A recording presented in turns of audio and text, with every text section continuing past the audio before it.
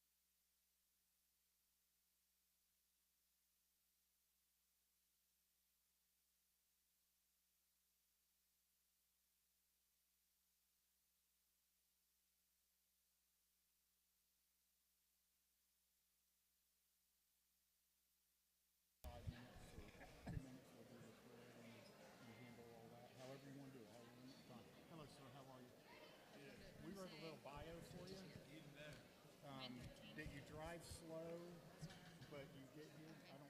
I had 15. I'd say 9:20. 5-minute warning. Just give everybody a chance to get them out. This is your 5-minute warning. Our judge has arrived and we will be starting in 5 minutes.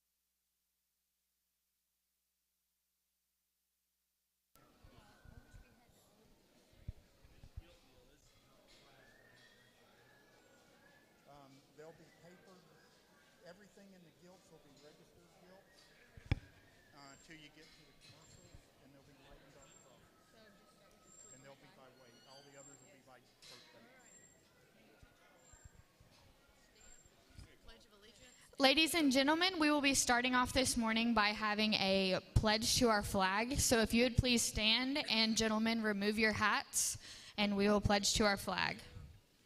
I pledge allegiance to the flag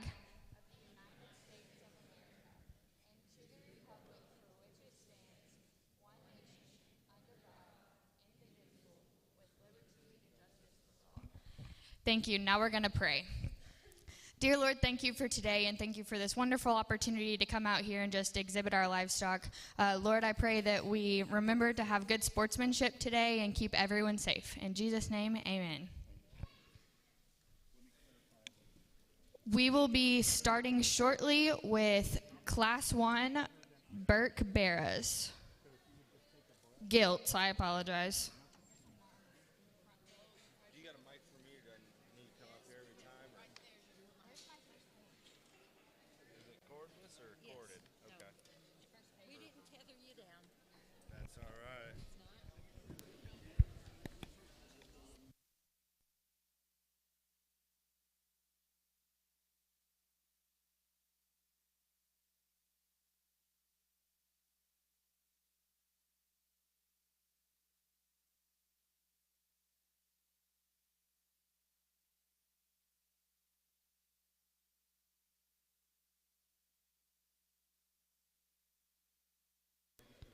Class 1 Burke is Maggie Burtwell from Guthrie FFA. This is a single entry breed.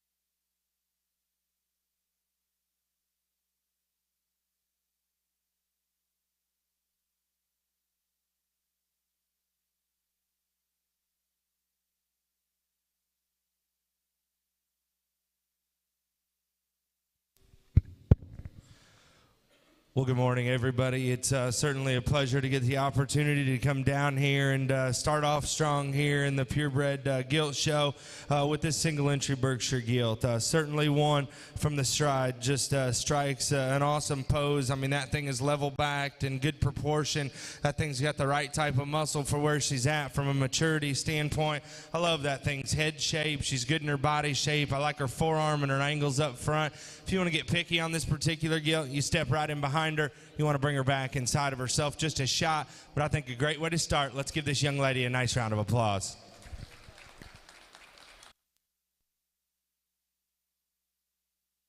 Moving on to the Chester breed, we have Trista Dunnigan from Coil 4-H. This is another single entry breed.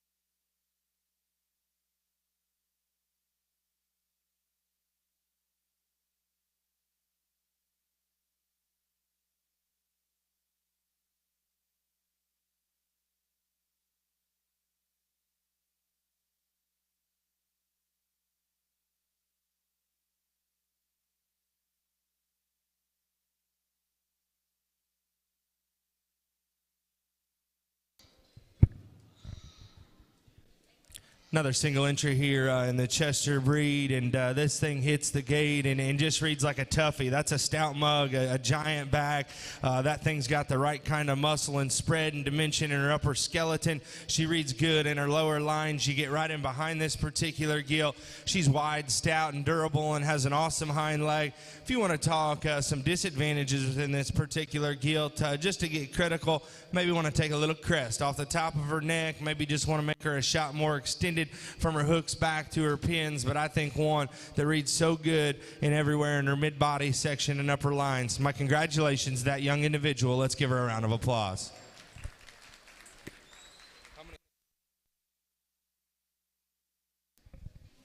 Moving on to the Durocs, in Class 1, we have Kelsey Wainscott from Guthrie 4-H.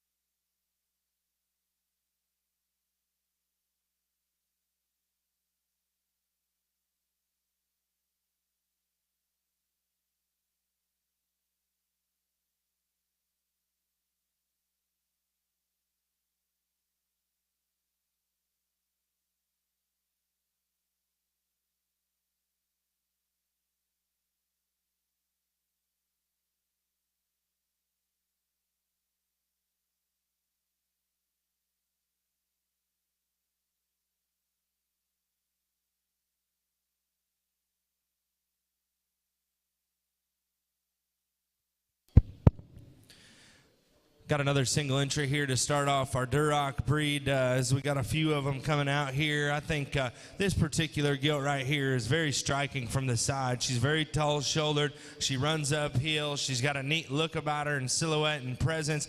I think that thing's maturity pattern is on point for where she's at from a muscle standpoint, her body dimension, the roundness to the center part of her cage.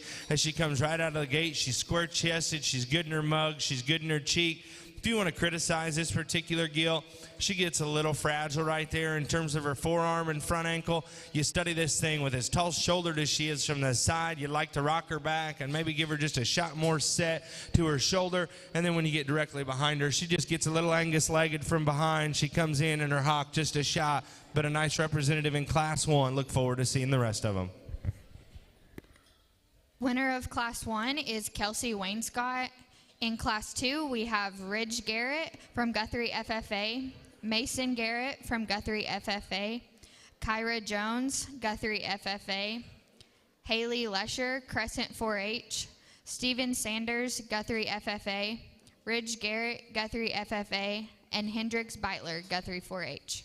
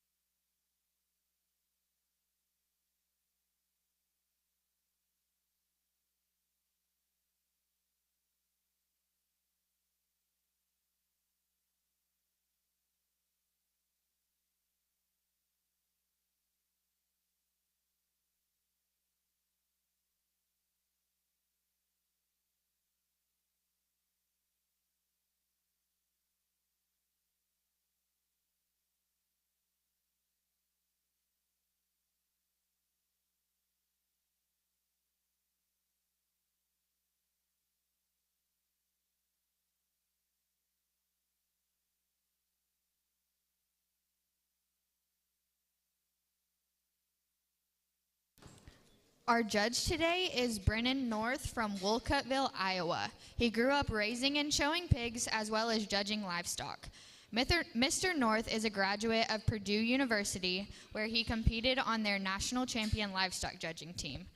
Mr. North also had a super long night last night where his flight got canceled in Dallas, and he had to drive up from Dallas. So if you wouldn't mind giving him a nice warm welcome this morning.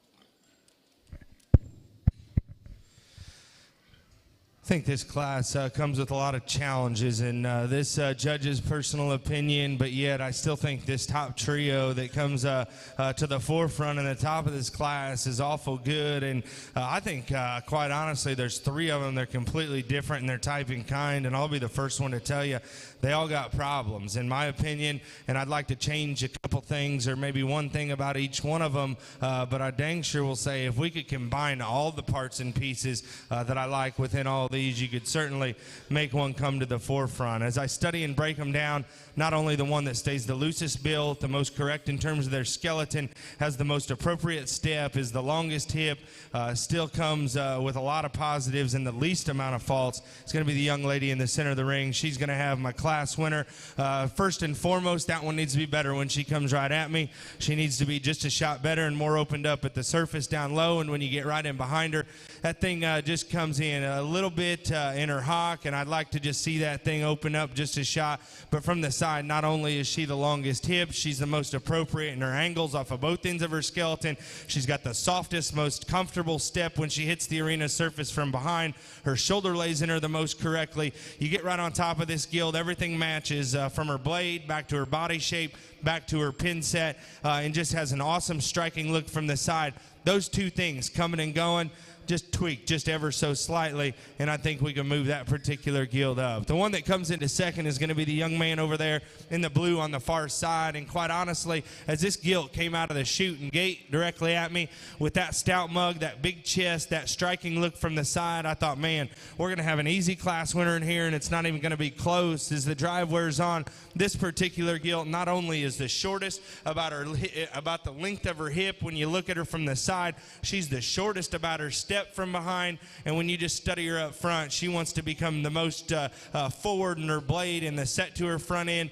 But man, that thing is absolutely phenomenal from the side, and her pose that she strikes, that kind of look on the front side of her blade, that body shape. She is square about her chest and her knee, and how she comes right at the surface up front right at you than our class winner. She is wider from behind and more out there, but my comfortability in terms of step and looseness of skeleton makes her become second in this class. Young man in three, one that again of our initial trio became the tightest off of both ends. I'd like to see that thing more comfortable in her step as she gets out and moves, that she just doesn't want to take as comfortable of a step. She's the greenest in terms of her body. When you get right on top of her, her lower section doesn't match her upper cage and spread to her upper skeleton, but I like that thing's look and silhouette and presence awful well. Young man that comes out here and next, I think one middle third of this particular gild is awful good. She is round bodied and big caged and has all the just packages in the center part of her body that you could ask for. When you just study this particular thing compared to the ones in front of her, she becomes the two softest footed one, the smallest about her lower bone, and just the mass and density that she has to offer. And we just need to make her a little stouter about her mug and her jawline when you study her features up front. The big powerhouse gilt that comes out here next, she's got all the ESTs of just belly, body, mass, and power and width off of both ends of her skeleton. For where she's at size-wise, this one is too jammed up off of both ends. She's the shortest hipped one in the class. She's the shortest about her neck length. We need to take some lower jaw out of her. We need to clean her crest. She comes at you. She comes in at her knee. She gets a little soft up front. When you step right in behind her, we just got to square that thing up. Individuals that round out the class here, one that just comes a little softer footed, just not as opened up all the way throughout. Got to pick that thing's feet up front, and then we round out here with a couple that just need to be a little bit bigger in their kind and a little bit more extended off of both ends. My congratulations on a good class of Durocs. Let's give them a nice hand. The winner in Class 2 is Mason Garrett from Guthrie FFA. In Class 3, we have Graham Bales, Maggie Burtwell, Cole Gorel, Ridge Garrett, and Lana Lesher.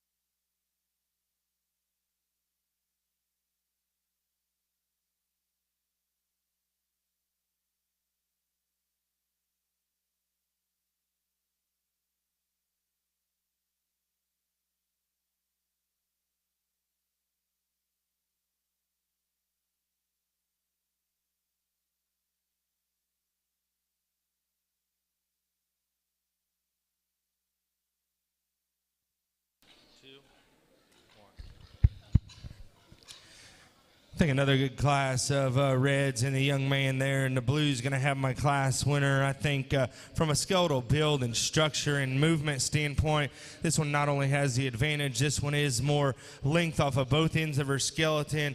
Not only is she longer in terms of her blade forward, she's more extended from her hooks back to her pins and out through her hip. She designs very, very nice from the side. I think her height to length ratio is awful good. I think everything just matches for this particular gilt in this setting here. Awful easy for me to be my class winner. Young lady that comes into second, mid-body on this particular gilt. I certainly like a lot of things about that. She feeds out of the backside of her blade into her mid-body over her body shape very, very well. I think that thing's shortness of back, width, and dimension off of both ends is very good.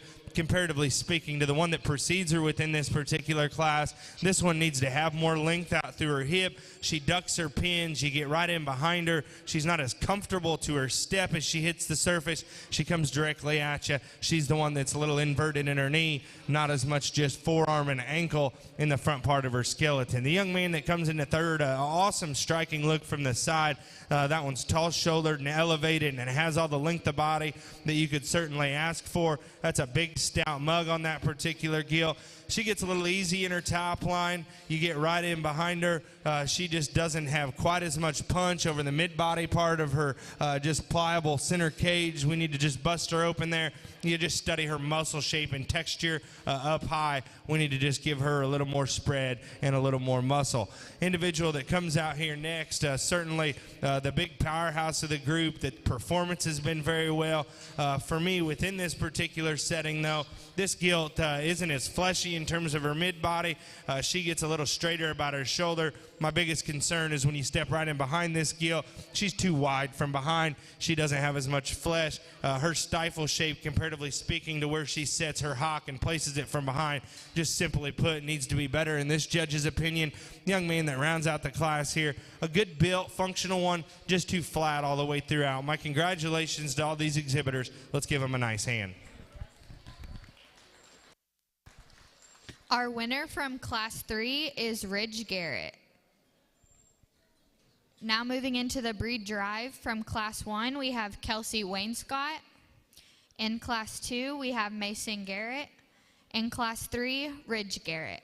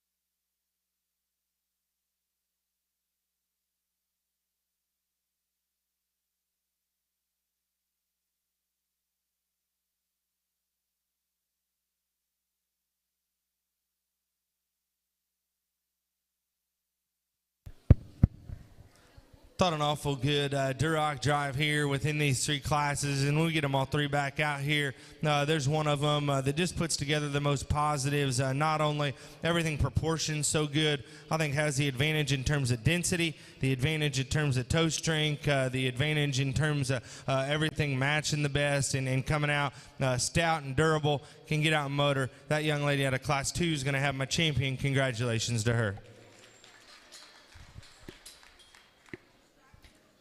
Your breed champion Duroc goes to Mason Garrett from Guthrie FFA. That'll bring in Ridge Garrett from Class 2.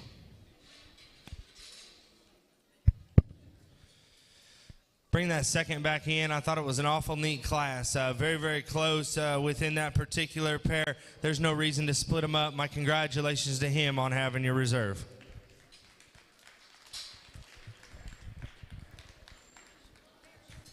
Our reserve goes to Ridge Garrett from Class 2. That brings in Steven Sanders from Class 2.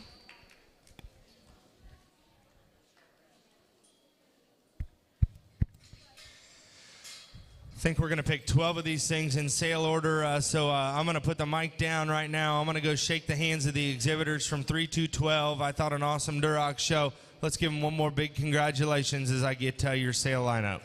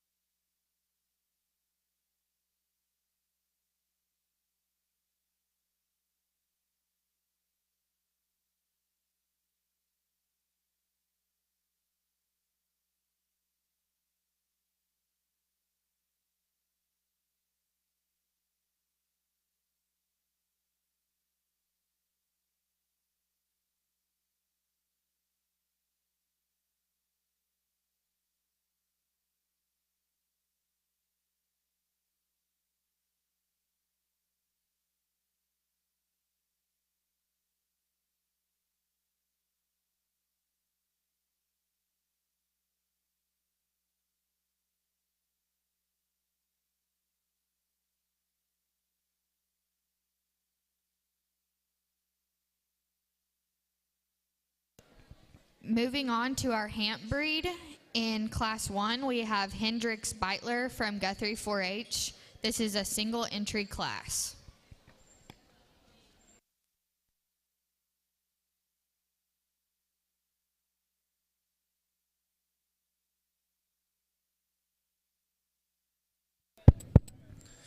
Another single entry class here on this Hampshire gilt. It's a broad stouty that's short backed and big bladed and has a lot of dimension and power. When you get right on top of her, she's awesome in her body shape. And when you get right in behind her, if you want to get picky, she could use a little more length in terms of her cannon bone. She could take just a shot more ease of a step from behind. But that thing's got some really, really intriguing pieces. My congratulations to that exhibitor.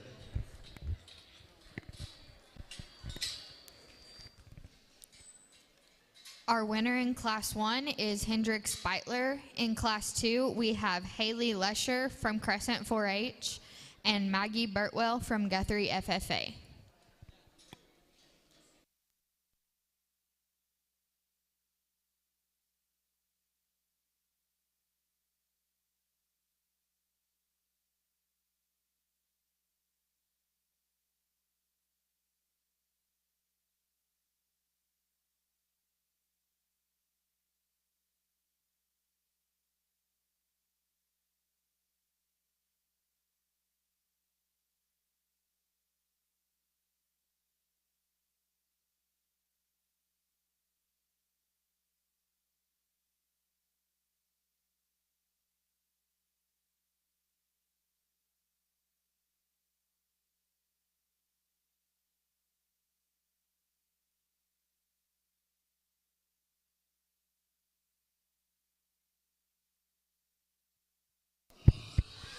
Good second class here. Young lady in the green is going to be my class winner, and I like this gilt in terms of her lines and her upper skeleton.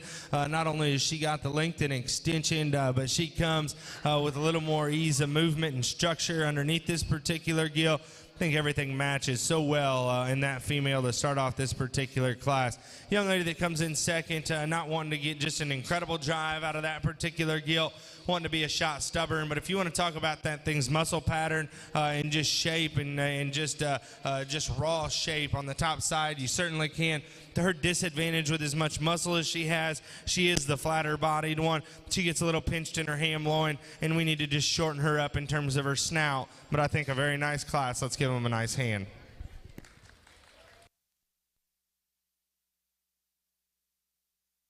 Our winner in Class 2 is Haley Lesher from Crescent 4-H. Probably the 112 beers I drank in the last 3 days.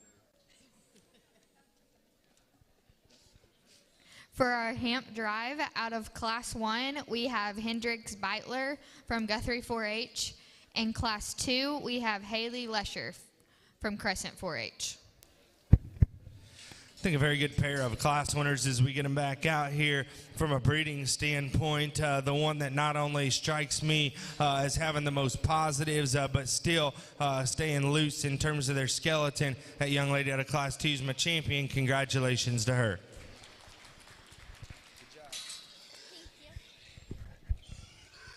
Our breed champion is Haley Lesher. That brings in Maggie Burtwell.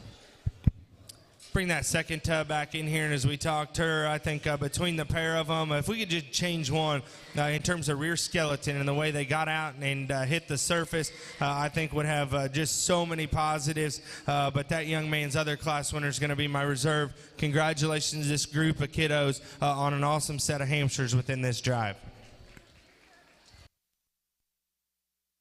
Reserve goes to Hendrix Beitler from Guthrie 4-H.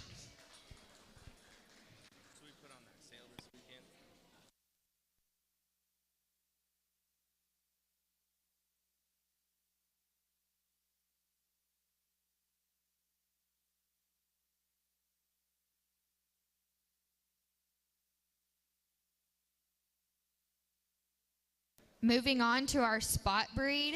In Class 1, we have Isabella Flores from Guthrie 4-H and Cole Gorel from MO 4-H.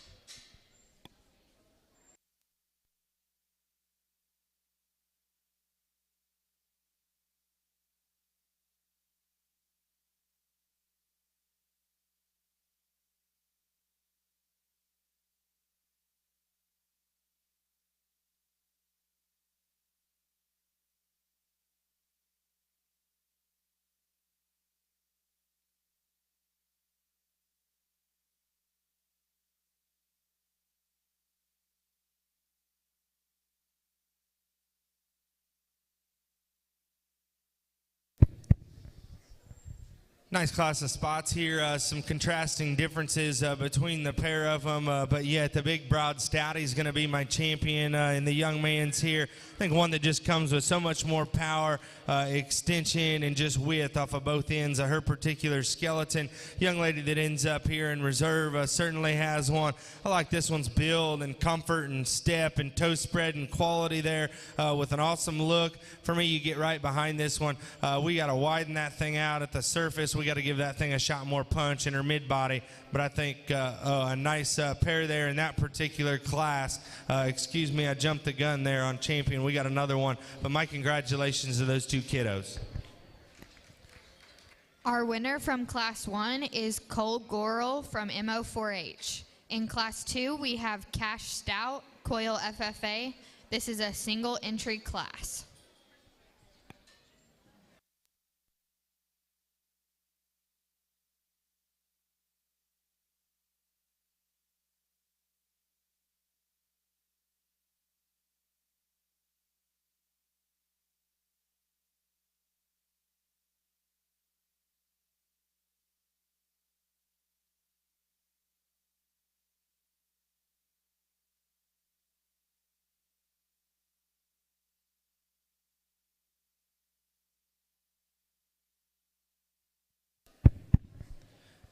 Gilt that comes in here in a single entry class, a big stouty down low with bones and a big old forearm and front ankle that still has some comfort and ease in her skeleton. I like her proportions in terms of mass and power in her upper skeleton. I think one that comes and goes very true off of both ends. A nice one there to start off this class. Look forward to getting you your champion in reserve.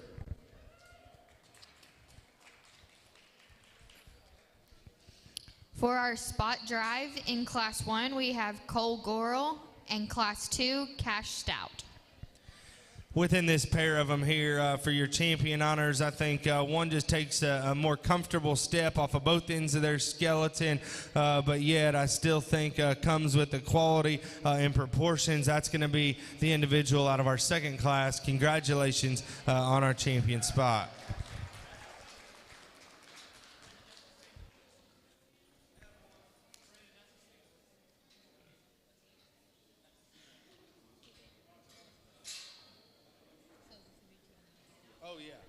And then reserve will follow up here with our other class winner. Congratulations to those spot exhibitors. Our breed champion spot goes to Cash Stout from Coil FFA. Our reserve goes to Cole Gorel from MO4H.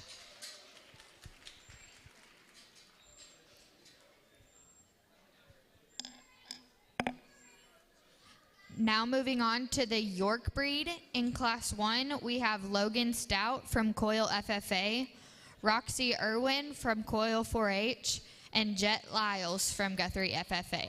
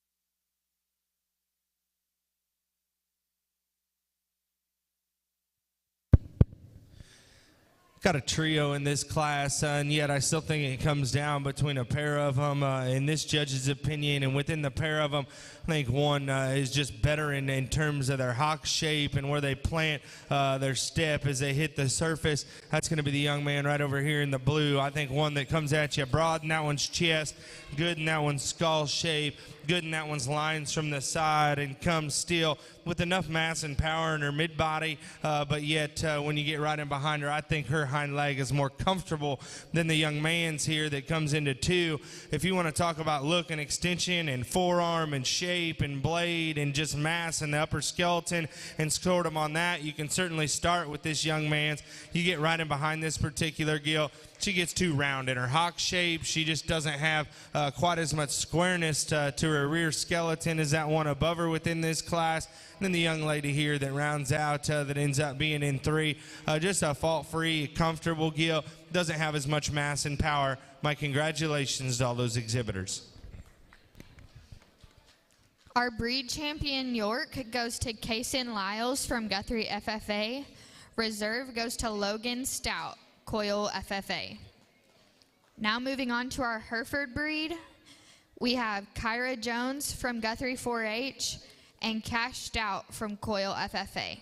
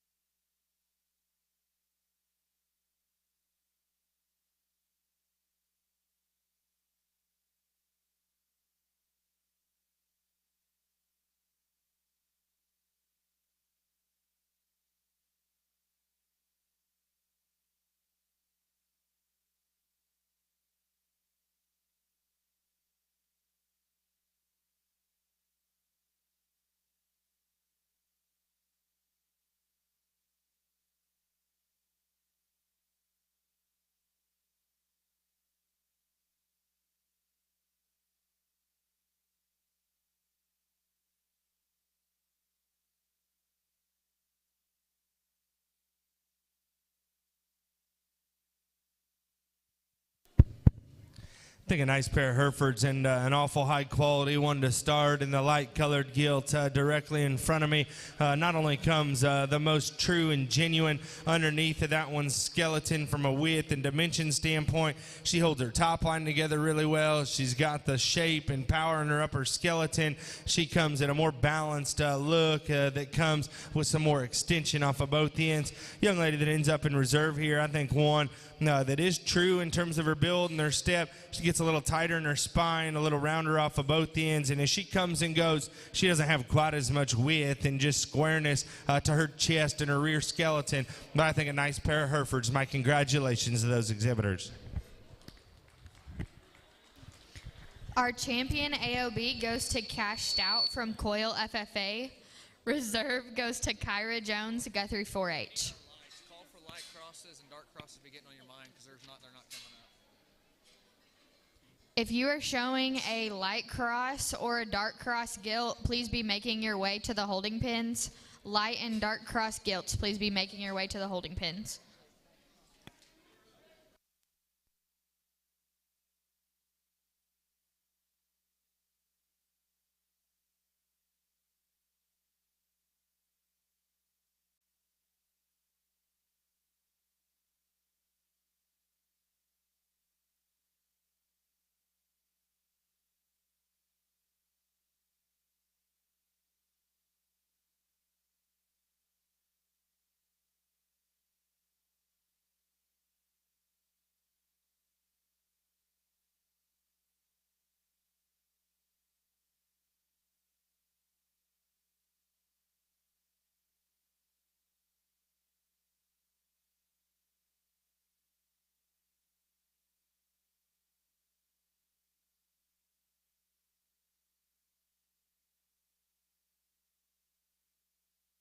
In Class 1 light cross, we have Branett Pross from Coil FFA, Logan Stout, Coil FFA, and Ashlyn Bogus, Guthrie FFA.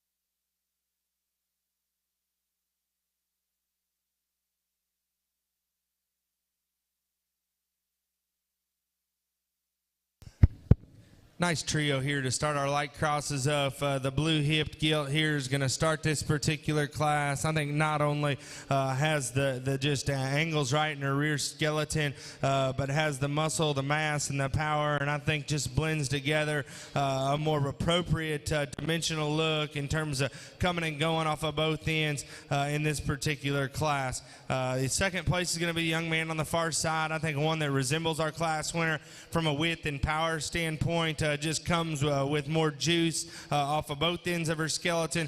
Not as pliable, and that one's mid-body and just upper rib shape compared to that class winner. And then the young lady that rounds out in 3 here, a tall, extended one that's got an awesome look from the side. You watch this one come and go. She just got to be pulled apart off of both ends and come wider and truer at the surface. My congratulations to that first class of light crosses.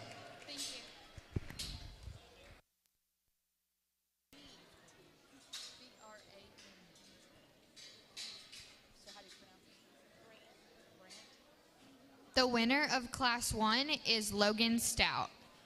In Class 2, we have Hunter Smith from Guthrie FFA, Hendrix Beitler from Guthrie 4-H, and Rylan Wells from Guthrie FFA.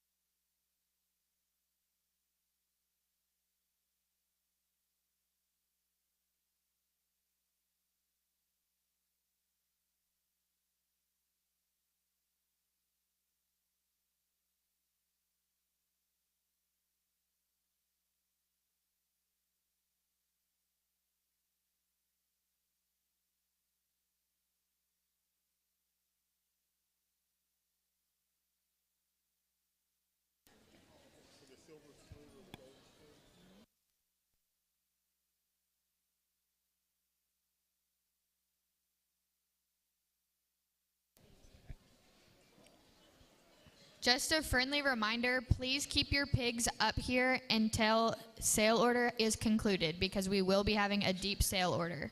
Please keep your pigs up here until sale order has concluded.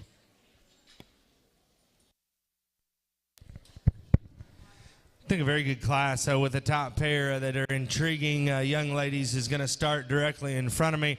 Not only does this one blend together in terms of her lines up high, I think she's more appropriate in terms of her hip length and where she ties in her ham-loin junction.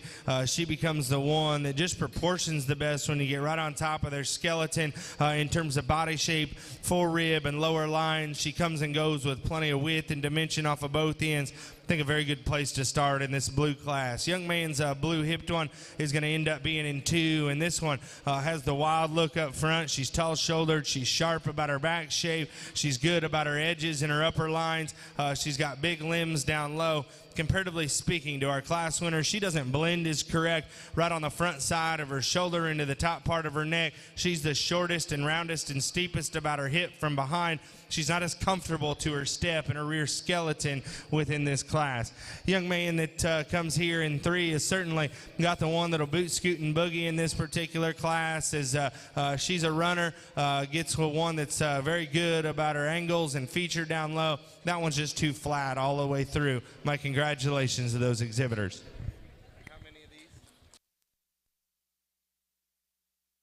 Our winner in Class 2 is Rylan Wells.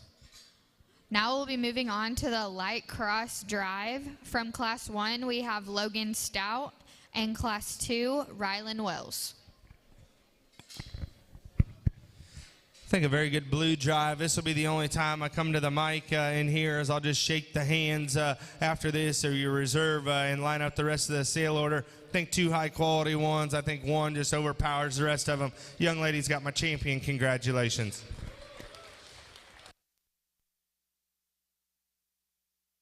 Our breed champion goes to Rylan Wells, and that will bring in Hendrix Beitler from Class 2.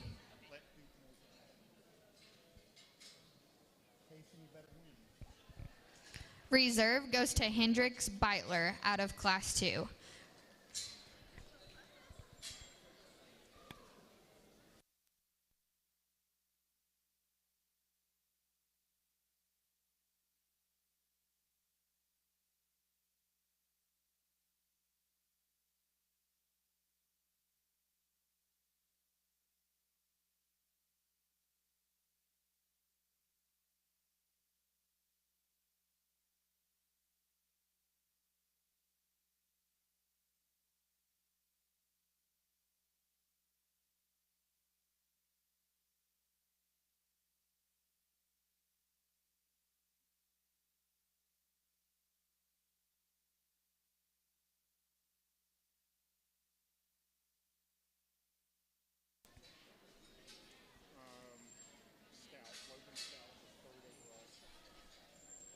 Now moving on to our dark crosses. In Class 1, we have Britton Stout from Coil 4-H. In Class 2, also in Class 1, Kylie Dolch-Belm from MO 4-H and Dax Inman from MO 4-H.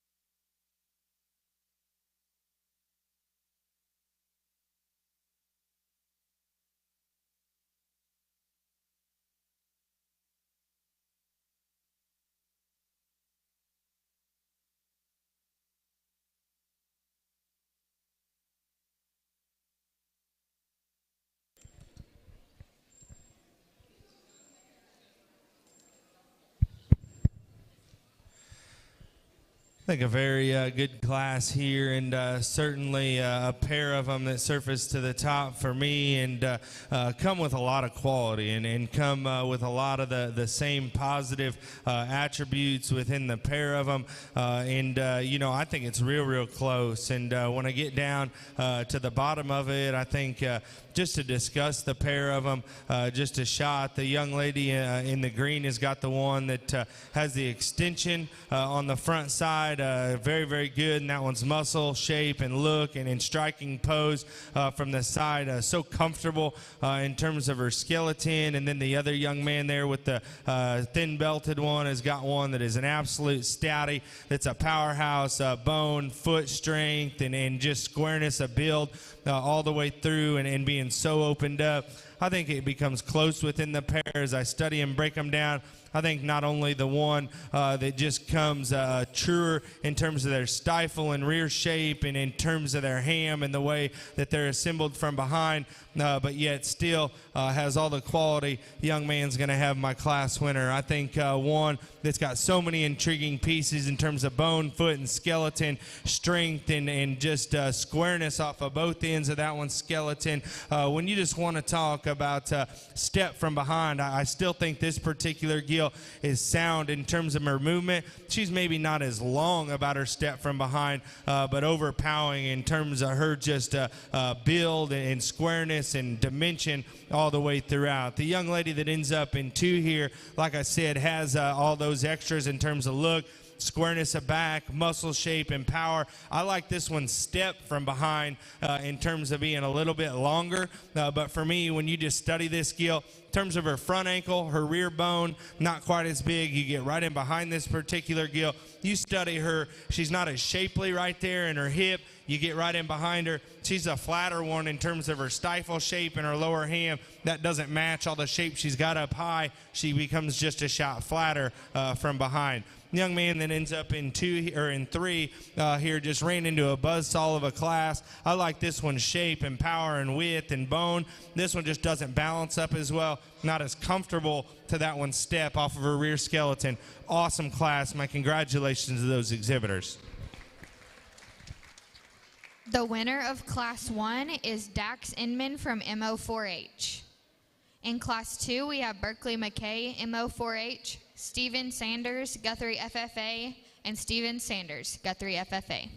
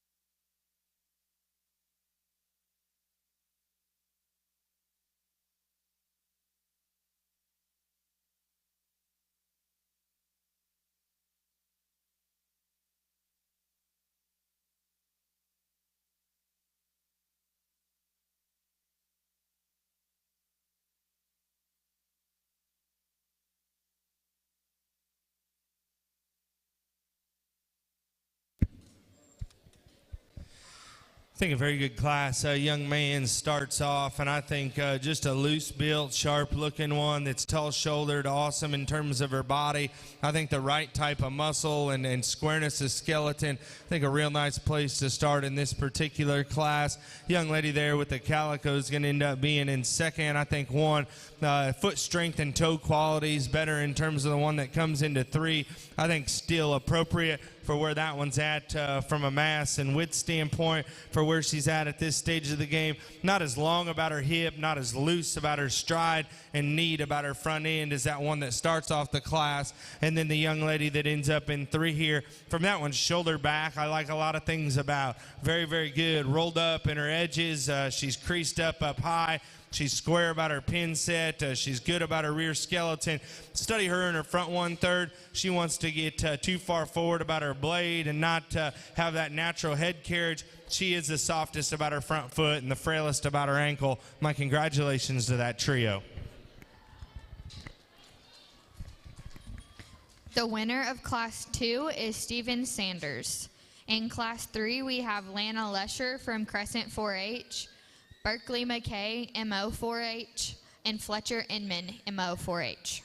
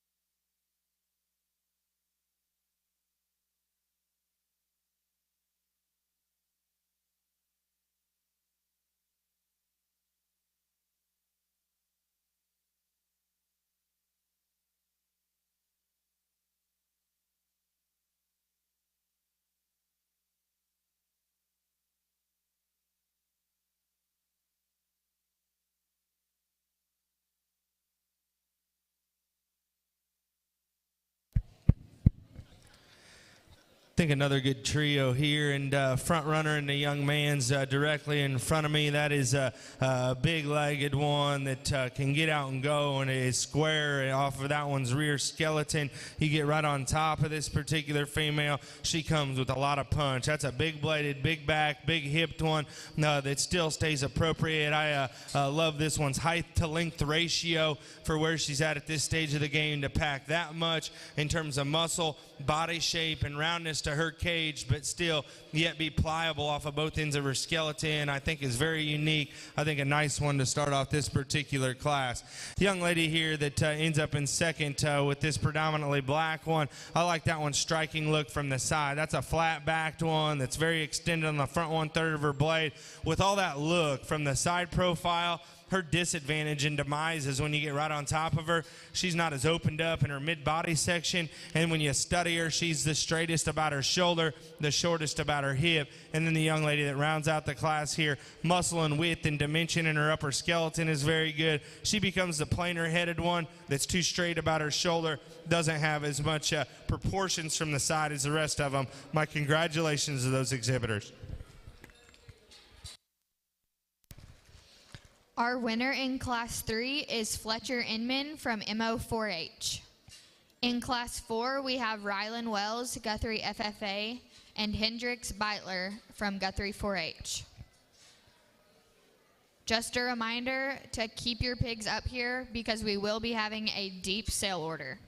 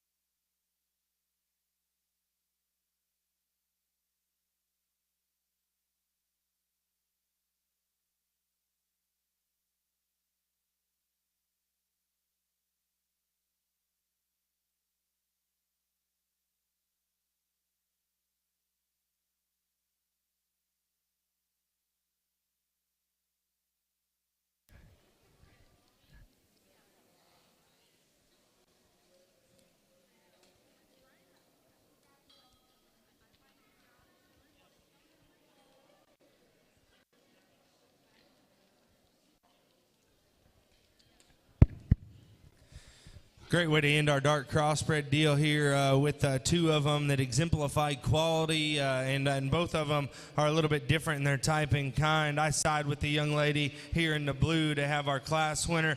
Not only is this one neater about her look up front, you get right in behind this particular gilt and study them in their upper lines and their skeleton. This gilt comes with more punch in her forearm and her heart. She's rounder about her body shape. She just exemplifies better proportions when you get off to the side of this thing with the same kind of step that both of them have off of their rear skeleton. The young man that comes there in two is certainly one that has the length and extension, but for me, comparatively speaking to that class winner, you get right on top of this particular gilt. Study her right there in her upper rib shape and right there in her forearm and heart. She doesn't have quite as much of it. I'd like to make her better about her cheek and her lower jawline and the way that she blends on the front side of her shoulder into the front 1/3 of her body. My congratulations to those exhibitors. I look forward to an awesome dark cross drive.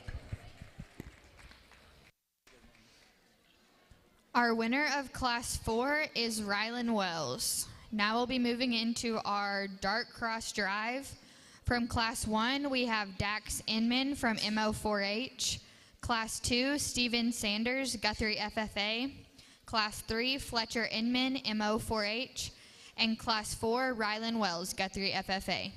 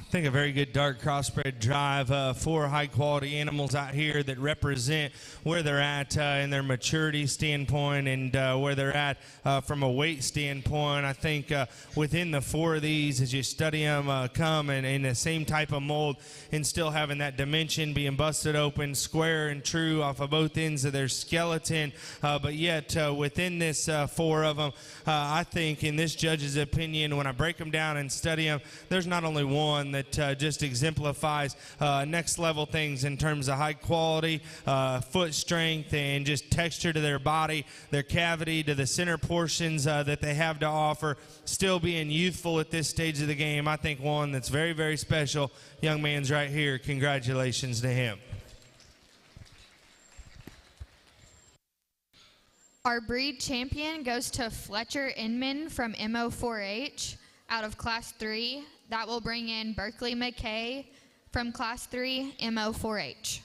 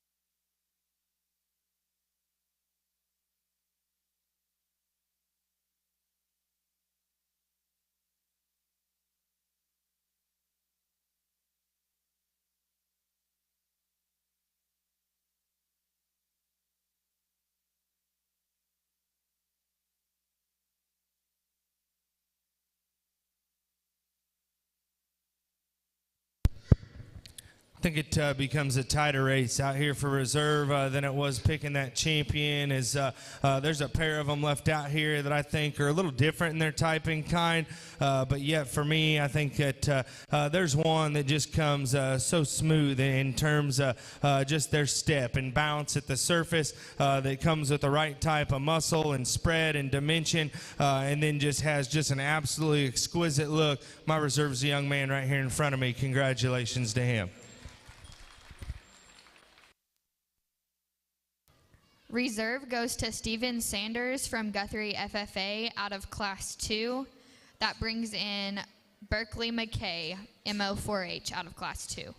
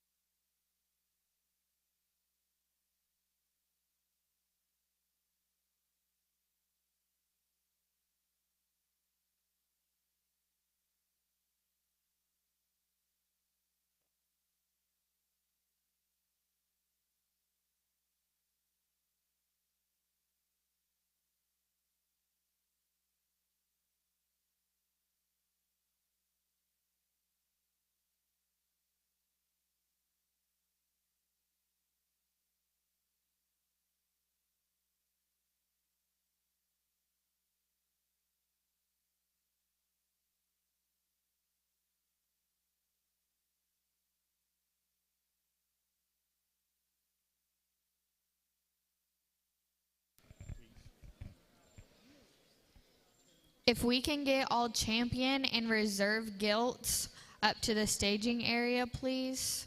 Champion and reserve gilts up to the staging area.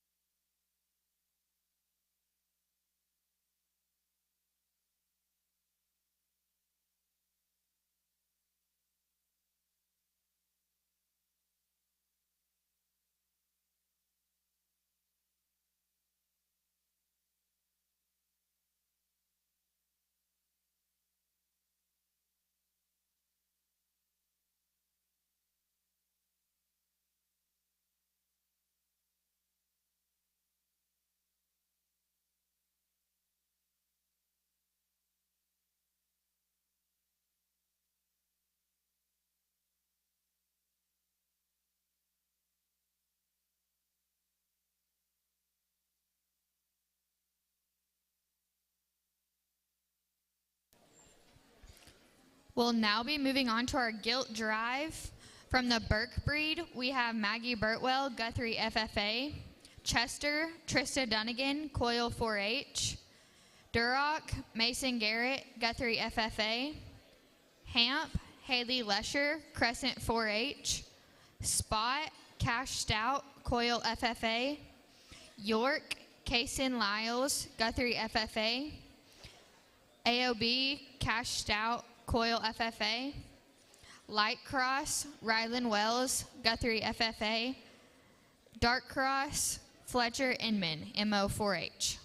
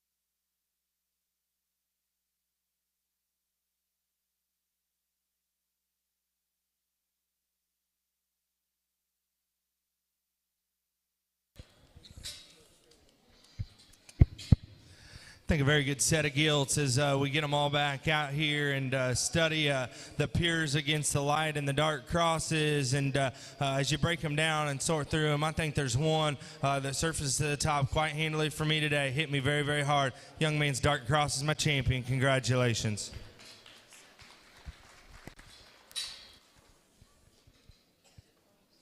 Our champion gilt goes to Fletcher Inman, MO4H. That brings in Steven Sanders from Guthrie FFA. Bring that reserve dark back in here, and I thought that was a heater of a dark crossbred show. No doubt, not splitting them up. Congratulations, that's my reserve. Reserve goes to Steven Sanders, Guthrie FFA.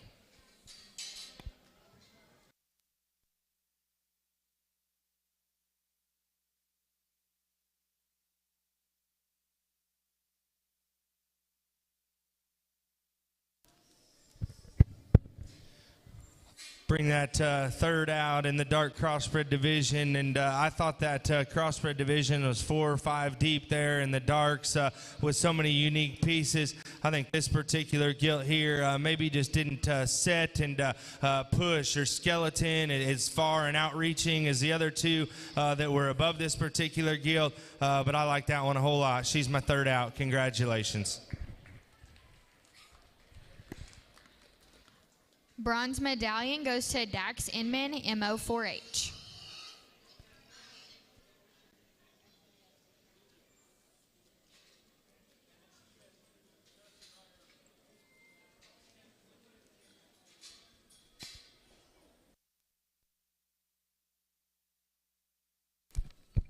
Hey, for everybody in the back, we're going to do the gilt sale order now. Be patient, but be timely. Be up here, be here with your animals. The crew's going to work with you. If the light cross comes out of the pen, you fill the hole that the light cross came out of with the light cross that was next in the line.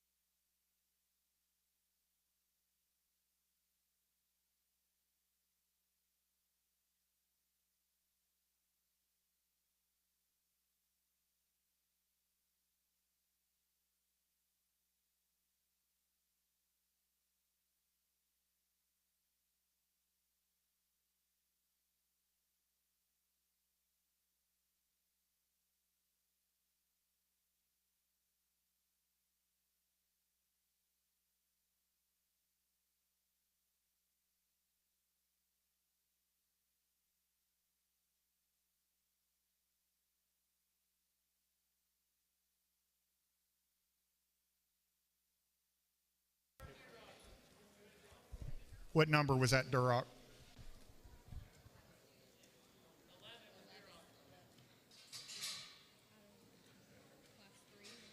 Class 2. So Class 2 Duroc, Ridge Duroc was reserve champion. That it was going to be the Duroc that was reserve, He was reserve, which was second place. number 2, that one.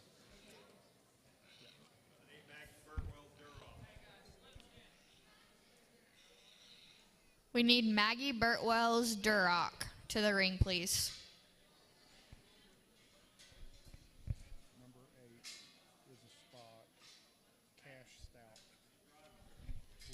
Yep, so it went cross, cross, cross. And then it went light. And then Duroc. Duroc. And then York. York. Hamp. Spot. Spot. And then it went dark, dark. Oh, 2 darks? 9 and 10. Dark, dark, Duroc. Yep.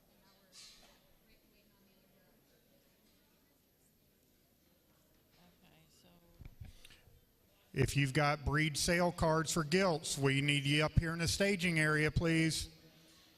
Please come to the staging area if you've not been selected and you have a breed card. After the gilts, we will take a 10-minute break, swapping over to the Barras. Mrs. Brooks said 10 minutes was acceptable. And at her house, she makes those rules, and this can be her house today. So we've got a 10-minute break.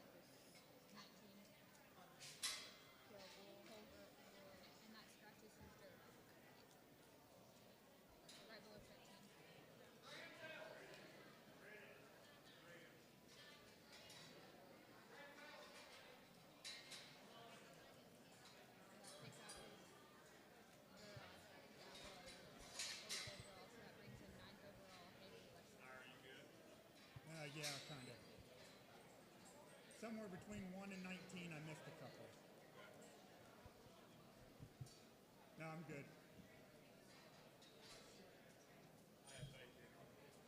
Hey, that's why I asked Duke at the beginning if he was good, because if Duke's good, we're all good.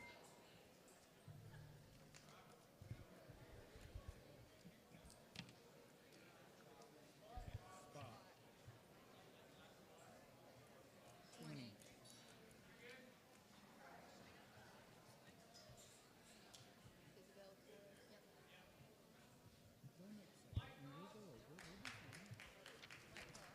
Brant Cross. That brings in Ashlyn Bogus. She is Pot's right. There's the 21. For all of you looking to make sale order that are up here and ready when it's your turn, thank you. Thank you for coming up. We appreciate that.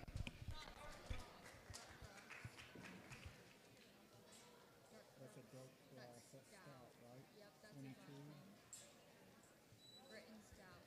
Written stout. 22. 22. Brink crosses. So 10. We didn't do any more. That's all the dark crosses. Light cross.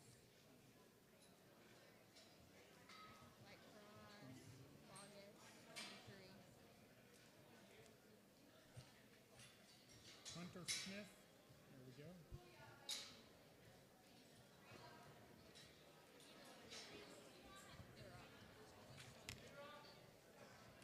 24.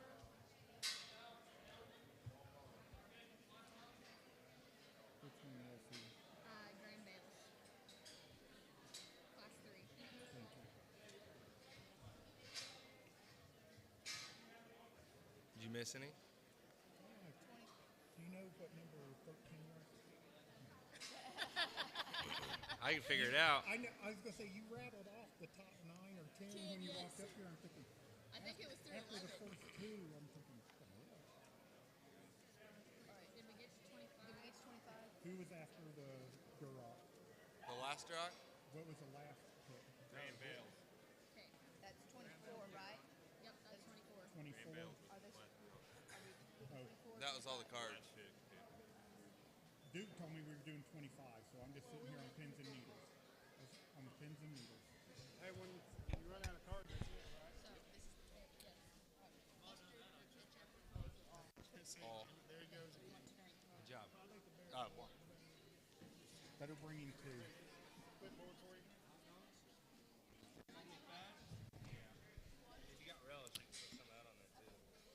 10 minutes to the Barrow Show. 10 minutes to the Barrow Show. Mrs. Brooks, would you start your timer?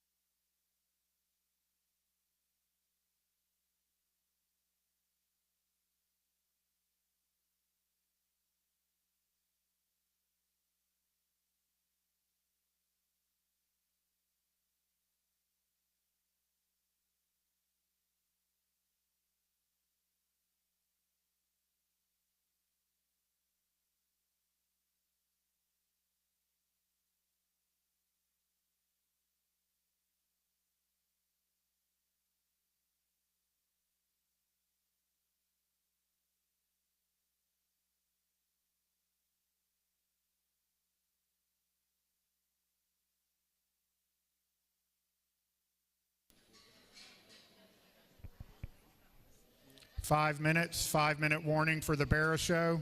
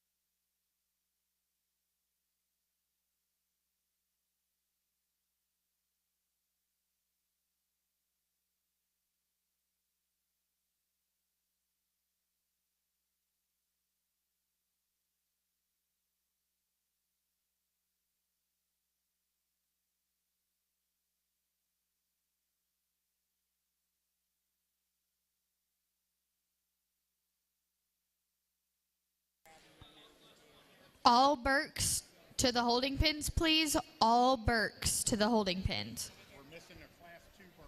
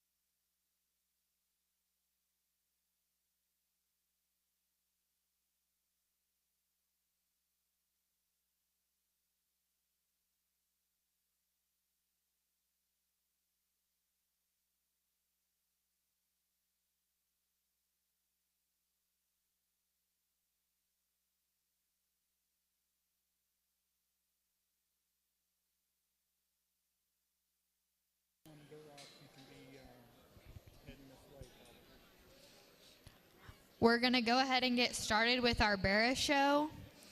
We're going to start with Burks, and in Class 1, we have Cheyenne Jenkins, Crescent FFA, Cammie Bass, Coil FFA, Mason Garrett, Guthrie FFA, and Gavin Ponce, Coil 4H. Class 1 Durocs also can be heading this way.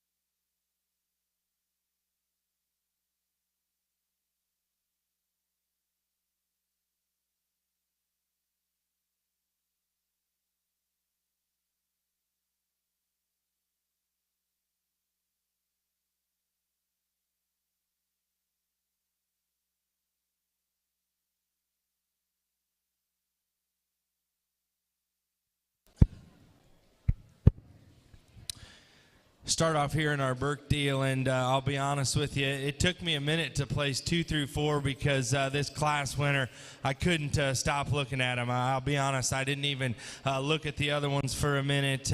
If this thing don't light a fire underneath you, I'm not sure what will. This is what they need to look like. I think a stout, burly one that's got the big limbs, the soft step, the giant back, the cute head, the stout skull, and still comes so bold. And that one's mid-body and lower proportions. When you study this thing from the side, that is one flat back, sharp-looking one that is so proportional about his angles and lower lines. I think, a stud to win this first class of Berkshires here within this drive. The one that comes into 2 next closely follows our class winner from a look and presence and silhouette standpoint. I think that one not only comes with a little stronger top line, he's a little more durable. He's got a little more punch in his mid-body. I think one that just adds the most next quality within this particular pair. The individual here in third has certainly got one that's big-legged and a little stouter, and that one's rear ankle and bone. He's a little plainer in his shape and muscle texture on the top side of his skeleton. He's not as sharp there about his true shape right out of the back side of his blade, but a very nice, complete one within this drive. And then the young lady here that rounds out the class, a long, extended one, very, very neat on the front 1/3 of that one's body and the way that he's assembled. To me, comparatively speaking to the other ones within this class, he's the hardest doing in his body shape. He's the straightest about his shoulder. He's the skinniest coming and going. Need to give that thing a shot more bulk and mass and power. My congratulations on an awesome first class of Berkshires. Thank you. The winner of Class 1 is Mason Garrett from Guthrie FFA. In Class 2, we have Wrigley Dow from Guthrie 4-H and Cole Gorel from MO 4-H.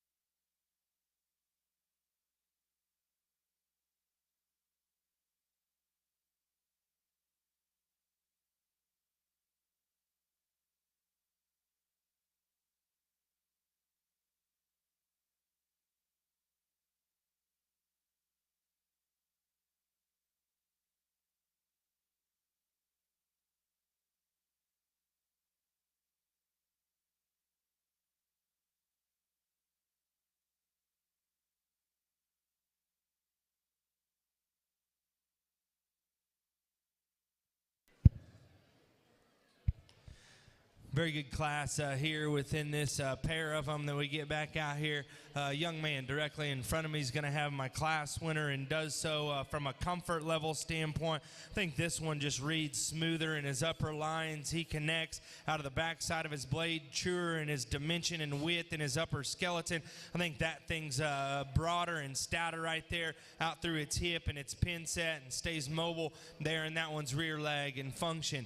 Young man that ends up second within this class, just a little plainer to the eye when you look at that thing's upper skeleton and just mass and power. When you give that thing a little more raw, true shape, he deviates right out of the back side of his shoulder. He's pushing a little bit there in his chine bone, and he just gets a little washed out right there in his loin. But man, that thing's got some big feet that roots to some big bones. Just doesn't balance up in his upper skeleton for me quite as well. Another nice pair of Berks. Let's give those kiddos a big hand. First place in Class 2 is Wrigley Dow. We'll now be going into the Burke Drive from Class 1, Mason Garrett. From Class 2, Wrigley Dow.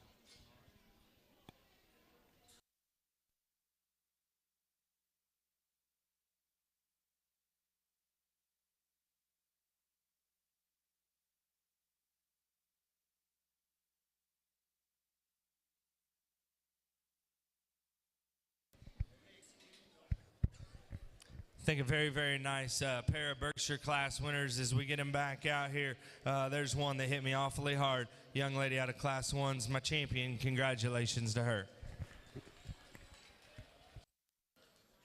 Our champion Burke is Mason Garrett. That brings in Cammie Bass from Coyle FFA.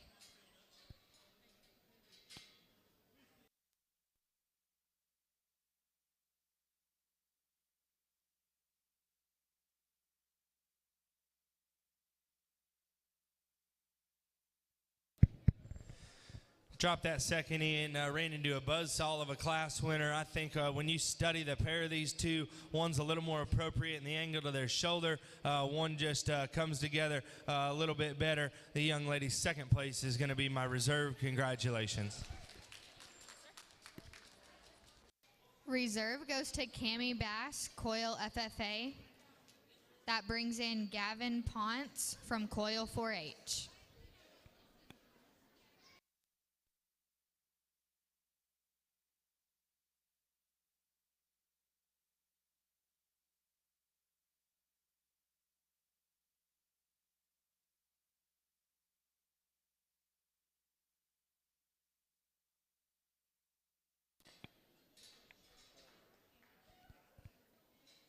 bronze goes to Wrigley Dow. That brings in Cole Gorel from Class 2.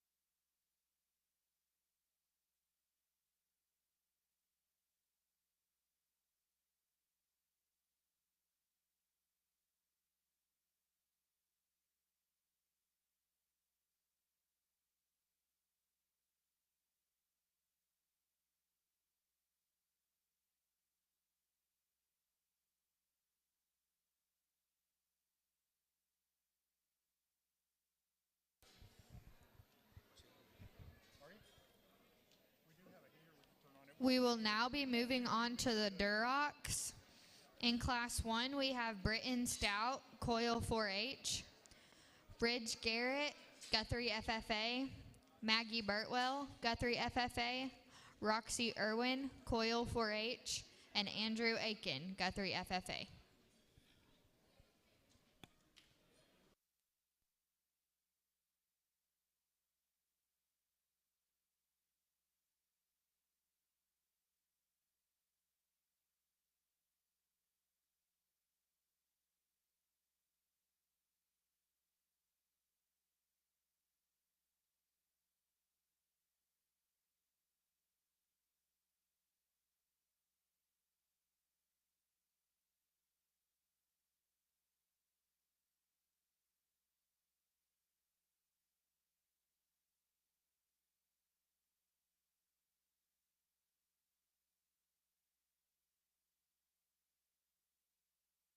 Our judge today is Mr. Brennan North from Wolcottville, Iowa.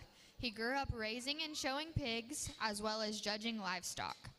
Mr. North is a graduate of Purdue University, where he competed on their national champion livestock judging team. If you would, give Mr. North a nice warm welcome.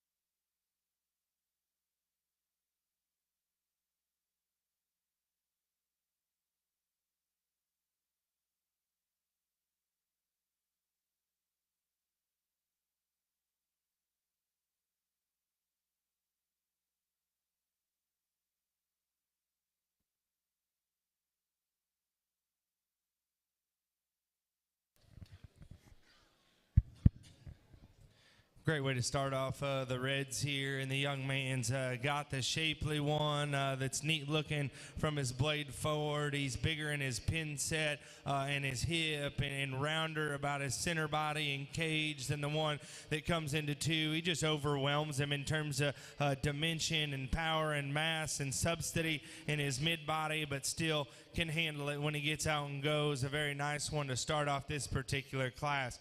Young lady that ends up in two, this is a good good built one that's wide chested and very, very unique from his blade forward in terms of his head carriage, his squareness to his knee, front toe strength and texture. When you get on top of this particular guy compared to the one that precedes him in this class, he's not as big about his blade. He pinches a shot right there in his ham loin. Need to lengthen out that one's hip ever so slightly.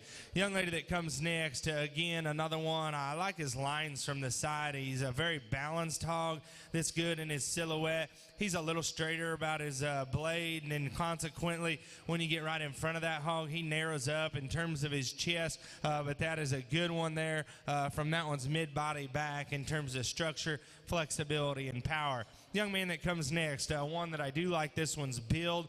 I like this one's softness of step, body shape. For me, when you get right on top of this guy, he's the plainest one undoubtedly within this particular class. We got to crease this guy up and give him a shot more muscle. Young man that rounds out the class here, one that gets too jammed up off of both ends.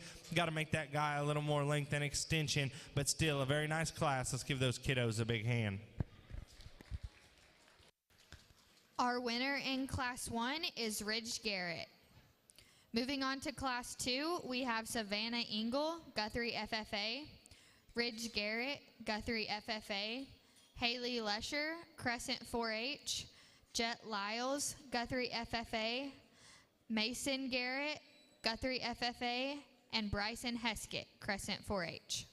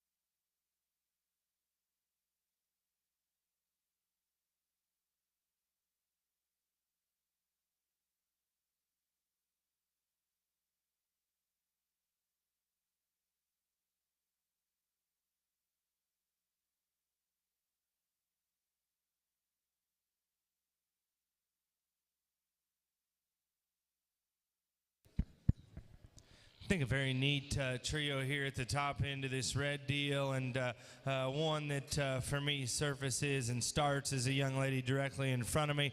Not only is that the loosest built, longest hipped one, that's the most appropriate in terms of skeletal width and angulation off of both ends of that particular bear's skeleton.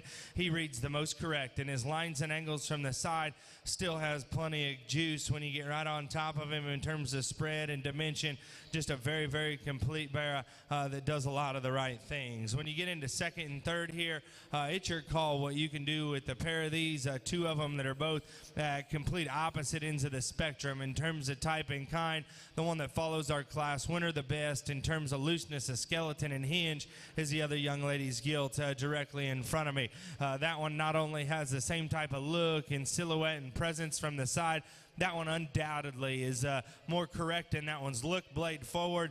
You get directly behind that one. That one's skeleton reads the truest. Not as long and level about that one's hip as our class winner, but still plenty of width and chest and spread to go along with it. Young man that ends up in 3 here, if you want to just talk about the intangibles of being short-backed, wide, broad, burly, and stout, and use all those acronyms that you'd like to, you certainly can, because this thing is very, very stout. He looks tough, but for me, he's too jammed up off of both ends. Not only does this one need to be neater from his blade forward, study that one's hip compared to the two above him within this class. Not only is he the shortest hipped one, he's the most out of bounds in terms of rear leg comfort level, and from the side, he wants to go more east and west than he does north and south. We just need to extend that thing just a shot, make him looser hinged off of both ends of his skeleton. Young man that comes next here, certainly one that has the look, has the presence, and very eye-appealing from the side. That one becomes plainer in his shape up high. He doesn't have just as much muscle. You get right in behind him to his disadvantage. He wants to roll on the outside of his hoof wall. He wants to push in his hock just a shot. Young lady here that comes next in line, again, one that gets too round off of both ends. We got to lengthen that thing's hip, raise that thing's tail head, and make that thing just sharper about the top side of that one's neck and crest, but underneath that one's got some width and power off of both ends. And then we round out here with a bear that just doesn't have quite as much shape, flexibility, and width underneath the surface. My congratulations to that class of kiddos. Our winner from Class 2 is Mason Garrett, Guthrie FFA. Moving on to Class 3, we have Riley Schneider from Coil 4-H, Brody Crumbs, Coil FFA, Annabella Aiken, Guthrie FFA, and Kyra Jones, Guthrie 4-H.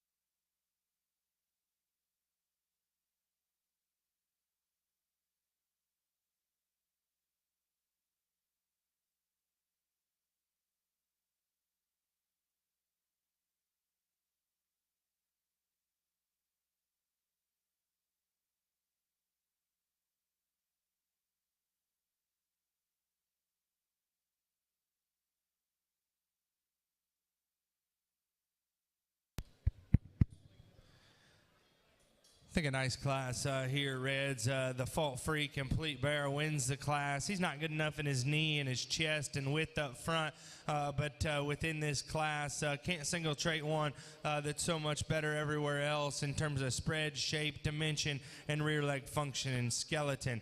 Young man's that comes into two here, one that gets a little rounder, shouldered, a little more upright there up front, and a little steeper about his hip, but mid-body section, muscle and shape is in this one's advantage within this particular class.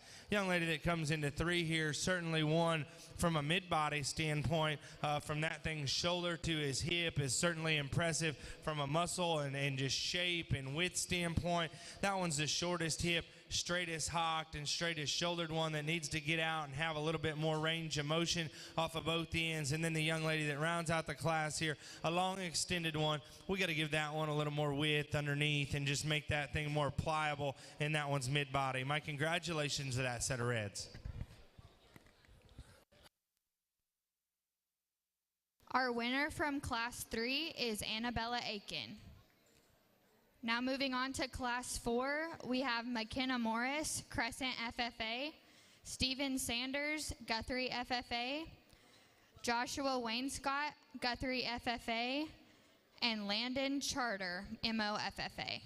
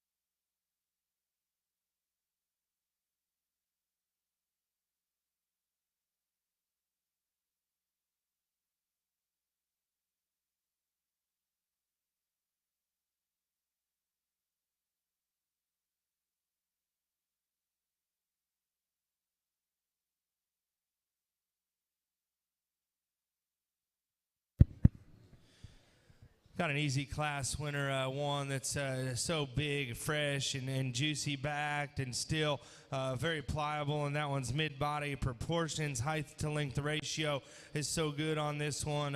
Just a soft, pliable step from behind that still has got all those intangibles. If you want to get nitpicky on this one and say you need to just take a shot of crest on the top side of his neck down, you certainly can. But man, that thing's got so many wild pieces for being a heavyweight that's ready to rock and roll. Young lady here that comes in next with this one within this class, the next most fault-free. Not as cute and neat about that one's head. Another one that needs to have a little crest taken out, but I like this one's just proportions from the blade all the way back to that one's 10th. I think body depth is very appropriate for this particular animal. Comparatively speaking to our class winner, he becomes a little shorter hipped, not as stout in terms of his rear bone and power and just length of step from behind. Young man that comes next, a bear that doesn't want to give him just an incredible drive, but the reason why I think is this bear is just too upright off of both ends of his skeleton. He doesn't want to get out and play and push off of either end with enough authority. And then the young man that rounds out the class here certainly has one that's striking from a pose and presence standpoint. You watch this thing come and go. That is the flattest one that needs to have more muscle, more width, and more dimension. Congratulations to those exhibitors. Our winner from Class 4 is Steven Sanders with Guthrie FFA. If we can get all of the Durocs to stay close for breed sale order, that would be fantastic. We will now be moving into the Duroc breed drive. From Class 1, we have Ridge Garrett, Guthrie FFA. Class 2, Mason Garrett, Guthrie FFA. Class 3, Annabella Aiken, Guthrie FFA. And Class 4, Steven Sanders, Guthrie FFA.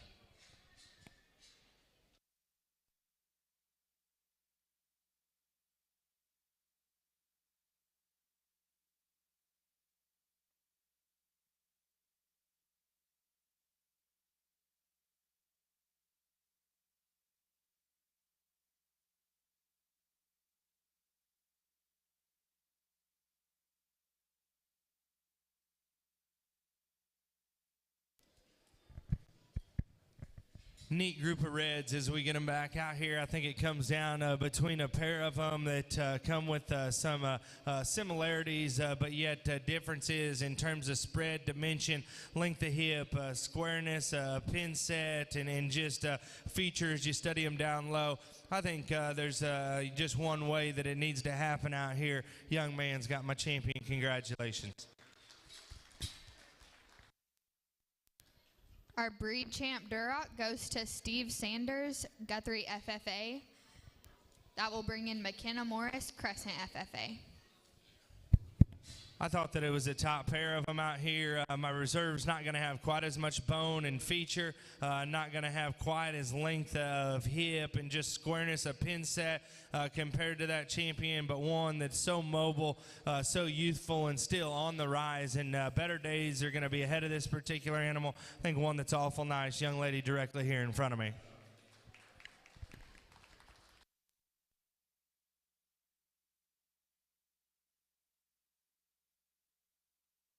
Reserve goes to Ridge Garrett from Guthrie FFA. That brings in Maggie Burtwell, Guthrie FFA. Oh, I apologize. Mason Garrett from Guthrie FFA. That brings in Savannah Engel, Guthrie FFA.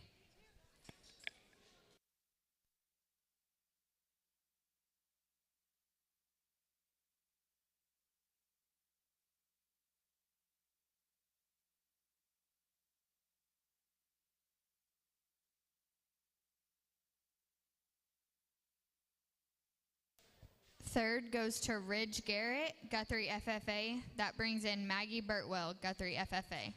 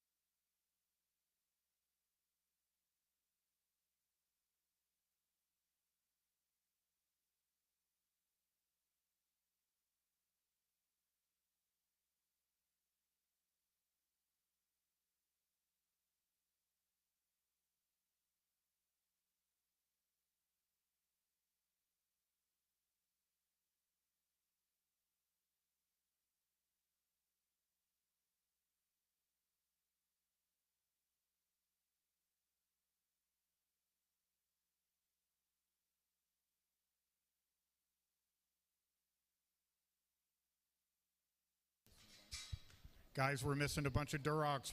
We're going to give cards to the breed, so get your Durocs in here.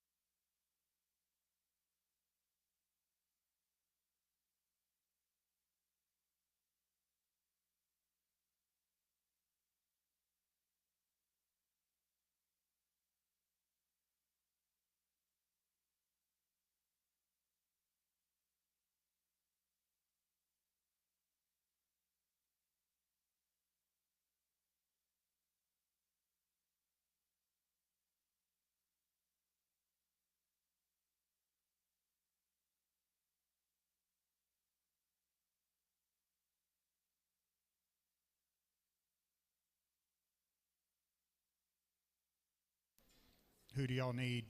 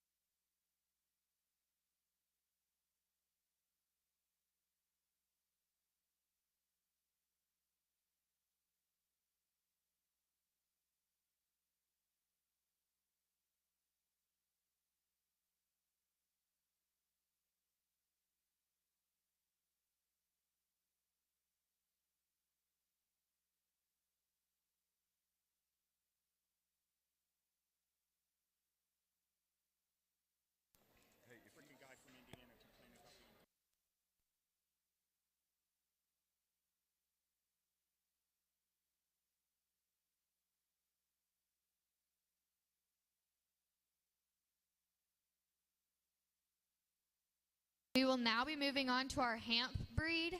In Class 1, we have Brent Engel, Guthrie FFA, Willie Schoonover, MO FFA, Holden Ingram, Guthrie FFA, Lane Sellers, MO 4H.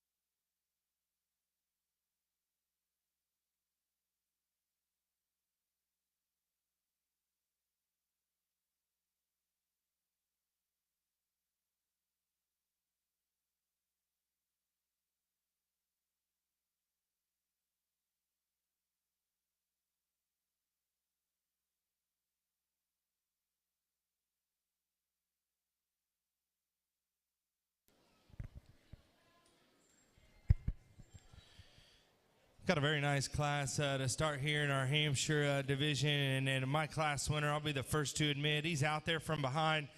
His hock is on the verge of being just a little puffy for me, but outside of that, I think he's got way too many unique pieces within this setting of 4 to turn here at the top end of this class. He's a stout mug, short, moderate backed one that's awesome about his muscle and his width. He's big about his body shape. He's awesome in his forearm. He's got a soft step from the side, from behind. Like I said, you get right in behind him. You'd like to just study him there just a little harder and maybe clean him up just a shy. Young individual that comes out here next in 2 has certainly got one from a look, presence, and bone standpoint. Very, very good. That's a big hind leg and a big forearm, and his muscle pattern is right at this stage of the game. For me, he just gets a little plain when you get right in behind him. For that much mass and power up high, he becomes the flattest and plainest in his stifle shape and lower ham. We got to bust that guy open underneath from behind. Young man that comes out here next, mid-body is awesome on this particular animal. He's deep about his rib. He's round about his cage up high, and how he plays out in his shoulder in terms of his muscle shape and texture up high. He gets too short right there in his ham-loin junction. He's got too much stifle from behind. Study him up front. We got to make him neater looking. Pick him up on his front toes. We round out the class with an exhibitor that has one that's got some length, has some extension. We just got to make that thing wider, more powerful, and pliable in his center body. Congratulations to those exhibitors.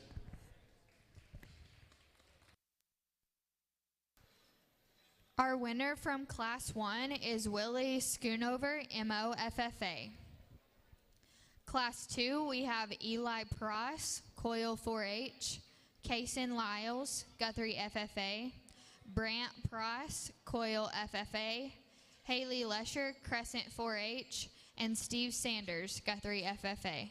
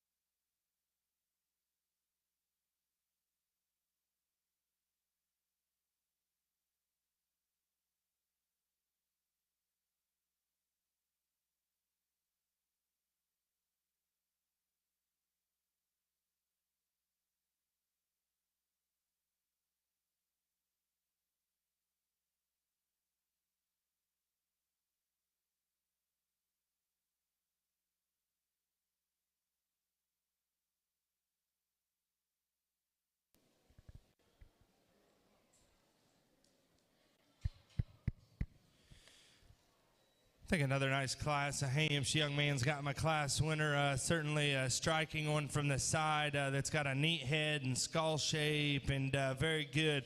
And this one's fundamentals of structure and build at the surface that gets out and goes. The smoothest and the most comfortable. Not only is he the squarest built one, the longest hipped, and the most extended up front, he's got all those added extras in terms of mid-body, power, and density. I think a very, very good place to start within this particular class. When you study 2 and 3, I think it can become closer.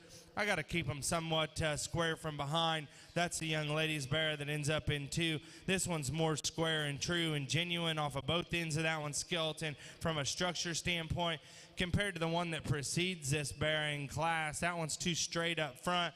Too bland about that one's just muscle pattern. We got to make that thing lengthen out off of both ends just a shot.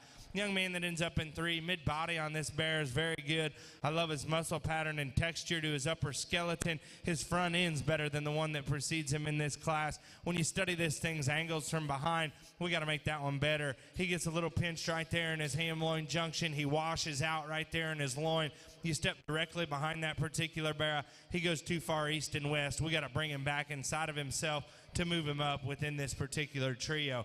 Young man that comes out here in 4, a good presented one, that skin and hair's good. He's got good lines from the side. For me, that one gets a little too cresty up front. We need to take a little lower jaw and cheek out of this guy. Pick him up on his front feet ever so slightly. We round out the class with an exhibitor here, one that gets a little too round off of both ends, not as square and true in his lines from the side as the one that precedes him in this class. He gets a little inverted in his knee up front, and then you just study this thing in terms of fleshing ability right there out through his loin and his hip and his hind leg. We got to readjust that back 1/3 on him and just make him a little more comfortable. My congratulations to those exhibitors.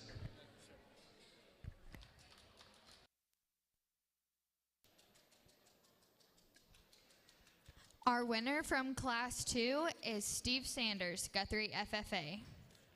Moving on to Class 3, we have Bryce Schneider, Coyle FFA, Landon Charter, MO FFA, Dallas Myers, Crescent 4-H, Roberto Romero, MO FFA, and Hannah Schmidt, MO FFA.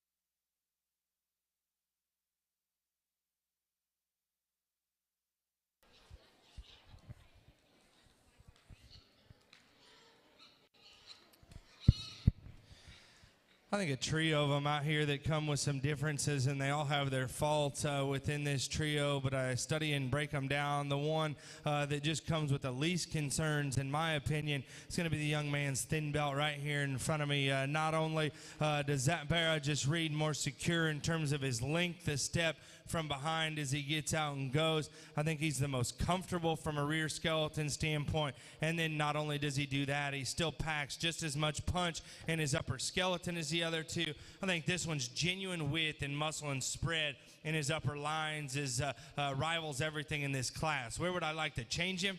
I don't love the way that his belt is assembled on his body. He reads just a shot more upright in his shoulder. He's not as neat in the lower part of his jaw as another one that's out here.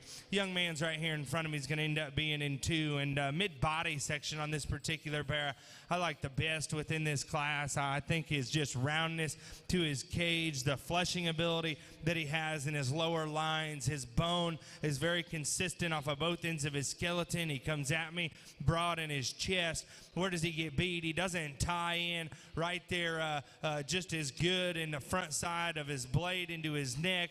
I'd like to take a little lower jaw out of that one like our class winner. When you get directly behind this guy is why he goes into second compared to that class winner. He's not as true and genuine in his shape and his spread and his upper lines. You step right in behind him. He doesn't want to plant this left rear quite as comfortable as he does that right. And with his muscle shape up high, you study him from behind, he becomes too flat in his stifle and lower ham. Same goes for the one that ends up in 3. Man, I'd like to just take this bear, make him one or two ribs shorter, and lengthen his stride from behind. Because if we do that, there is no doubt in my mind this thing wins this class for fun, and we'd probably talk about him for a while.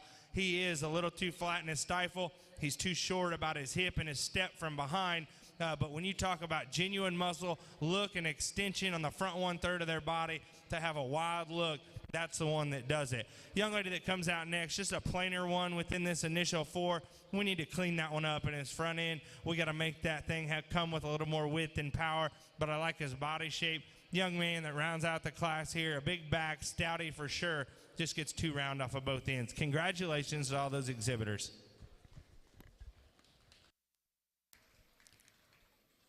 Our winner from Class 3 is Dallas Myers from Crescent 4-H. Moving on to Class 4, we have Jackson LeBlanc, Crescent 4-H, Joshua Wainscott, Guthrie FFA, Hannah Schmidt, MO FFA, Kylie Blim, MO 4-H, and McKenna Morris, Crescent FFA.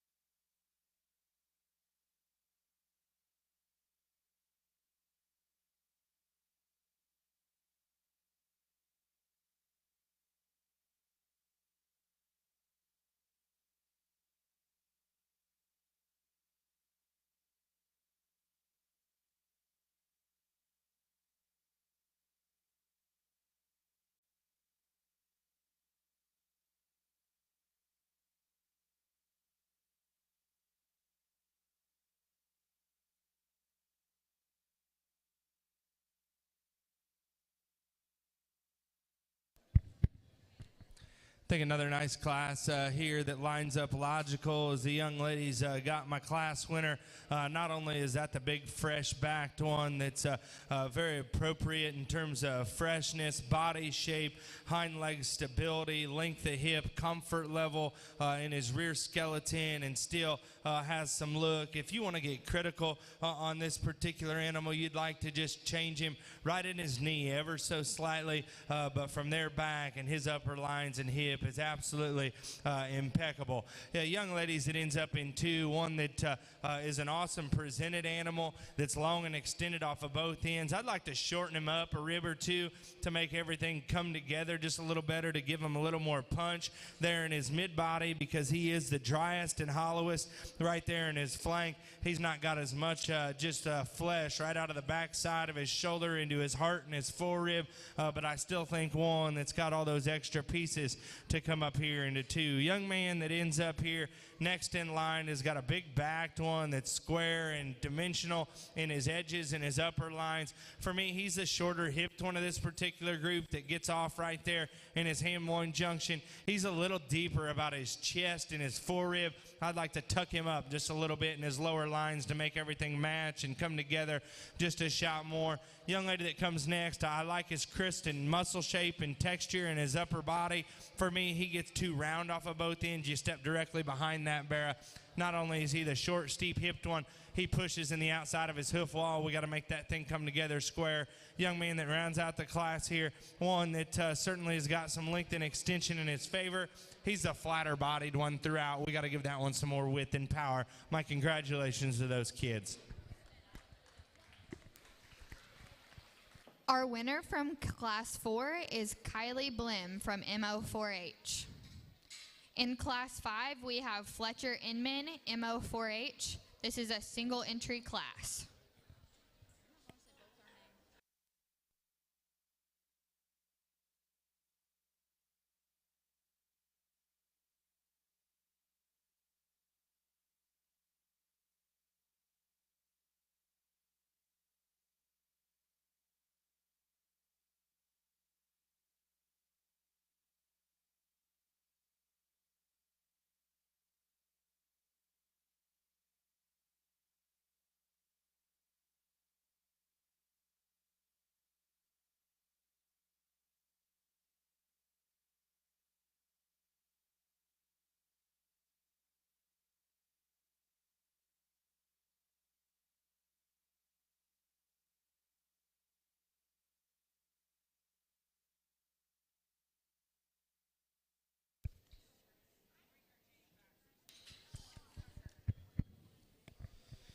Got a single entry here in our heavyweight deal, and love this thing's bone and ruggedness in his lower skeleton. He's got some big limbs behind him. Still a comfortable, easy step as you study his rear angles. Body shape is certainly in this one's favor, and his back line reads true, and his upper lines. For me, if you want to study this one and nitpick him, he could be a little more refined in terms of his face and feature and jawline. He becomes a little more upright up front and wants to toe in just a shot. But man, from that thing's shoulder back, he's awfully impressive. Nice single entry here for that young man.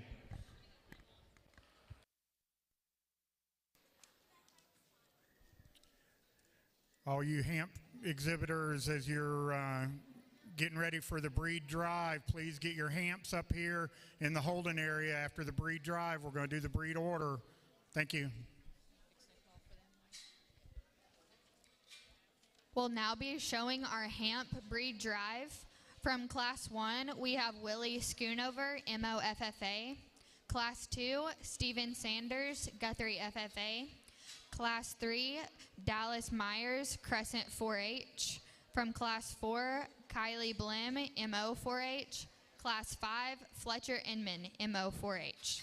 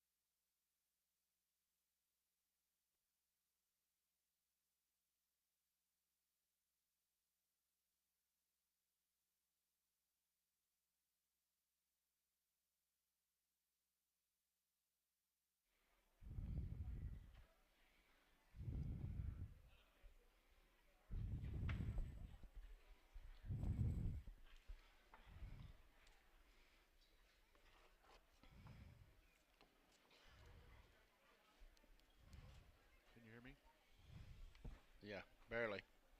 All right, see if that's better. That's better.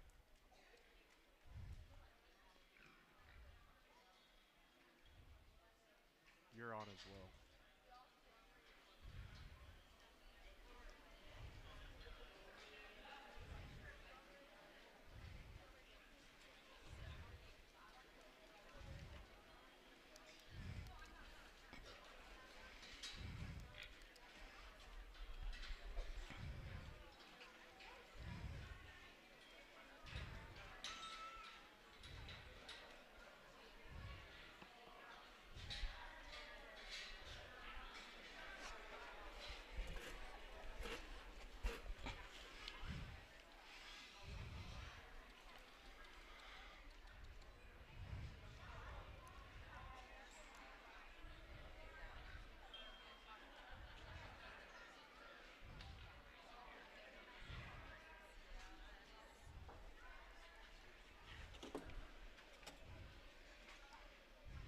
You get to talk long distance, buddy.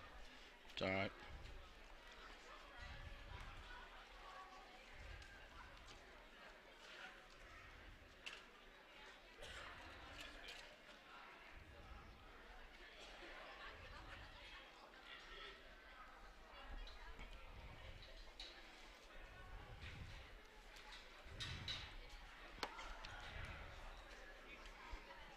Test 1, 2.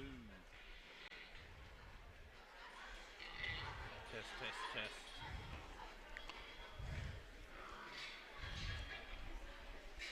You hot, Robert? I'm ready.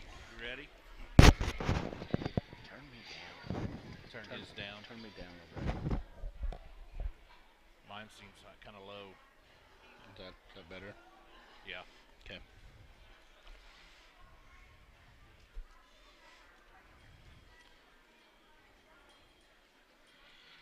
We're picking up the hamp drive here. Picking up late. Sorry for the delay, folks. Been a busy week. Lots of people going 1,000 different directions, and we wanted to get on here. I guess maybe we were the suckers. I think a very good group of hamps as we get them all lined back up out here, and certainly all of them have the right place within their particular classes. I thought they surfaced. Yet for me, it comes down between a pair of them and a pair of them that are at two different stages of the game, but yet I still think quality is very, very highly represented within the pair of them. Within the pair of them, it's just a personal preference in this judge's opinion. You just got to study them for where they're at and take the advantages and disadvantages and match them together and talk about each particular pair of them. For me, I think there's one that just does so many unique things for me that puts together into one package. Not only just very, very good, and that one's look incredible, and this one's build awesome, and this one's lines and angles and comes and goes very square, very true, and has all those extra pieces. Young man's got my champion. Congratulations to him.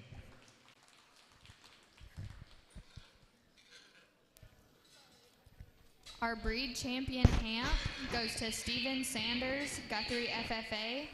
That brings in Haley Lesher, Crescent 4-H.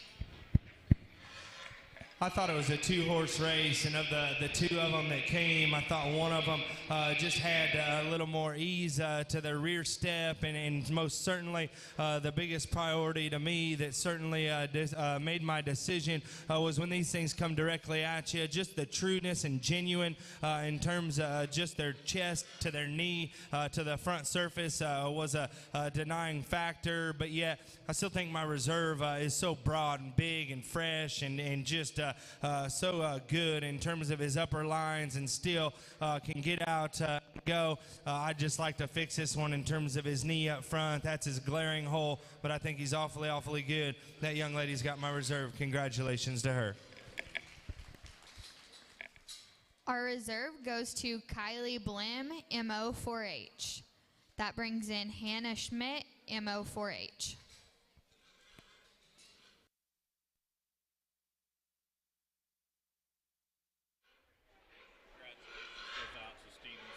There, and Kylie Blim with the reserve champion hamp. Really deep hamp show here today, Robert. I would totally agree. sorry, folks. We're trying to get our mic set up here, right? We're Yep. coming in late for the game. This is my volume right here. Perfect. How's that, Robert? Yeah, it's better. Okay, good. Sorry, folks, we weren't on earlier to go over the gilt show, but wow, what a gilt show today, too. Yeah, been a great show today. The crossbred dark gilts. Been here many years. Kids showed here. Been in this barn a lot with different families and helping them. And best gilt show all the way through I think I've ever seen, maybe since I've been here. So incredibly deep set of gilts. Kids to be commended, and all their advisors and everything, because I thought it was a heck of a good gilt show, and this barrow show is not disappointing either. This hamp deal's just, I mean, there's five out there he could have used if he wanted to. Yes, absolutely, and I felt the same way. That gilt show, especially the dark crosses, I don't know that I've ever seen a single breed that deep from top to bottom all the way through. I know several of you are up here. Thank you for being up here. If you've got a hamp and you're not up here, please come up. Really, really incredible set of females in there. And you're right. I mean, even with some of the breeds are smaller, but moving right in with the Durocs, in here today was a really deep breed. These hamps, obviously, the same as you just mentioned, and have no doubt that the breeds remaining are going to be the same, especially when we get into those crossbreds here a little bit later. Oh yeah, it's this county just got some really good kids. Chapters are really competitive. I mean, when it's show day, it's on, and that's what I like about this competitive nature in Oklahoma. We bring it, and these kids are just letting you know that they're friends all weekend until today. Yeah, it's time to take the gloves off.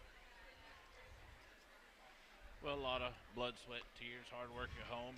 You bet. Obviously, you can see the amount of homework. For those watching today, you can see the amount of homework that these kids and these families have put in, and they're all to be commended. Yep.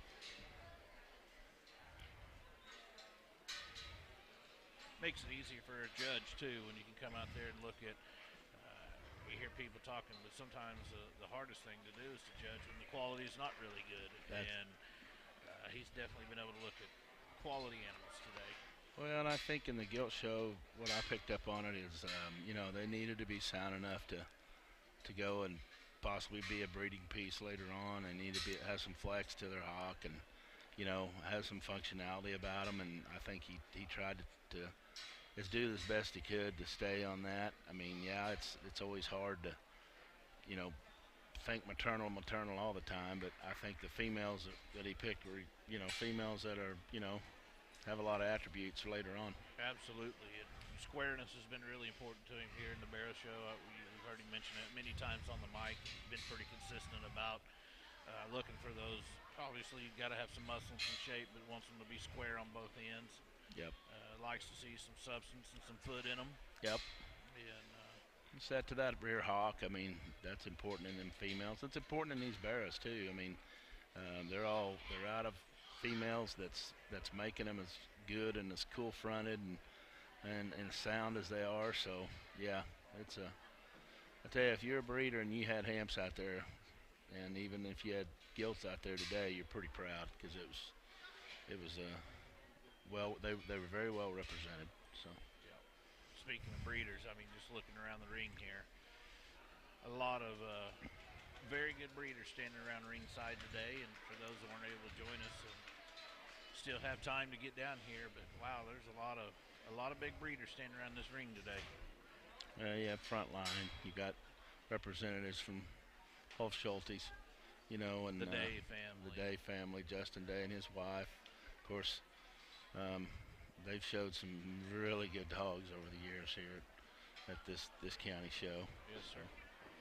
It's good to see Andy Pfeiffer here. Yep. And his mom. No stranger to that Poland and that spot breeds in particular. Jerry Brooks, I think he's got some red ones that are showing today. He's here. Colton Blim here with the Barn Burner Genetics crew. Yep. The Goodest Gold Genetics crew, and you're counting yourself out there. Robert Fields, the Fields Genetics here. Yep. Well, I applaud my family. Done well. A lot of wisdom standing around out there. Yep. Well, what weather too. 2 days of 70 degrees. I mean, at a county in February in Guthrie. I'm sorry, that just don't usually happen, Ryan. When our kids were here, it was colder than it could possibly be, you know? We've shown steers and heifers in the snow here before. Yep. Many a times. So, beautiful weather for hogs today. Our ring crew's done well today, too, getting these kids in and out of here and helping this thing. I know it's boring at home watching sale lineups and stuff, but it's just part of it. We got to go through it, and they've done a very good job of getting them in and getting them out. And, appreciate their hard work. Yep.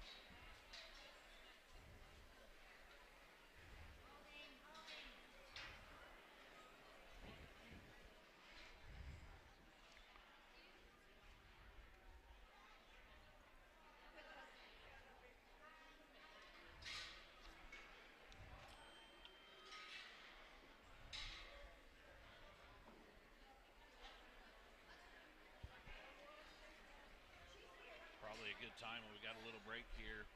Robert, we mentioned that crew and those people helping out, and definitely want to thank our swine superintendents today. Swine superintendents this year, Mr. Ira Barrow, also a familiar voice that y'all have probably heard in the announcers table here today. Jace Dunnigan, John Pross, Cody Lesher, Duke Nunley, and Colton Blim served as swine superintendents this year, and they've all done an outstanding job. Very good job. Served in that position myself, so you know, when you put this thing together, you have to have really good volunteers, and you got to have parents that are willing to do it for the betterment of the kids, and that's what it's all about.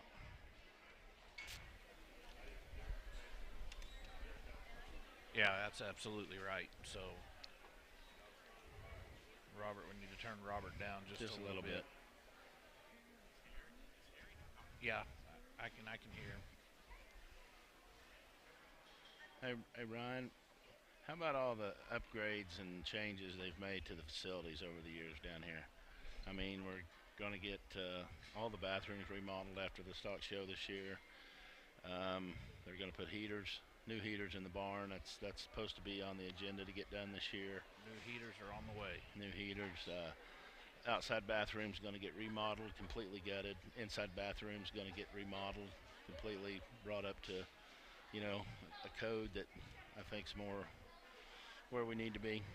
I noticed they got a changing room built just a week or two ago here, and I noticed that was really handy. If you have a Poland, please have them up in the holding area. Spots be ready. In Class 1 Polands, we have Cole Gorel, MO 4H, and Landon Charter, MO FFA. Also want to give a big thank you to Top Livestock for broadcasting this to everybody worldwide. Yep. Technology has really made a big difference in the livestock industry, as is in anything, but it's really nice for those family members that are a long ways away and can't be here to be able to see those grandkids and kids watch them show, and that's always good. Well, and one of the things too, it's hard to see them all, obviously, through the casting today, but all the banner sponsors that's hanging there in front of us right now. I mean, too many to mention, obviously, but those are people that sponsor the year round. Those banners represent money that goes back into this show every year in the spring, and just glad to have those guys support us, those businesses. Very good pair of Polands here in the first class. Young man there on the far side's got my class winner. Good build, very good, and that one's strength down low. Everything matches and blends together so appropriately. Skin and hair is presented to a T. I think a really, really nice place to start within this Poland drive. A young man that ends up into one that's certainly got some pieces. That is a big forearm, big rear-legged animal there that's got some look from the side. You watch that thing come and go, though. we got to bust that thing open and give them a little more spread and just a little more width underneath to match that class winner. My congratulations to those exhibitors. Winner of Class 1 is Landon Charter, MO FFA. Class 2, we have Colt Rowland, Coil FFA, Garrett Schoonover, MO 4H, and Jackson LeBlanc, Crescent 4H. Well, congratulations to Landon and Robert. We've both had a little experience in this Poland breed before. I don't know that my kids ever had one that was manageable around the ring like this. I think it's an understatement if you don't say it, they'll test your patience. So.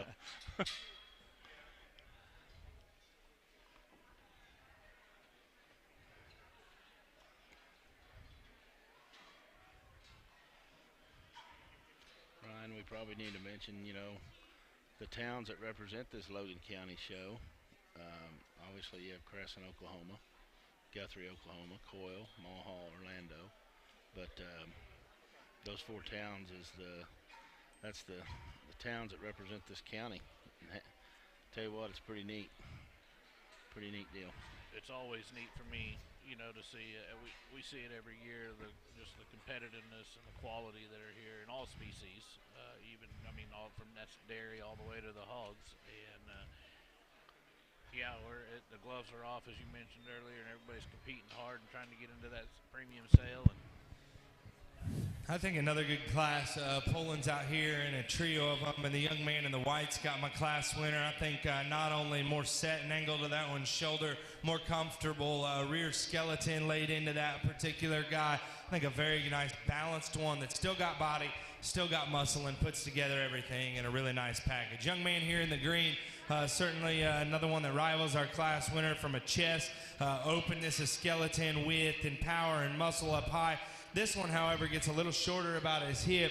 He's a little more upright and rounder about his shoulder angle compared to that one above him within this class, but still a very nice one to be in too. And then we round out to young man's here.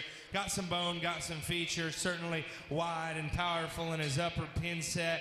Gets a little washed out right there in his loin, gets a little too straight in his shoulder. My congratulations to those Poland exhibitors. Our winner from Class 2 is Garrett Schoonover, MO 4H.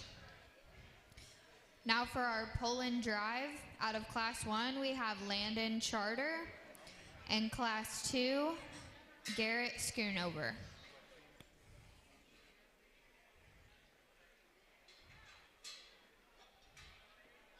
Well, we were mentioning the competitiveness, but what I was going to conclude there with was that one of the neat things for me every year when we move forward into the Northwest District and Enid and OYE and stuff is to see the number of kids. I think a really nice pair of Polands here that match, come with some differences in size and just framework as you study them both out here. But yet the one that has the density, the bone, the squareness of skeleton, the flatter pinned one that's more appropriate in his top line. Class 1's my champion. Congratulations to him.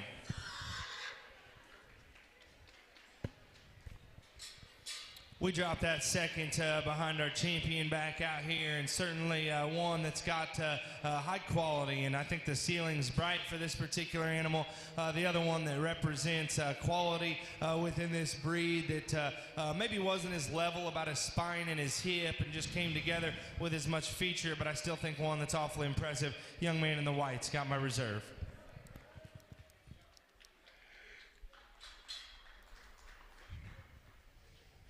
Our breed champion is Landon Charter, MO FFA. Reserve is Garrett Schoonover, MO 4H. Congratulations to Landon and Garrett. But what I was saying there, Robert, it's really cool to see when we kind of come together as a team when we get to that district meeting, and it's really cool to see how many kids make those premium sales and win those breeds and stuff at the district and OYE, and it's pretty impressive for this county to do what they do. Oh, if you watched the steer show yesterday and the heifer show here yesterday, and you watched the hog show today, and the same can be said for the sheep and goat show, obviously those are the species and breeds that go on to OYE. Yes. it's a true testament to this county on steers that make the sale, heifers that go down there and compete. Moving at a on high to the level. spots. In Class 1, we have Raylan McCrary, Guthrie 4-H, Cheyenne Jenkins, Crescent FFA, Landon Charter, MO FFA, and Hunter Smith, Guthrie FFA. So just to, you're right. yeah, just to finish up on that deal. Yeah, you're right. I mean, there's lots of champions that come out of this county. Robert had to step away for just a second here, but moving into our spot breed here, and here again, may not be a lot of numbers here, but the quality sure runs deep. Yep. Robert, let you finish up what you're saying there. Well, I just, I go to OYE, and if you watch the steer show or you slip over and watch some of the hog show and you just jump around from species to species, you'll see Logan County very well representative in all species when we get to Enid and down to OYE. And that's a credit to the kids and the parents and the ag teachers right here and these 4 towns that represent our county that, not only are you tough at your county, you're tough at the major show in the spring at OYE. So pretty awesome. That's right. You mentioned the ag teachers, and they're the first to receive the criticism, but usually the last to receive some of the praise. And I think we would be doing an injustice if we didn't thank those. Marcus Dunn over in Coyle doing a great job. Crystal Bradis at Crescent, Clay Drake, Savannah Rennick, Ashley Darso here in Guthrie, and Tanya Middleton in Mulhall. And we are blessed to have some really good ag teachers in this county. Yep, sure are.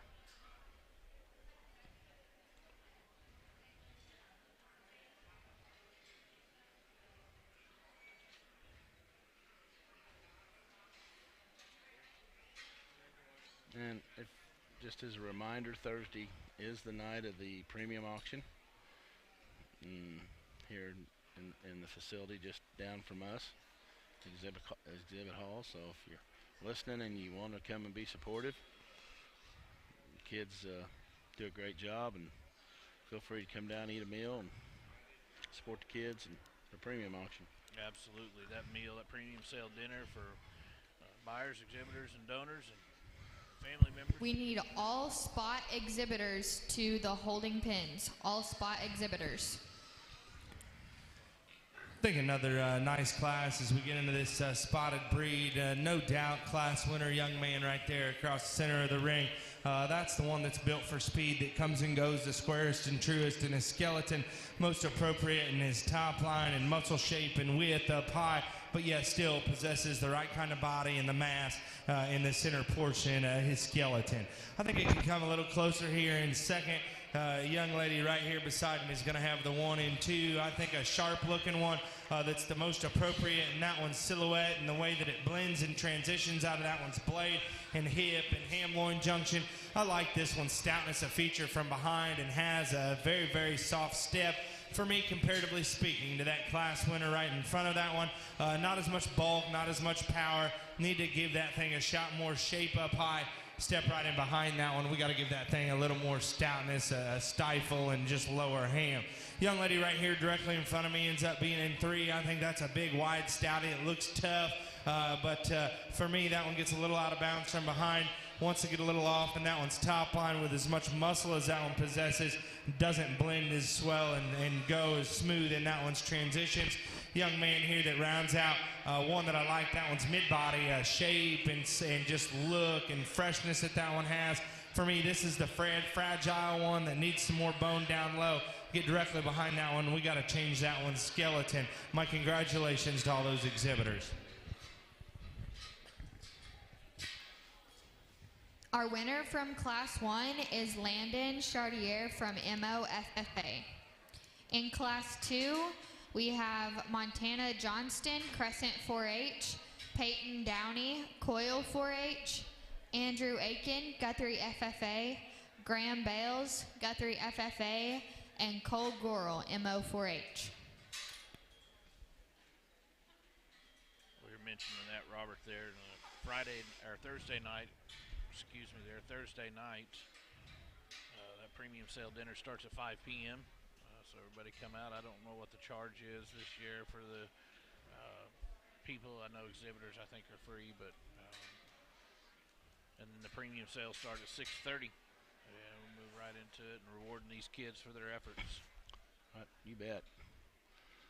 Might mention too that for those that have grandkids or kids or family friends and stuff that they want to support, you know, they can bring and do add-ons for the kids at the premium sale. I know every dollar helps, and these kids greatly appreciate it.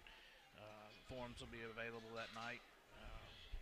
Please get out and support these kids. This now more than ever. This is such an expensive project, but we all know the importance and how important it is to keep these kids in agriculture and in these type of projects. And they need our support now more than ever. I would totally agree with that. And you know, one of the things I cherished when we done this as a family in the heifer barn and in the hog barn, is being together as a family. And that's you're part of a 4-H club or an FFA chapter, but something you can do with your kids, and pretty good deal. Absolutely. Well said. I think another really nice class of spots, no doubt in my mind. Young lady with the bow in her hair has got my class winner. That is one neat looking rig from blade forward, a stout mug on that thing that feeds so smooth out of the backside of his blade. He's creased up in terms of his muscle pattern. His depth and height to length ratio is very good. Awesome step and bend to that one's rear leg, along with some bone and feature set underneath of that particular animal. Young man that comes next, balance and look and just posture standpoint, that bear is next in line. He ain't as big in his back, as bold all the way throughout his body, but still one that's got the flexibility, the ease, and comfort within this class. Young man in 3 there, one that gets a little rounder off of both ends compared to the 2 above him within this class, but I like that one's body, depth, and length and extension compared to the 2 that round out here. Young man's right here, one that I like this one's top line and the way that he transitions in his back line and his length off of his front end. He is the shorter hipped one that's a little frailer compared to the other ones in this class above him. He needs to have a little more shape, a little more width, and just open that guy up underneath and give him a little bit more power. Young lady that rounds out the class here, love the body and mass and center that this guy has. Very product-driven type of a hog. He's too jammed up everywhere off of both ends of his skeleton. Congratulations to those kiddos.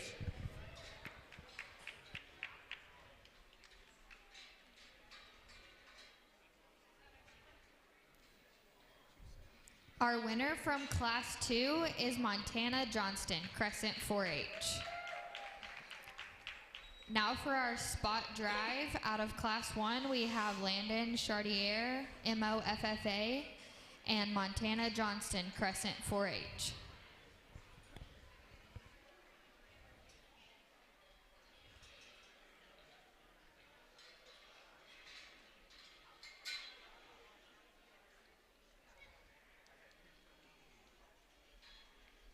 Forgot to mention Mr. Duke Nunley.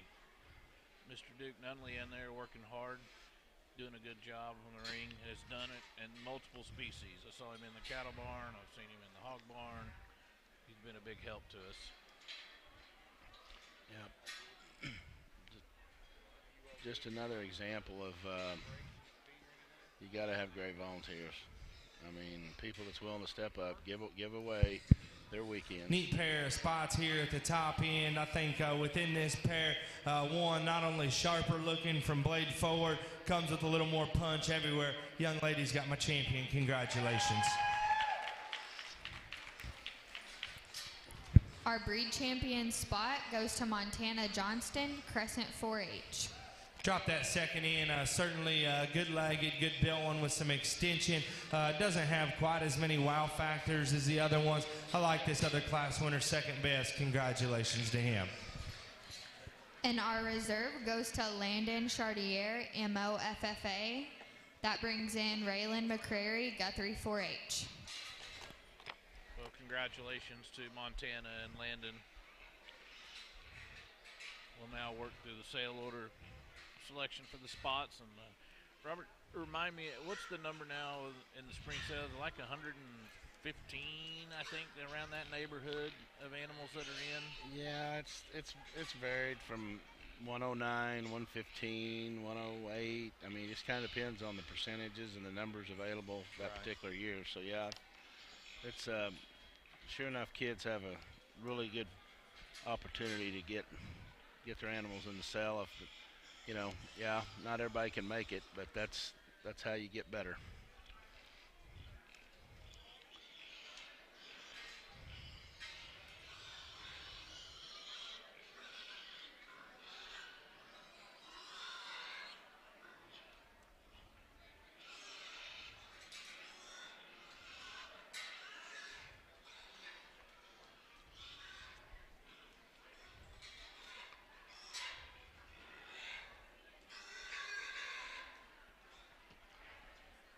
Brian, I'd get in trouble if I didn't say that my niece's daughter in Montana champion spot. So well, congratulations. Yeah. Well, tell us a little bit. Do you know where that one was bred? Who bred that barrow? I don't know a lot about that, but that barrow's done good. It done good at the memorial we had here back in January, and that pig's done pretty good for that young little girl. And but I better say something, or I'll be in the doghouse. So yeah, congratulations to my niece's Absolutely. daughter. So yeah.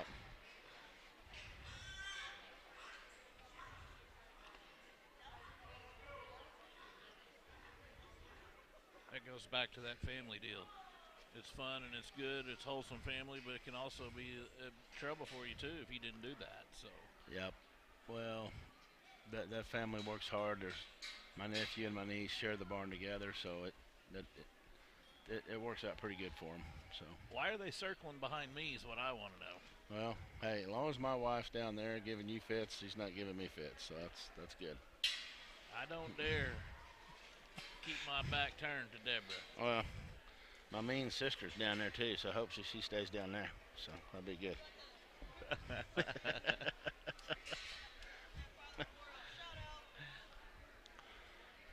And your oldest, that's the one to worry the most about. Oh yeah, that's because the little one's probably in the back. So.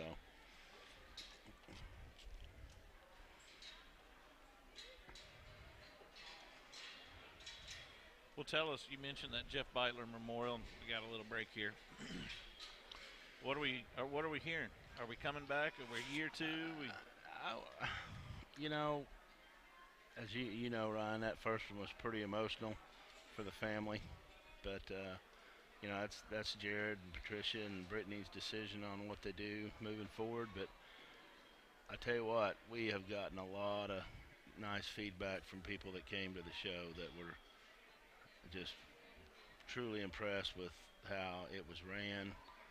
The judges, just the 2-day event and the money that was paid out. I mean, we worked real hard to pay out a lot of money, and I think Jared put some special time in himself, and but I would say it's 50-50 right now, and probably leaning a little bit more, but I'm not where I can call out and say that. I'm going to let the family decide what they want to do.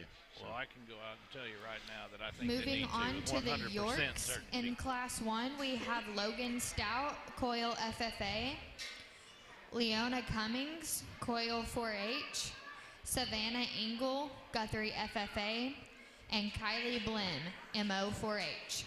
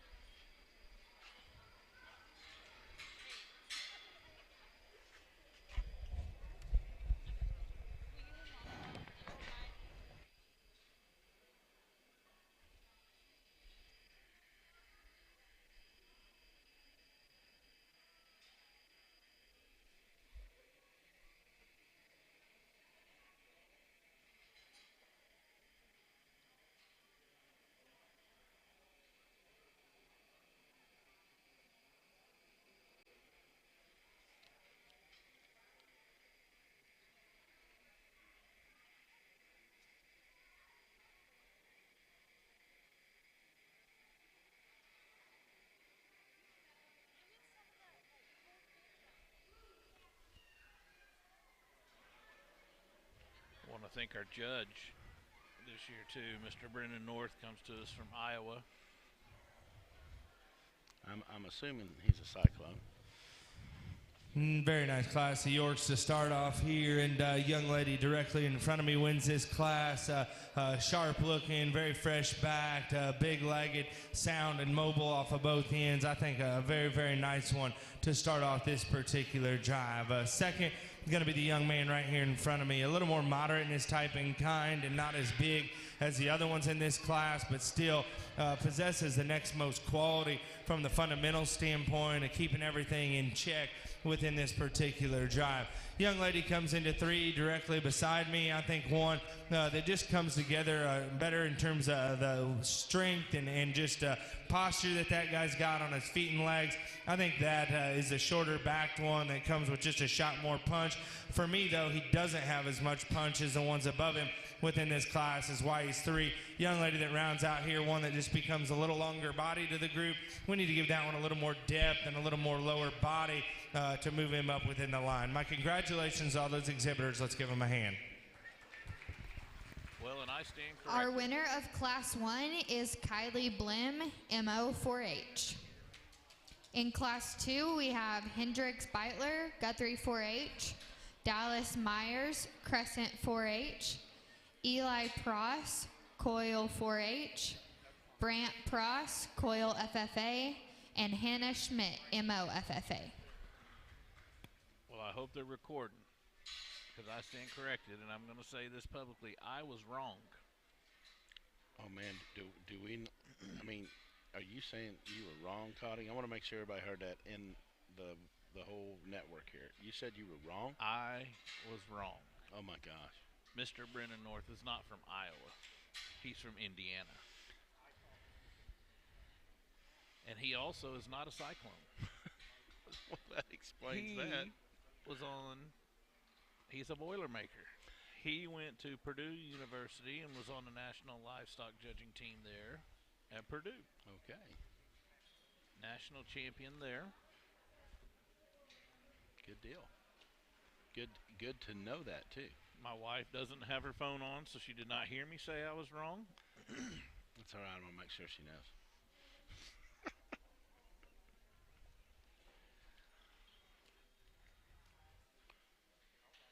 That last class, that hog of young lady, the Blim girls. Yes, sir. Been very competitive all year. So that hog to win his class was good, but that hog's been competitive all year too. So the hog's been doing pretty well. So when we mentioned the Jeff Beitler Memorial, and I notice grandson Hendrix coming in the ring right now. Yep. I see Hannah Schmidt there. I believe Hannah's a senior this year, the granddaughter of legendary ag teacher here in Logan County, Mr. Mike Schmidt. Yep.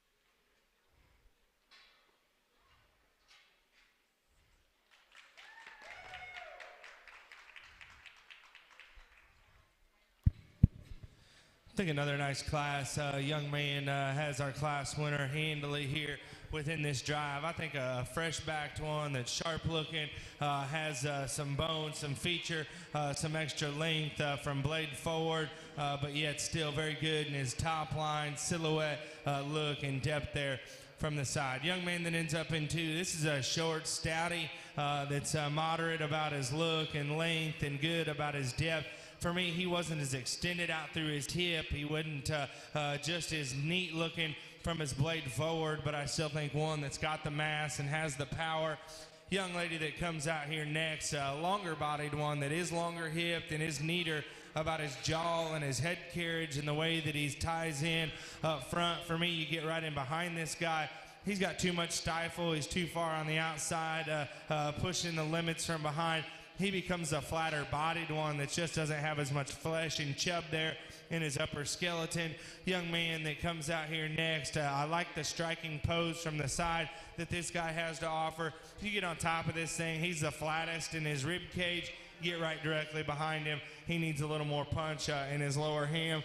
Young man that rounds out the class here, probably the biggest back, biggest top, biggest cage one in this particular group. You study this thing on the side. He's too round off of both ends. We got to make this guy a little more comfortable in his skeleton to move up within this class. Congratulations to all those exhibitors. Our winner from Class 2 is Dallas Myers, Crescent 4-H. For the York Drive out of Class 1, we have Kylie Blim, MO 4-H. Class 2, Dallas Myers, Crescent 4-H. York exhibitors, please have your hogs up here and ready for the breed sale order. Working through them pretty quick today, Robert. We all enjoyed that. Yep. But I think he's just listening to him talk them and stuff. He's obviously giving every kid a good, solid look and reading what he sees, and so that's all what you ask for in a judge. Yeah, and I think, compared to years past, wow, the York numbers, glad to see them get back strong. We kind of were soft there for a couple of years, and it's good to see York Bears coming back.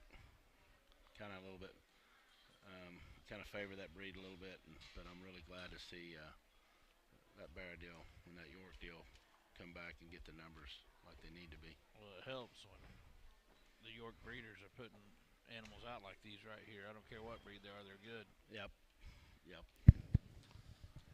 I think a very neat pair here at the top end of this Yorkshire deal, and both of these class winners is they come together with lots of neat parts and pieces. I guess within this pair of them, I think there's one that's just a shot more comfortable in terms of their step, a little softer in terms of their bend they have in their rear skeleton, but ultimately when you study their front ends in terms of just comfort level, angulation to their shoulder and their knee, and the way that they position themselves on the front 1/3 of their body, young lady's got my champion. Congratulations to her.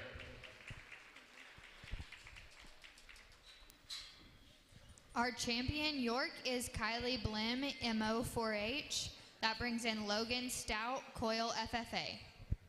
We dropped that second in here, and as we talked, short stouty that's moderate in his build. I think there's another one that's awfully neat that has so many intriguing pieces. I got to lay him back in his shoulder, relax him in his knee compared to that champion, but man, he's awful good. That other class winner's my reserve. Our reserve York goes to Dallas Myers, Crescent 4-H. That brings in Hendrix Beitler, Guthrie 4-H.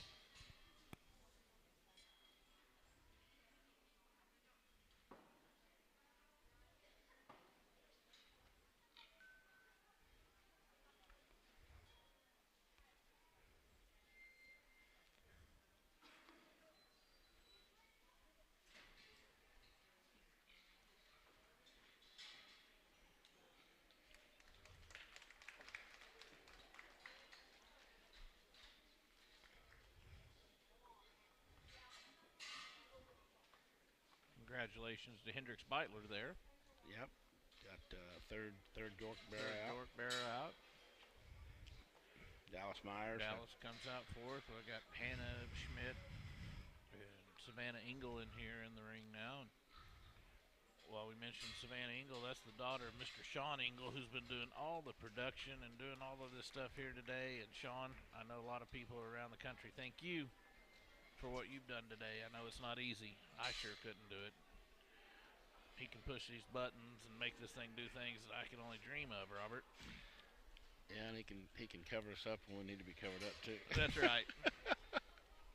Yeah.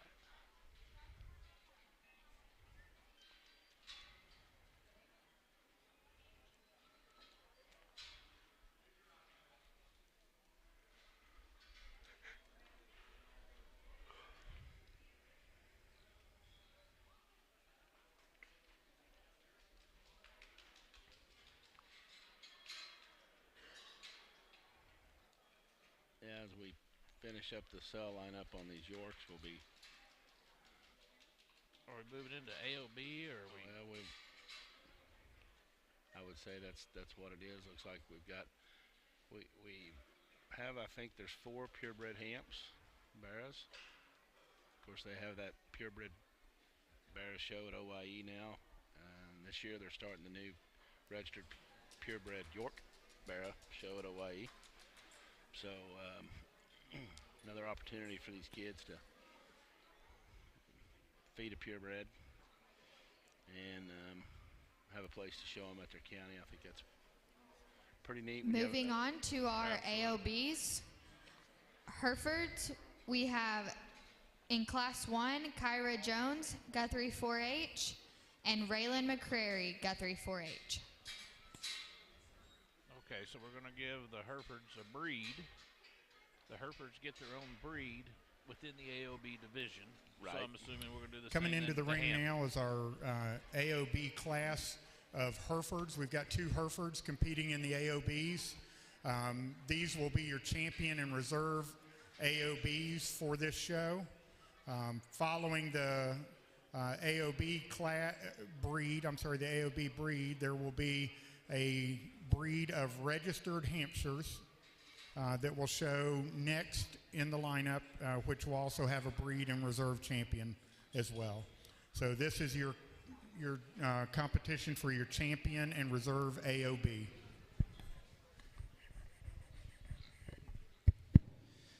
I think a nice pair of Herefords out here. Young lady in the white's got my champion. I think comes with a little more width and dimension and power off of both ends.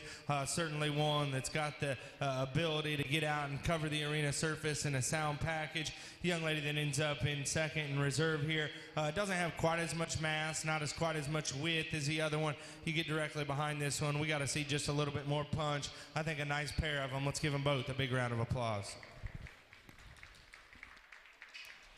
Our champion AOB goes to Raylan McCrary, Guthrie 4-H.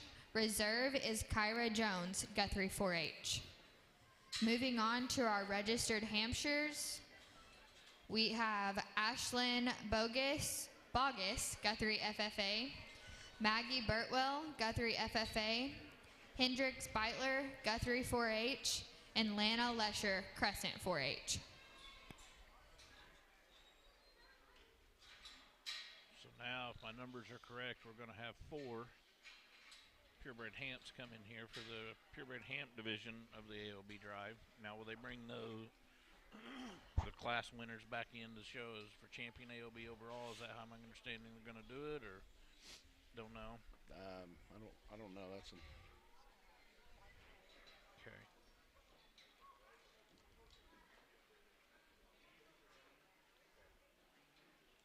Little shameless plug here, but I bet there's a Fields Genetics purebred Hamp out here in the ring right now, or coming into the ring.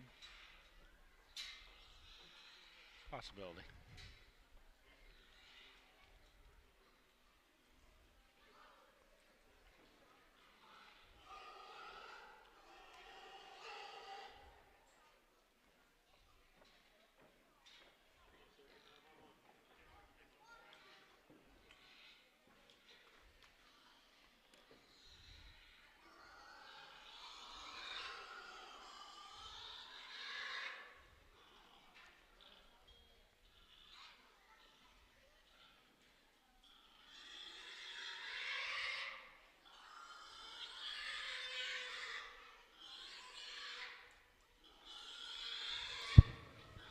I think a neat purebred Hampshire drive here, and certainly a pair of them that surface to the top. The one that comes with the most positives, young man directly here in front of me. That's a stout, wide, burly one that covers more area in terms of back and spread and dimension than another one. I think an awesome look and head carriage to this particular animal. Young lady in the blue is going to end up being in second, and I think an awfully neat, sharp-looking one that's got the right type of transition out of the backside of his shoulder. For me, he gets a little flatter from behind compared to this champion. That one right there just doesn't have as much spread right in behind his blade, and he gets a little more upright there in the angulation to his shoulder compared to the one above him.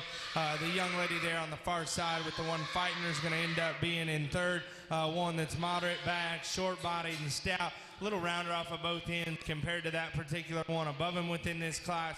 And we're going to round out with this big heavyweight that's big scaled, big frame, sound structured, just doesn't have as much bone and power, doesn't balance up and give you quite as neat of a look. My congratulations to those purebred Hampshire exhibitors. Our champion, purebred Hamp, goes to Hendrix Beitler, Guthrie 4-H. Reserve goes to Maggie Burtwell, Guthrie FFA. If you have a light cross, please be bringing them to the holding pins. Light cross, please be making your way to the holding pins. Okay, Robert, congratulations to Hendrix Beitler, and I know that's a Fields Genetics pig there, and I believe the reserve was as well, if I'm not correct. The reserve definitely was. The first one is out of a gilt that he showed last year that Smith Show Pigs bought at Prague. Okay. And bred her, and that is a Marvel son out of the gilt that Hendrick showed last year. Yeah, that he did buy from me, but Smith Show Pigs and Prague get the breeder nod on that one. So. Well, congratulations.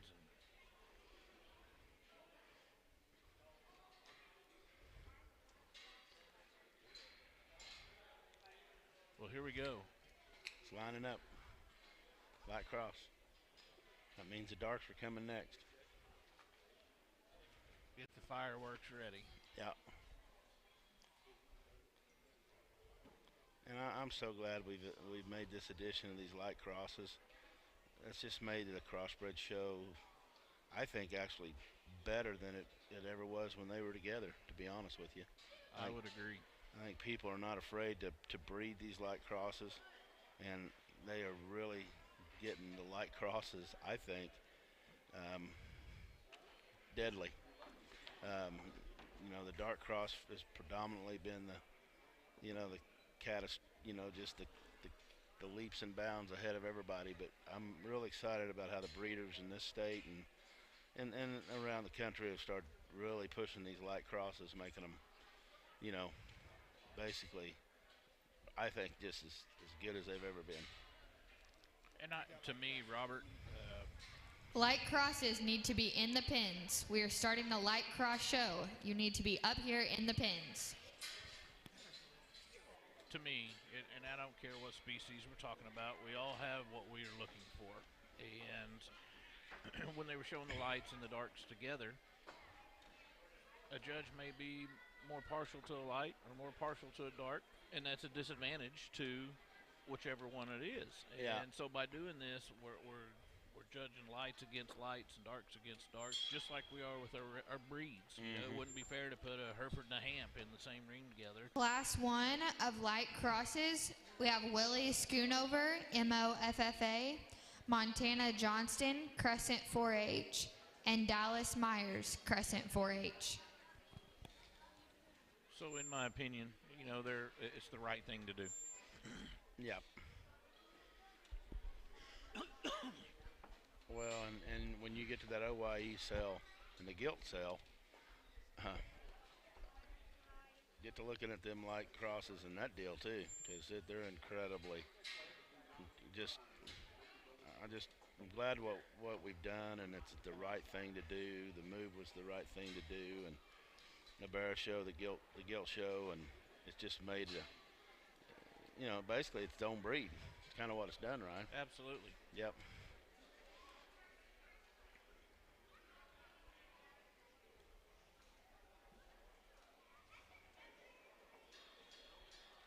We get the pleasure to print a bunch of banners for that gilt show every year. And I always enjoy sitting there watching those things come off. Hannah Smith with your light cross. Please come up to the holding pins. Hannah Smith, light cross to the holding pins. And it's a pleasure. It's exciting just to sit there and look at those things. Those females coming off, the pictures of them. Unbelievable. I think a very good trio of light crosses to start off this particular division, and I think it comes between a two-horse race here. Two of them that are the best built and most balanced within this initial pair, though. There's one that just comes with a little more wow factor. That's a young man directly here to my left. I think not only one that's awesome about his head and jaw, he's creased up from his feet up. He's got a big hind leg underneath him. He's got a running gear that can go and still has the right kind of body shape and mass and power. Young man that ends up in two over here. I like this one's build and skeleton awful well. With his good build and how good his skeleton is and his step from behind, for me, he don't have quite as much muscle and power and shape in his upper line. He gets a little more bland in his upper pattern compared to that class winner. If we could give that thing a little more shape, I think we could talk that pair just a shot closer.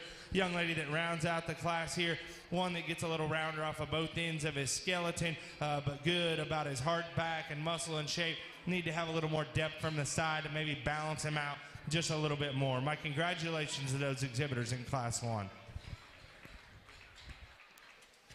Our winner in Class 1 is Dallas Myers, Crescent 4-H. Moving on to Class 2, we have Hannah Smith, Guthrie FFA, Addison Payne, Crescent 4-H, Peyton Downey, Coil 4-H, and Cammie Bass, Coil FFA.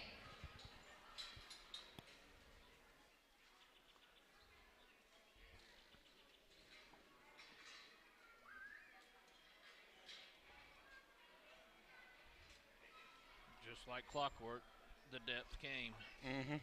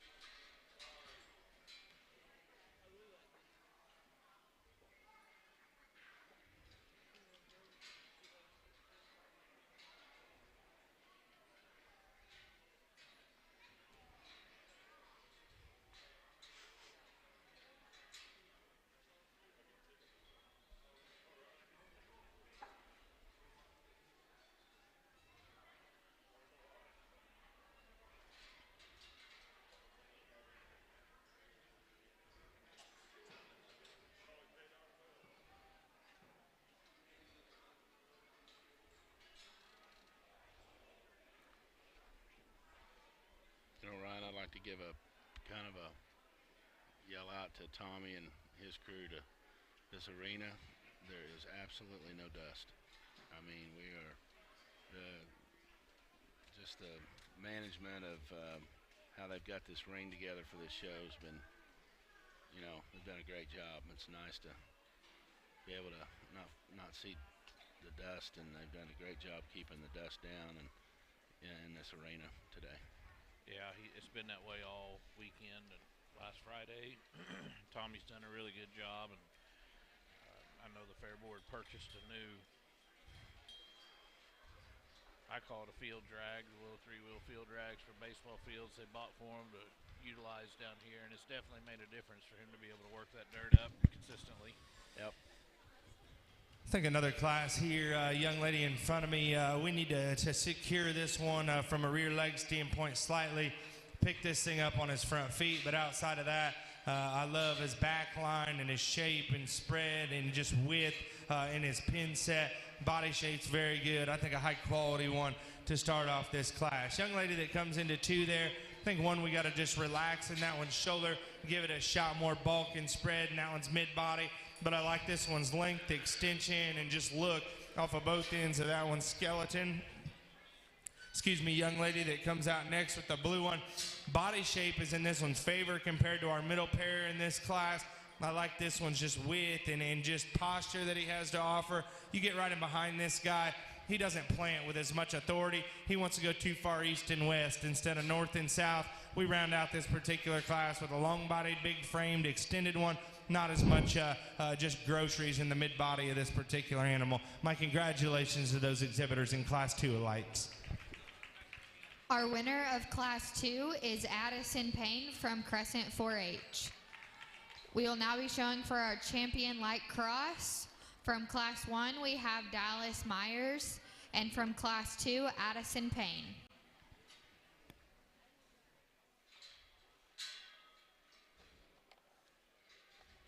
Well, congratulations to Addison, and we're now showing for our champion leg cross, and starting to see those darts pile up back there, Robert.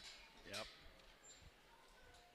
Another deal that they've done a really good job on. Bring out these lights, and certainly a pair of them that you can discuss. But for me, it's an easy decision. Congratulations, young man directly in front of me. Our champion light cross is Dallas Myers. That will bring in Willie Schoonover, MOFFA. Bring that second in here, and I love this one's build. I said that he could have used a little more back shape and just spread, but I think his substance and bend and just structure is undeniable. Congratulations on our reserve. Our reserve goes to Willie Schoonover, MOFFA. That'll bring in Montana Johnston, Crescent 4-H. Well, congratulations to Dallas and Willie.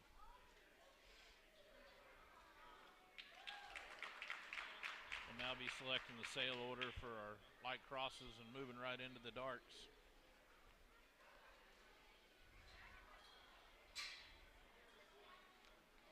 You know, I'm kind of dating myself here, Ryan, a little bit, but you know, when I was a young kid, about only thing we had was a light cross. You know, the dart cross really got its start, you know, back in the 90s.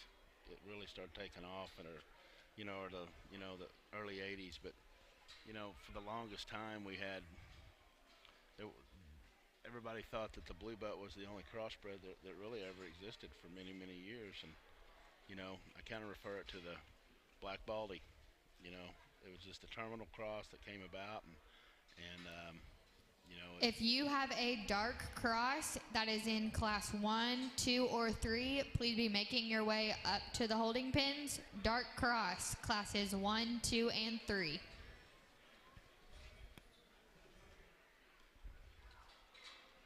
Just a really cool thing. Yes. You know.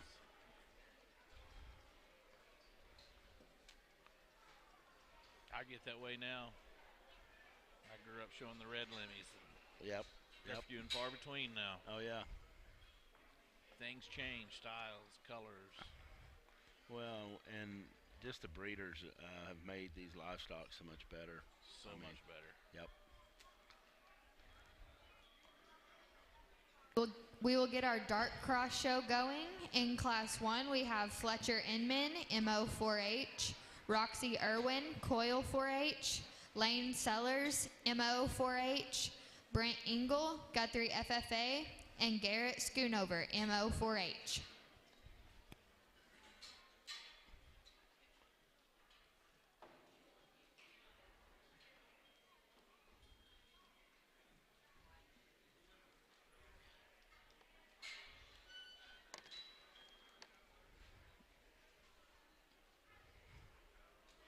Fletcher Inman coming in the ring there, and you talk about a boy that gets after it.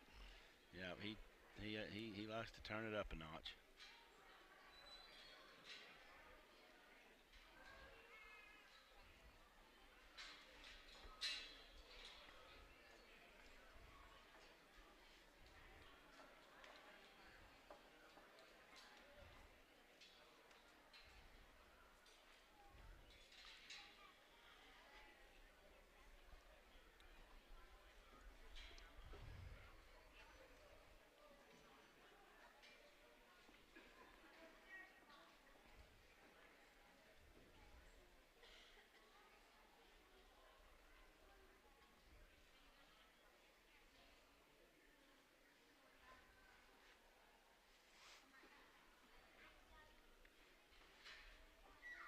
How about this camera view that they're getting at home right now? They went all out, put that camera up in the beams of the building. They can move it, adjust it, focus it. How about that? Well, and you and I know, Ryan, from hanging signs in here and putting up those flags years ago. If you've never been to this building, it's really tall. So, yeah. Old airplane hangers. Yeah, so wherever they stuck that camera is way up there, I'm telling you. So, yeah. It's someone had to get either on a ladder or a rope or in the bucket of a something. So And you don't haul that ladder in the back of the pickup that went up there, I promise you. that's for sure. And the last thing Robert Fields needs to be on is a ladder.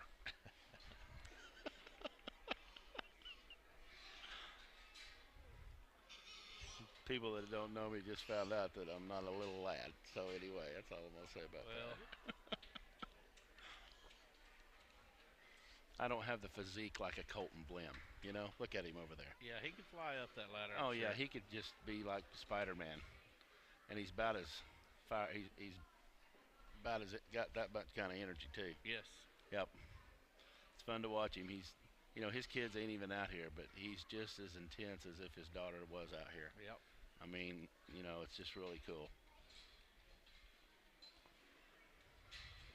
Of course, he'd hate it that we're talking about him, but that's what's nice about him being over there and us being over here.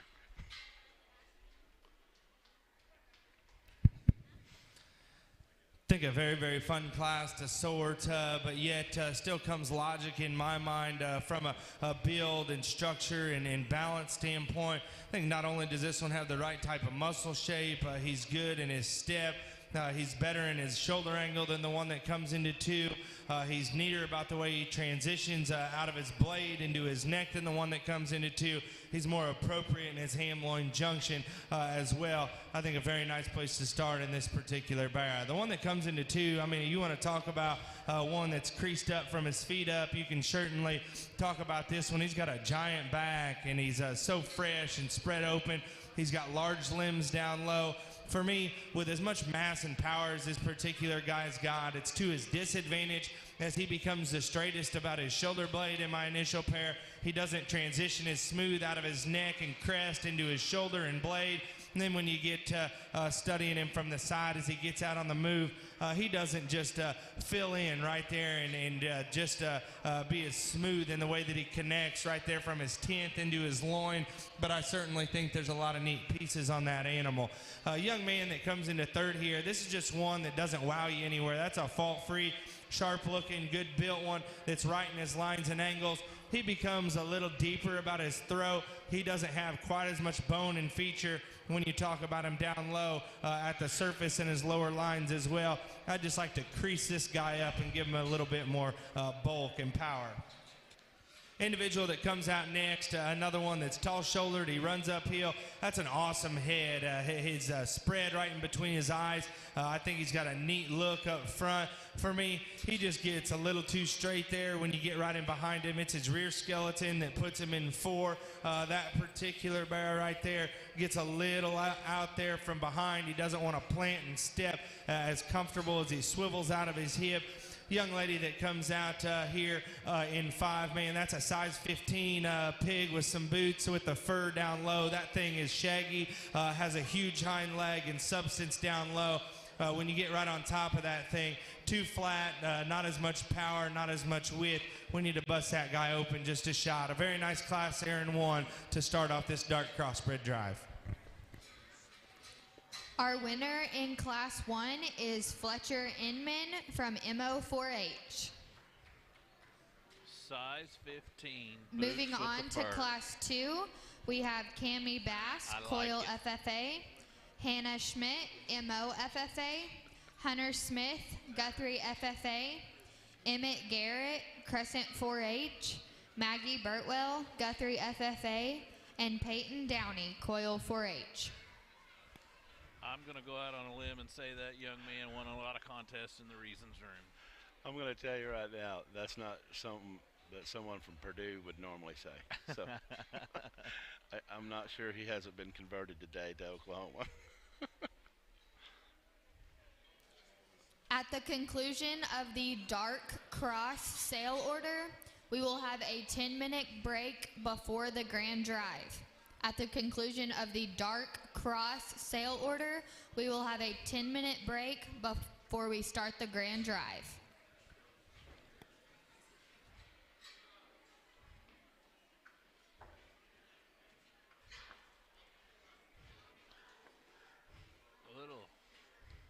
Emmett Garrett out there. Well, he was in the ring. Now he's back in a pen. Now he's going to come back out. I believe this is his first year to show hogs. But he's really proud of this. His pig's name is Bob. Bob. Well, I like Bob. Yeah, I figured you would. That's why I told that story. Yeah, well, Uncle Bob. I hear Uncle Bob quite a bit. Old so. Bob coming right at us. Old Bob coming, knocking on the door.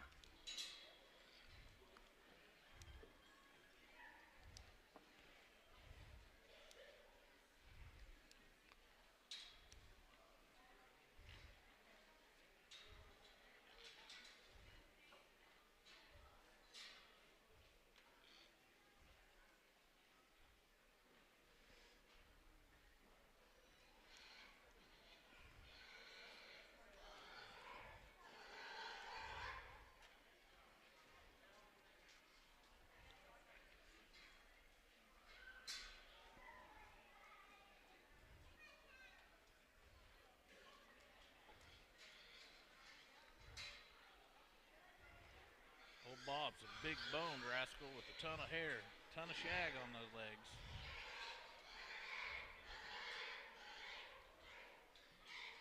You know, just when you think he might get a class, he might get a little bit of a break on.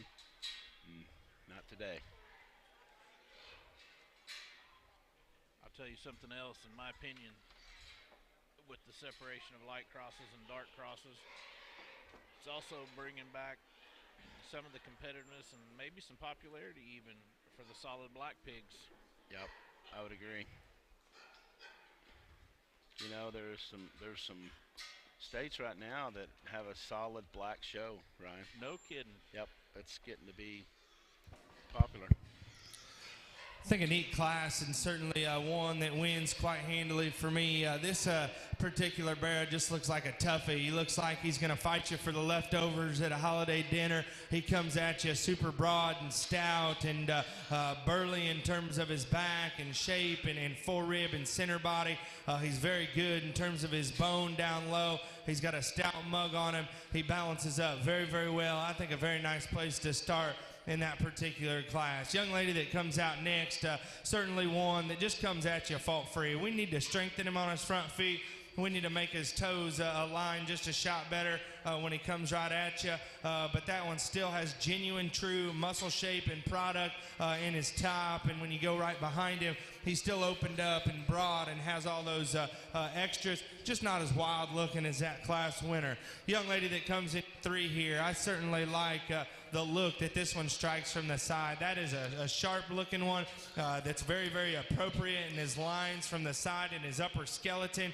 He comes at you broad in his chest. When you study this guy and break him down, he is the shortest, about his length from his blade to the top of his pole. He doesn't transition as well in his top line right in front of his blade. When you study this guy's rear skeleton as well, he's a shorter hipped one. Consequently, he doesn't move quite as far in his rear skeleton. Young lady in 4 there, another good looking one from the side that certainly strikes a neat pose as he's tall shouldered. He's good looking up front. He's got the right type of angles there, and I love that about him in his front 1/3. It's his rear skeleton to his demise. As he becomes the skinnier one in this class and needs a little more punch, he's not as comfortable and wide open there in his rear skeleton. And we got a pair of them that we round out with that come with the same type of mold as they're a little rounder, not as much power and muscle in the center part of their body. We got to balance those things up just a shot, make them a little freer in terms of their movement. My congratulations to that class. Our winner in Class 2 is Emmett Garrett from Crescent 4-H. Okay, Brennan's In bringing. Class 3, we have Annabella Aiken, Guthrie FFA, Steven Sanders, Guthrie FFA, Mason Garrett, Guthrie FFA, Bryce Schneider, Coil FFA, Lana Lesher, Crescent 4-H, Jet Lyles, Guthrie FFA, Addison Payne, Crescent 4-H, and Dax Inman, MO 4-H. Brennan's bringing the A game now. Now we're fighting over for leftovers at the holiday dinner. Well, is he talking about the pig or was he talking about Emmett there? I don't know, but I'm going to throw this out to everybody. Everybody, you just place this next class and tell me how you're going to do it, because This thing's fixing to get really, really interesting right now. Sure is. There is some studs that are coming in the ring right now.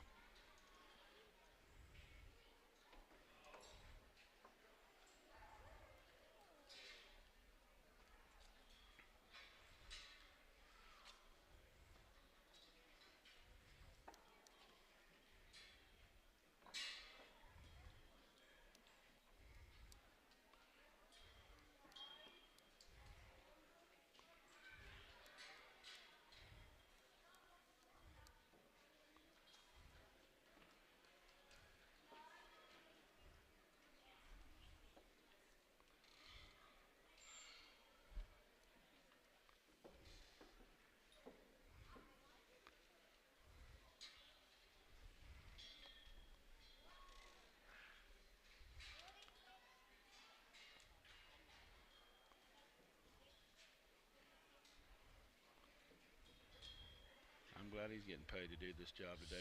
So you want to be a hog judge? Yeah, get you some of that. It's not over. Oh, they're still coming.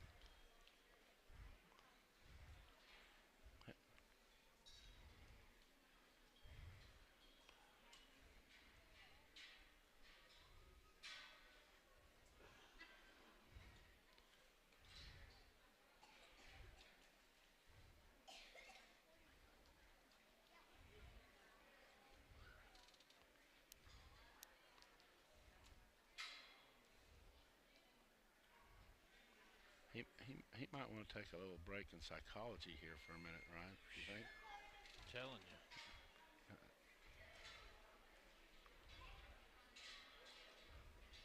We'd heard about it. We knew that they were back there. Well, there they are. Here they are. Yep.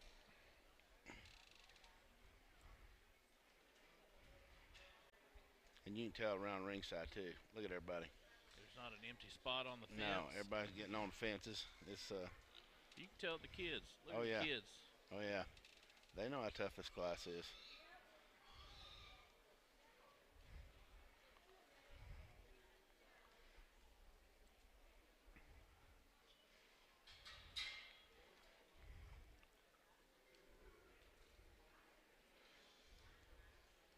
I heard a judge tell me one time, he said it's like funneling, like pouring stuff through a funnel, working backwards like this.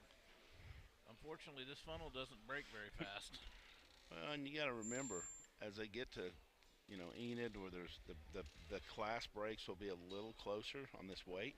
Start having some sift. Yeah, and where a pig that, if there's a 7-8 pound spread gets in those bigger classes, that's going to shrink a little bit. So, but yeah, really impressive class right here. Very impressive. I'm gonna grab Sean's list. Let's see what the weight break was on this one.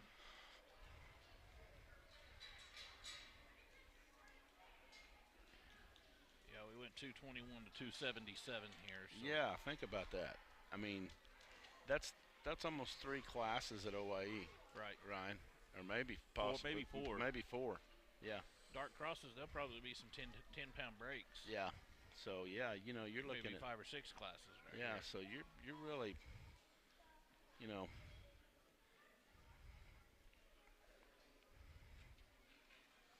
What's that? 50 pounds difference here. Yeah, 221. I told you wrong. 221 to 233. Told you wrong. I'm wrong again. That's okay. But that's still The almost. sheet was hard for me to read. That's still almost 2 breaks. Sean's enemies, readers. Yeah. Yeah, it still is. Yeah. 2-3 breaks there.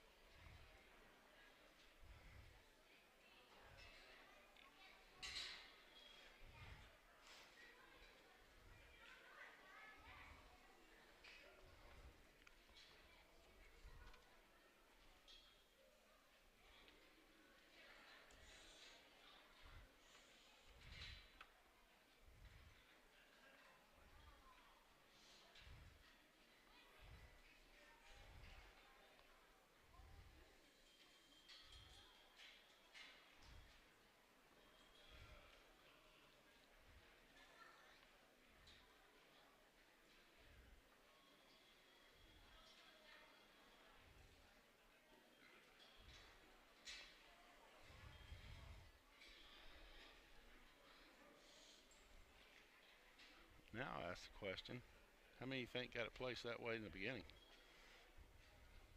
Ryan? And he's not done yet, but, I mean, that's how tough that class Yeah. was. I mean, Well, you could go 4 or 5 ways there. oh, you could have and been justified. Yes, absolutely.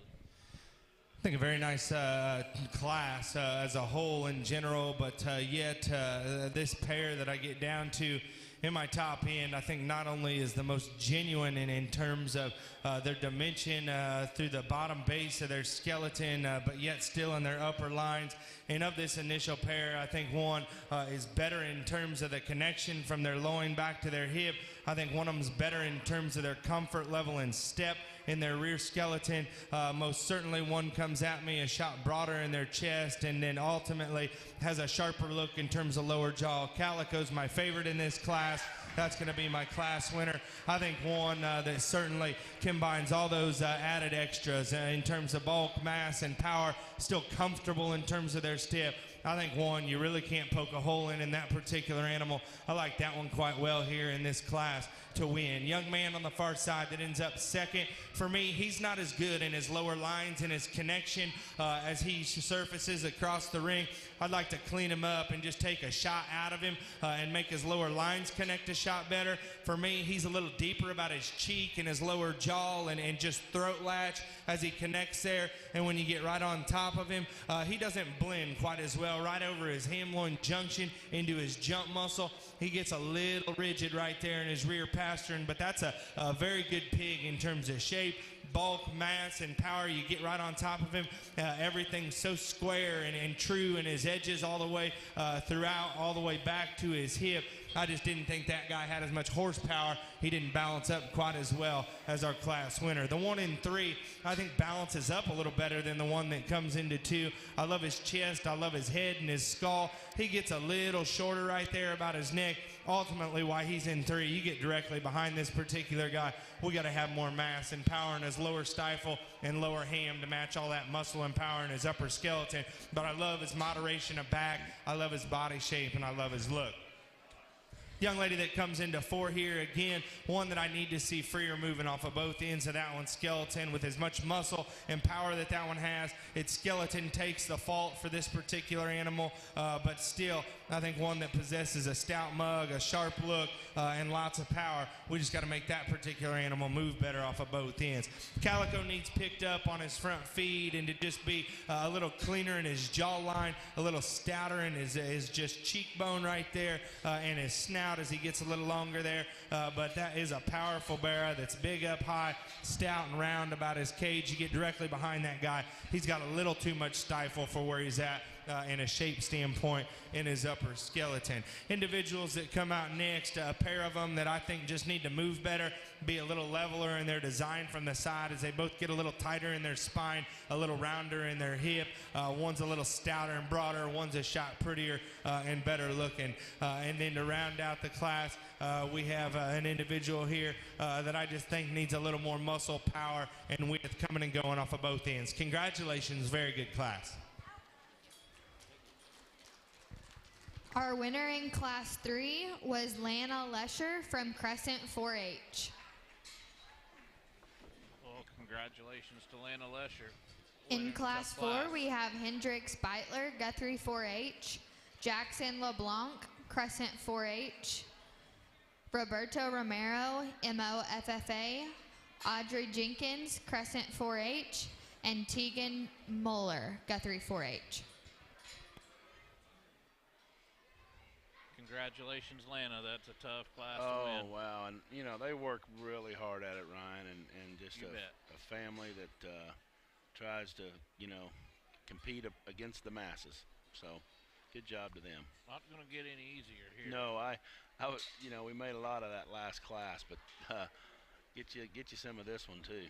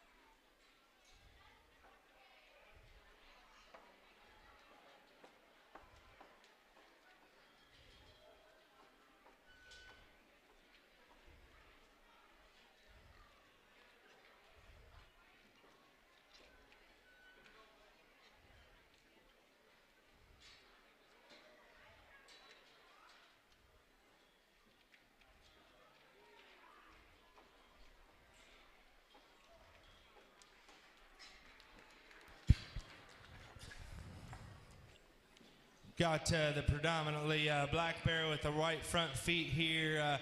Comes as my class winner and undoubtedly the broadest, biggest back, freshest one in this class that still has bone, has power. He comes at you awesome in his chest. He still has look on the front side of his blade for being that masculine and heavy duty. Just a very, very nice bear there to win this particular class. Young man that comes in second here certainly has one that I like his mid-back and his shape and freshness out of his blade and where he comes right there into his mid-body and his upper cage. For me, comparatively speaking to that class winner, he's a little out there on his edges from behind.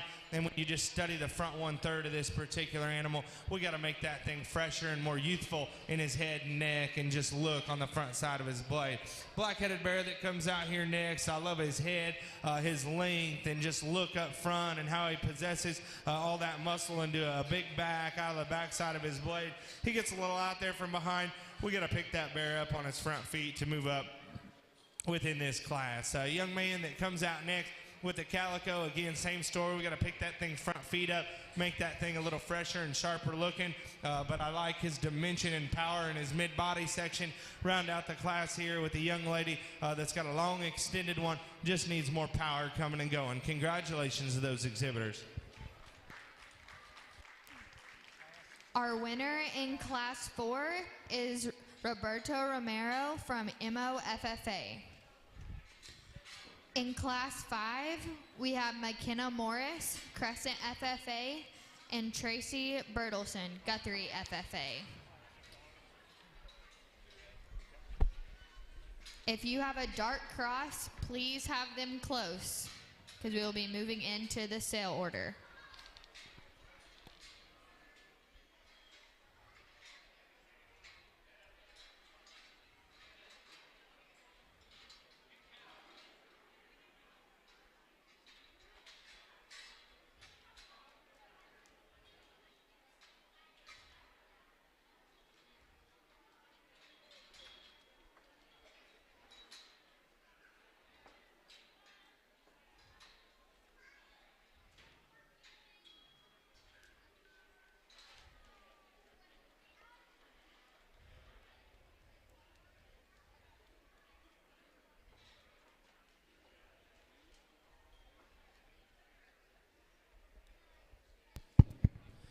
Nice way to end on the dark crosses. The calico is going to be my class winner. I think the more extended bear off of both ends of his skeleton. He's got some big limbs underneath him. I think he's the sharper headed one that's longer about his hip, more appropriate in his stifle shape and ham from behind that possesses all those extras from a body capacity standpoint. Young lady that ends up in 2 here, that's a short stouty that's big-legged, wide and busted open and has all the mass and power that you certainly want in one. You get right in behind this guy, we got to soften him up just a shot. We got to lengthen him up off of both ends. Congratulations to that pair. Our winner from Class 5 is Tracy Bertelson from Guthrie FFA. Moving into the dark cross drive, out of Class 1, we have Fletcher Inman, MO4H. Class 2, Emmett Garrett, Crescent 4H. Class 3, Lana Lesher, Crescent 4H. Class 4, Roberto Romero, MOFFA. And Class 5, Tracy Bertelson, Guthrie FFA. Congratulations to Tracy Bertelson. All there. other dark cross exhibitors, please have your animals close so we can move through the sale order promptly. Congratulations to that young man. Yep, there's quite a story about that young man. Sure is. It's pretty special. And one of those that all of these kids appreciate it and love it, or they wouldn't be here, but that's one of them that it means the world to him. Yep. We kind of broke away there, but the class before the last class, that if you didn't pay attention, that black bear, you could probably land a 747 on the top of him. Boy, was he broken apart. You sure could. Romero's bear, that bear was a solid black bear. Really, really thick bear. Lots of product in that dude. Roberto Romero, no stranger to success in the hog ring, and moved in here to the Oklahoma area with his brother this year from Georgia, and I think they know a thing or two maybe about a goat, if I remember right. Yeah, there. I think I recall that. So.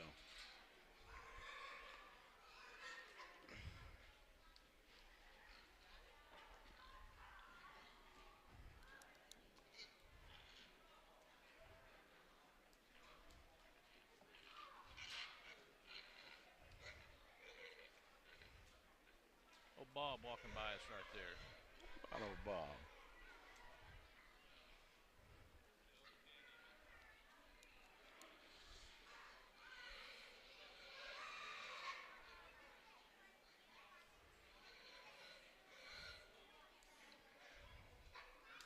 I'm just going to say it. There's 5 outstanding young kids out there, and I'm fortunate to know all of them, and I'm going to be tickled to death for whichever one of them he selects. Yeah, because the beautiful thing, they represent our county. That's so right. That's a proud moment about right now. Well, let's find out. Yep. Looks like he's going to the mic. That's right. I think a very good dark jive out here on these barrows, and studying all 5 of these, dang sure certain that they don't all come out and look like one another. And I'm personally okay with that. I'm not the type of guy that is going to say I'm going to pick them sharp looking and neat build, or I'm going to pick them stout, wide, moderate, and short backed, and just opened up everywhere and run with it the entire day. It's okay with me. All good livestock come in different shapes and sizes and packages, and for me, within each one of those classes, just like to tell you the differences and pick my favorites as we go on, and dang sure certain that things sometimes don't match up in champion drives, and I'm way okay with that. Within the 5 that we have out here, within a contemporary group, I dang sure know undoubtedly there's one that not only has the most bend to his skeleton, the most comfort level, the squarest and truest in his build, still comes with a great amount of bulk and mass and power, sharp looking, still extended on the front 1/3 of their body. I think a dang good one. That calico that young lady's got's my champion. Our breed champion, Dark Cross, is Lana Lesher out of Class 3. That brings in Dax Inman, MO4H.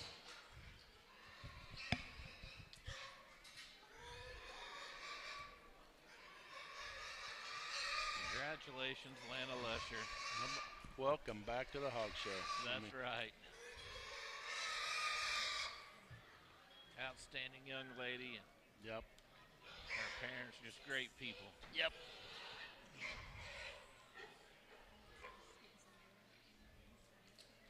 Her sister earlier had champion Hamp Gilt, purebred, and they've done it as a family. They've had a pretty good day. Yes, So, they have.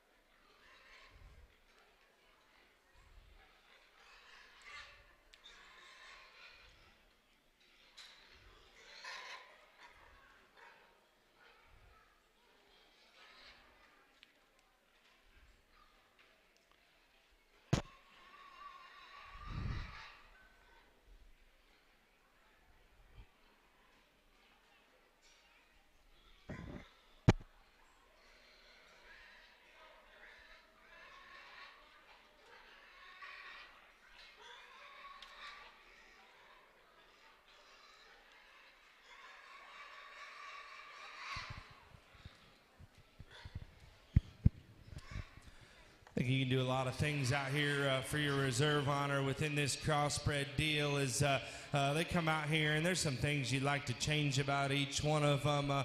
Maybe one I liked an awful lot in class. Maybe just becoming a little tighter and not as loose hinged in their skeleton. Another one maybe just looks a little rounder out here compared to their contemporary group.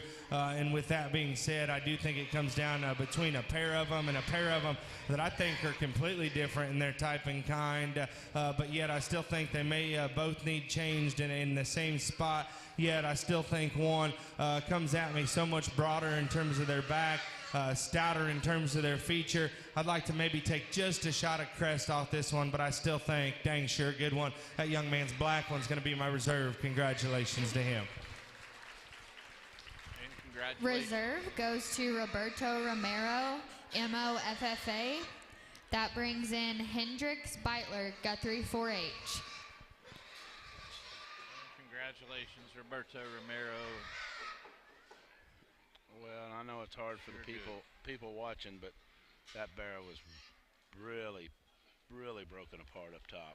Yeah. Just super loin edge in that barrel. Looks like Mr. Inman's going to come out third there.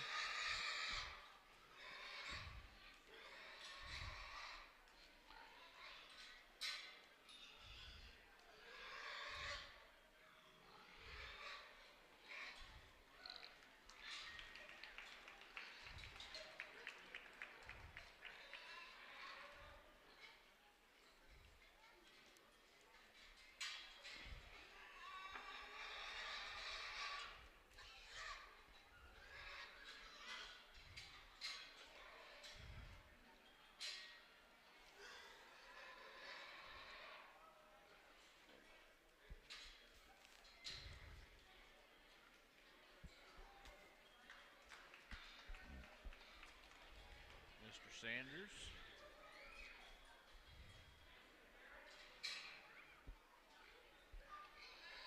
You know, as you hear these names called out on the sell order, Ryan, that's not taking anything away from anything how competitive this was. Absolutely I not. mean, they're you can just keep picking them here and exiting them out the gate, and they're just that good. I mean, And there we go, Mr. Engel getting the selection next. yeah. The other offspring of Mr. Sean Engel running our production here today. Yeah.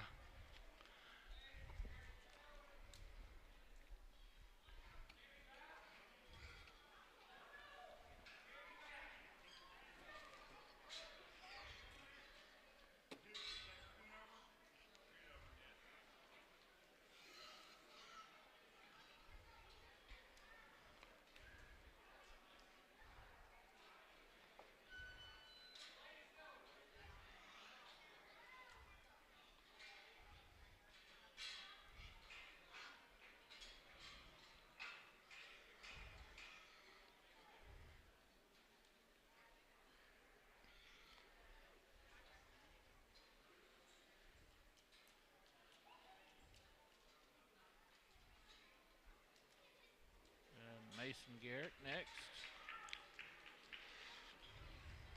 And I apologize, I had to step away and take a phone call, and I missed Bob getting selected. Emmett Garrett. Now, you think he's not going to let Big Sis know that he got pulled before her? Oh, the things that's the competition in the back. If he doesn't, I might stir it up a little bit later. I would not expect that from you, Ryan Cotting.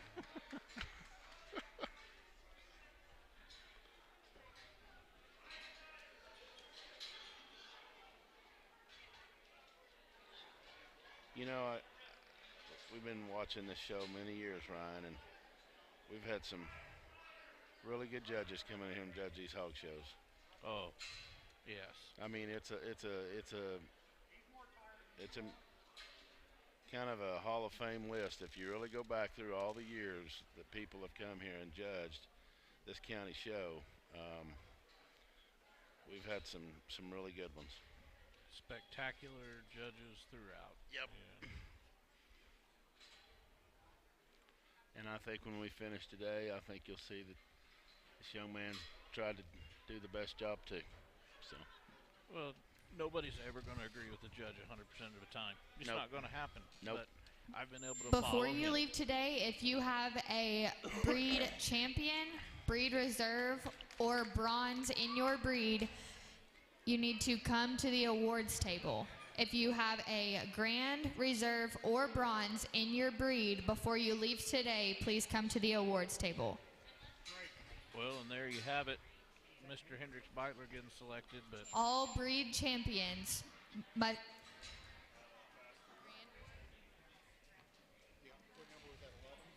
and Savannah Engel. Yeah. Maggie Burtwell, that's an about that. That's a winner's livestock boar. Okay. Just went out. I don't know all the pedigrees, but I know a few.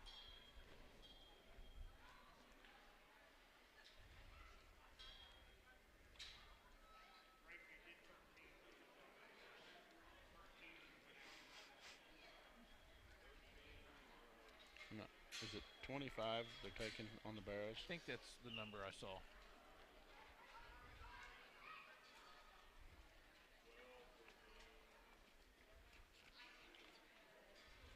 And Hannah Schmidt there, young lady, senior. Yep. Certainly had a very good career here. Yep, I think she's won a grand here before in her show career. Absolutely. Yep.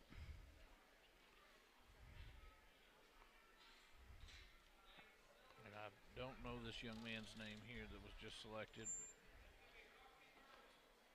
I don't either.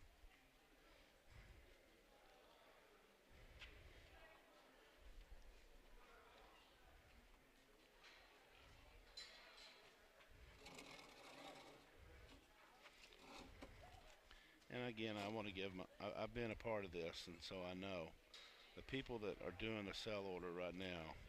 You have no idea how kind of utter chaos sometimes getting those hogs back up to the ring, getting them lined back up, having the guys, you know, in the ring with the judge, making sure that we don't miss a kid.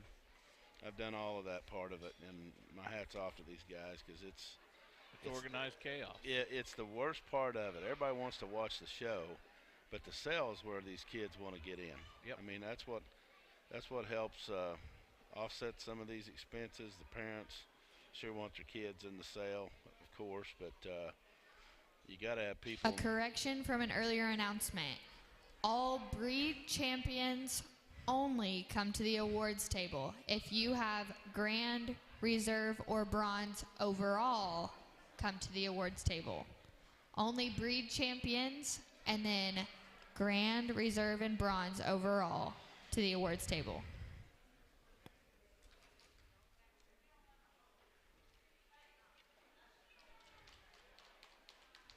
Mr. Tracy Burleson with the next selection there. The Calico Bear.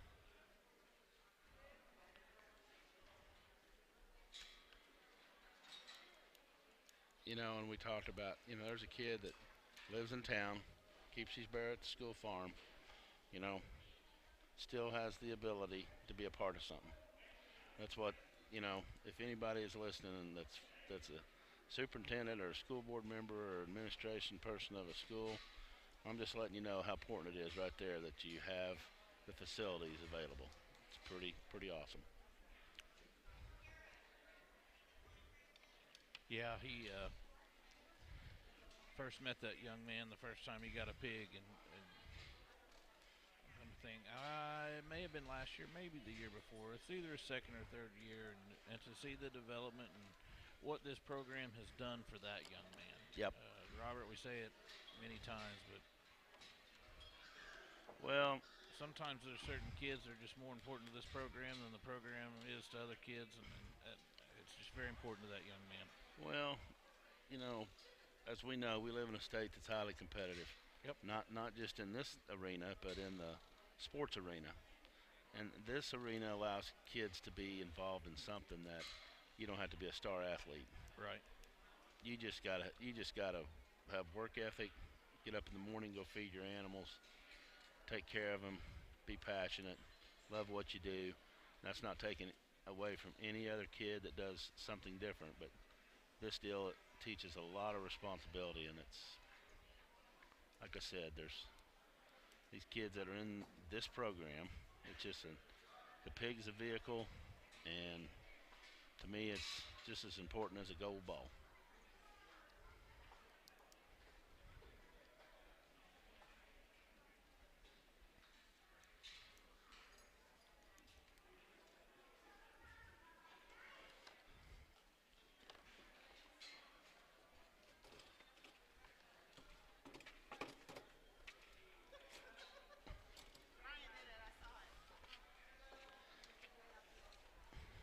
How you like that? I got my hands in my jacket pocket and got blamed. You still gonna get blamed for stuff, Ryan. That's just the way it is with you, buddy. Sorry. I blamed you. I sat there and watched you. You didn't even do it, but you got blamed anyway. Yep.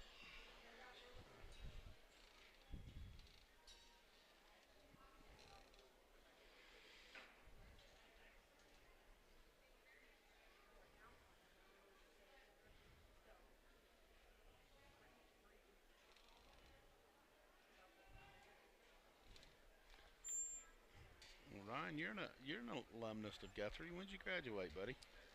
4 or 5 years ago. Attention in the barns. Annabella Aiken, we need your dark cross to the arena for sale order. Annabella Aiken. 4 or 5 years ago. I'm not gonna let you get away with that one. You're not your son. It would have been about 1994. And I can tell you this barn and this facility the structure may have been better then, but it didn't look as good as it does now. True.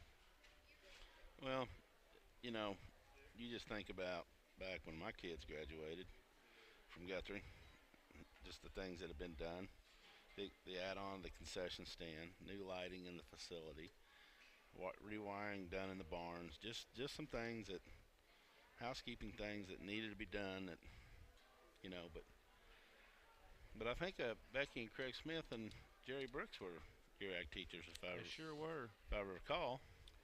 True story. We parents sold our place and we're leasing a new place about 2 months before I graduated. And that house was in the Coyle School District.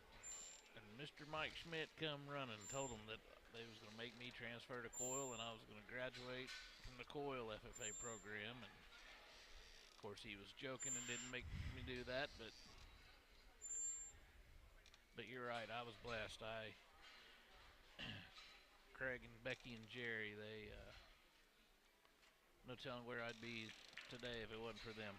Well, and if I recall, I think she was like one of the first, if not maybe second, lady ag teachers in the state of Oklahoma at the time when she started, and however many years ago she started her career. So that's pretty cool too. So, and Jerry here last night clipping hogs, not even an ag teacher anymore. Still volunteers his time. And not just clipping hogs, but I mean from one pen to the next, jumping right down there, moving around like he's 25 years old. And still coaching kids like he's in the classroom. Yeah, absolutely. He's never quit being a teacher. It means the world to him, and he's passionate. Yep. Yes, he's passionate about those red hogs, but he's more passionate about the kids. Yep. And the same can be said for Mike Schmidt. Same thing, running around here. And We will be having a 10-minute break before we start our grand drive. Well, Robert, they're going to take a 10-minute break, so are we. How about that, buddy? Sounds good to me. All right. Yep.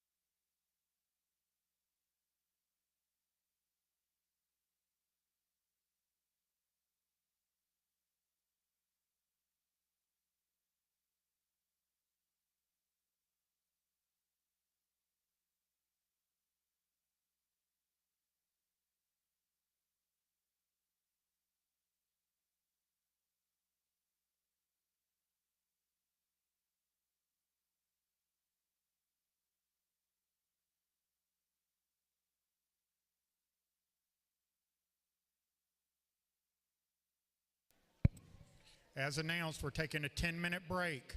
When you come to the holding area, you will see signs above the holding pens with the breed. If you're champion of that breed, you go into the pen for your breed. If you're reserve, when the champion goes out, you go into the pen. So you will funnel through the breed in which you have a breed card for in that order. So if you're a pure hamp and you're second, when the pure hamp comes out for the drive, you will go into the holding area.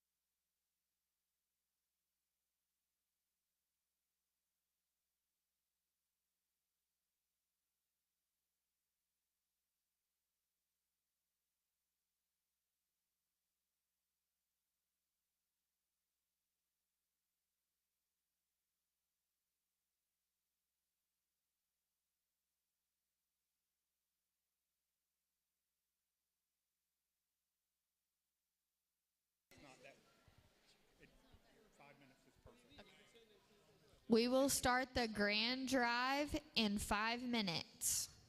The grand drive will begin in 5 minutes.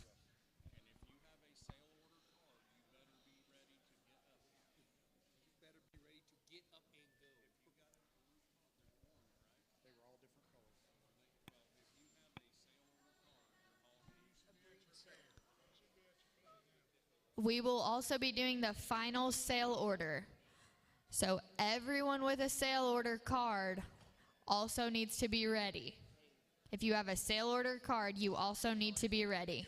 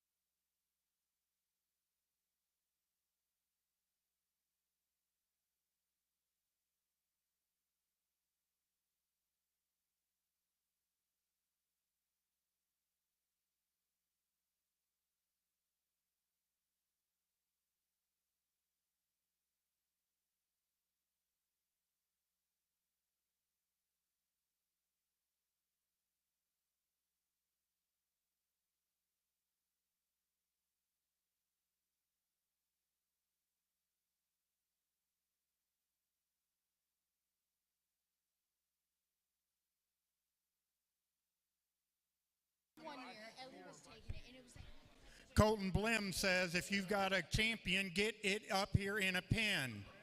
We're getting ready to start in 4 minutes. Mr. Blim is strongly requesting all breed champions to your pens. On a serious note, guys, go ahead and get champions and reserves up here. I'll tell you, in the bigger crosses and hamps, you need to have multiple ones in the holding area. It looks better on you if you're ready when it's your turn to come in the ring. Everybody has to wait for you if you're not here and ready.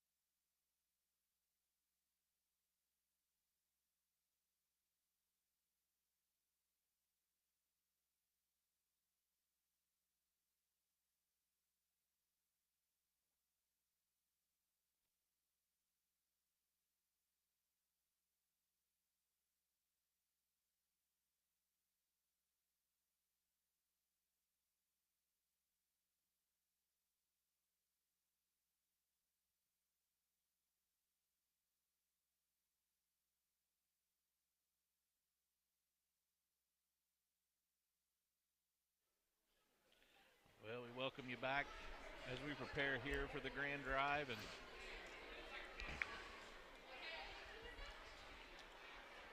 I got us some updates there on the break. At the break, Robert, I got us a couple updates, and there's going to be 25 barrows and 9 gilts that make the sale this year. It's good. Now here comes the organized chaos. Yep.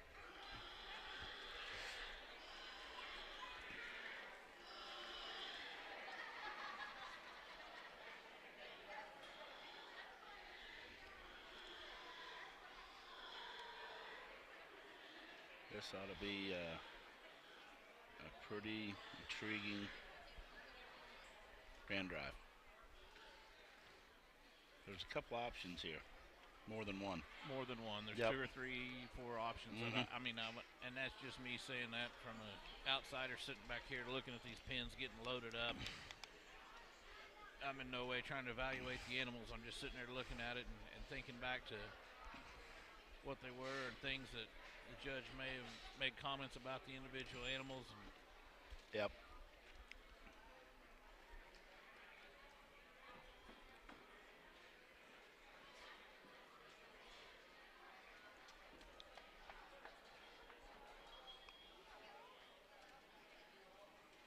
I know he was really high on this Burke barrow that's going to be coming out. He was high on this Duroc barrow, the Hamp barrow. Obviously our dark and white crosses. Mm-hmm. Taking away nothing from any of these breeds. That York barrow, just top to bottom, they're good. Yeah.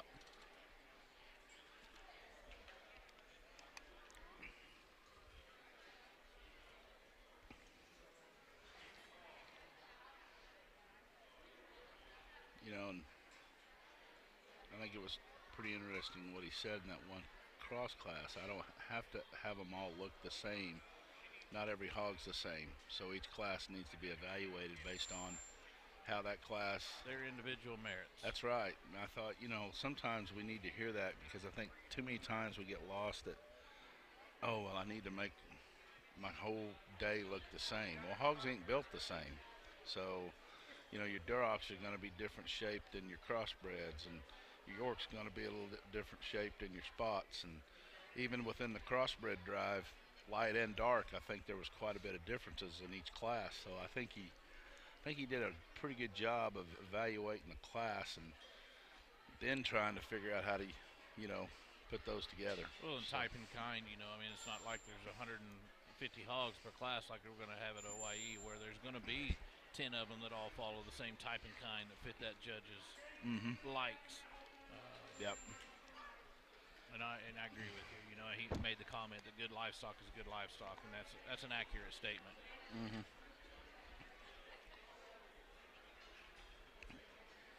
Well, it looks like We're going to go ahead and get started with our grand drive.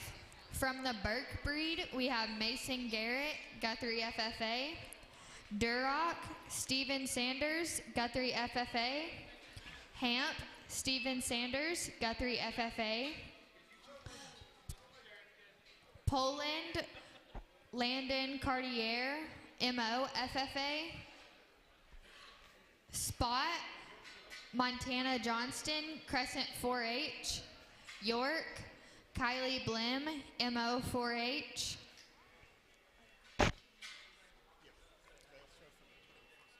AOB, Raylan McCrary, Guthrie 4H. Purebred Hamps, Hendrix Beitler, Guthrie 4H. Light Cross, Dallas Myers, Crescent 4H. And Dark Cross, Lana Lesher, Crescent 4H. You see Hendrix Beitler coming out there with his pure Hamp. Bringing in the champion Poland now.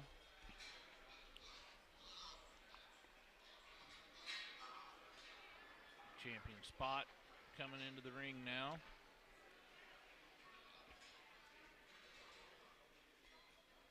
Gonna have our champion Hereford. I think sometimes, Ryan, we don't give enough credit. Look within these breeds. That's That's a really good Burke barrow. Absolutely. The Duroc barrow, stout, big, rugged, nice barrow. Pure hemp for a pure hemp. Good in his own right. York barrow, solid as a rock. We talked about him earlier. The success that she's had this year with that barrow, and the spot, really attractive spot barrow.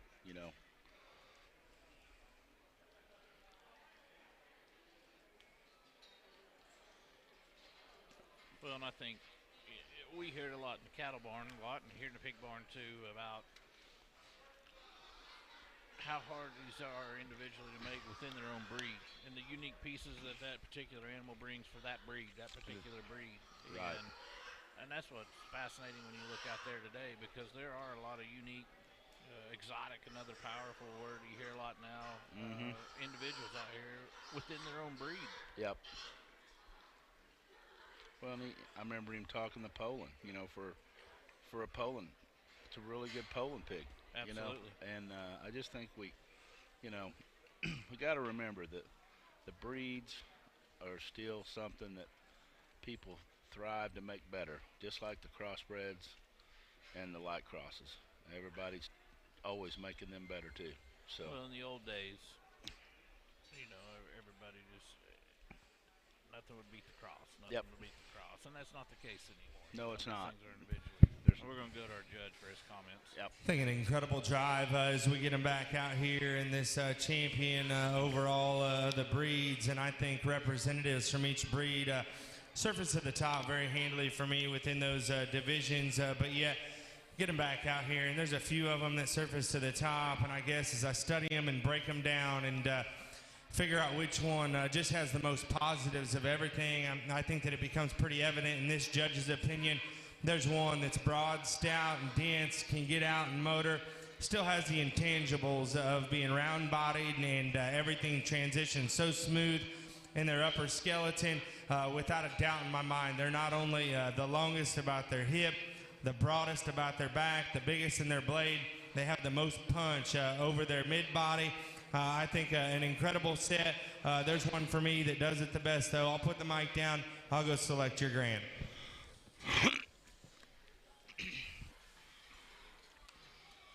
Well, here you go.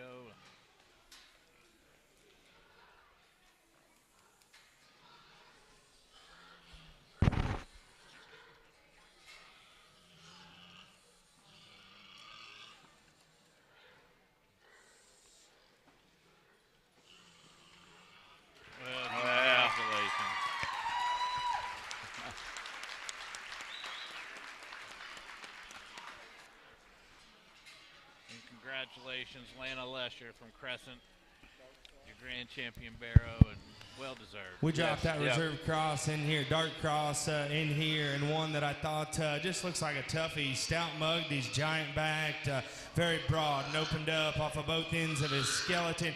Surely does not disappoint when he gets back out here and comes right into contention for me. I thought there was a pair of them as we brought him back out here.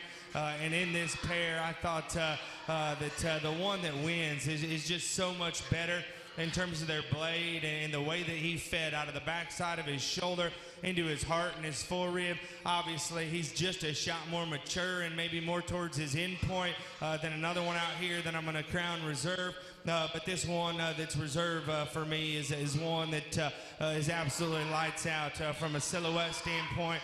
I mean, one that is so rope-necked and tall-shouldered, extended, has bone to boot, and still has all those added extras. Like I said, maybe not quite as good right out of the backside of their blade, but dang sure a real good one. Congratulations to that young man right there. He's got your reserve grand. Well, then congratulations goes to Steven Our grand Sanders. champion goes to Lana Lesher from Crescent 4-H with her dark cross. And reserve goes to Steven Sanders, Guthrie FFA, with his hamp. Well, and great job to the Sanders family. They work hard at it. He's a senior. Absolutely. I mean, he's drove good hogs all day long. Oh, the young man had a grand bear at OYE. Yep. I mean, you don't get any better than that. No, and I mean, he had a really good showing in the gilt show. Like I said, he's still got a champion Duroc out here that's being showed. That's his. by the McKay girl to help him out because he had two of them out there. So great job to him. Good job to him as well.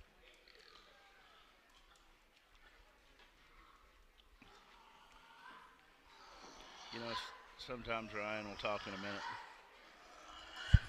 For your third overall, I think this is where it becomes the most challenging, in my opinion, picking out about the next 4 of these things because I think a lot of them have a lot of neat pieces.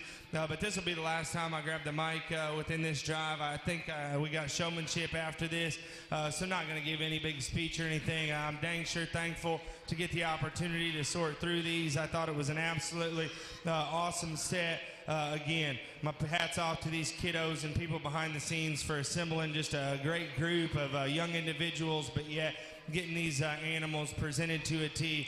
I'll put the mic down. I'll go select the rest of them from here on out.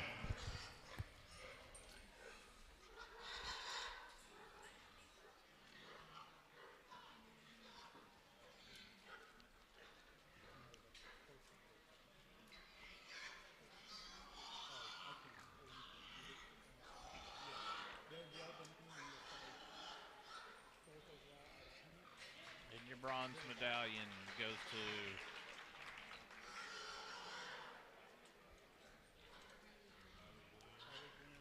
Kylie Blim. Bronze is Kylie Blim with her hamp.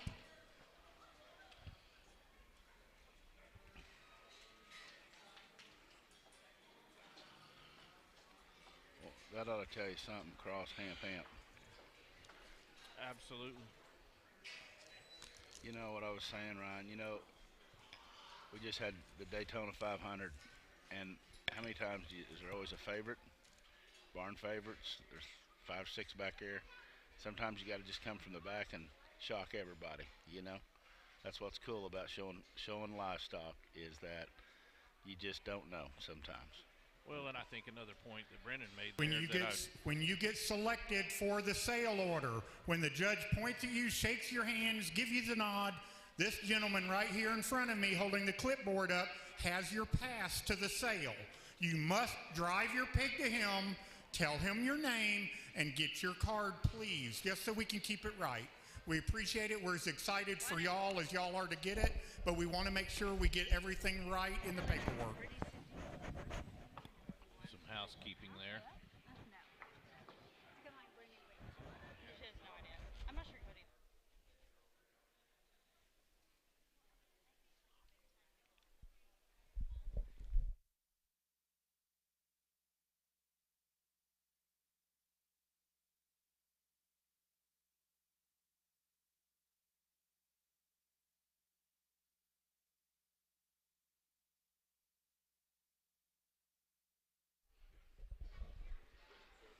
Well, he made the comment there.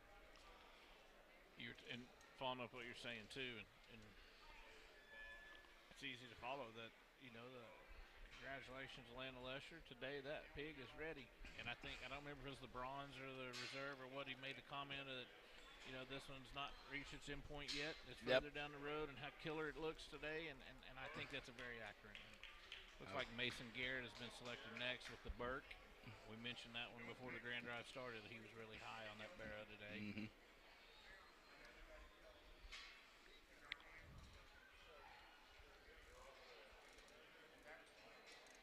And so for those watching, for those breeds Mason that have Garrett enough, with the Burke, 4th overall.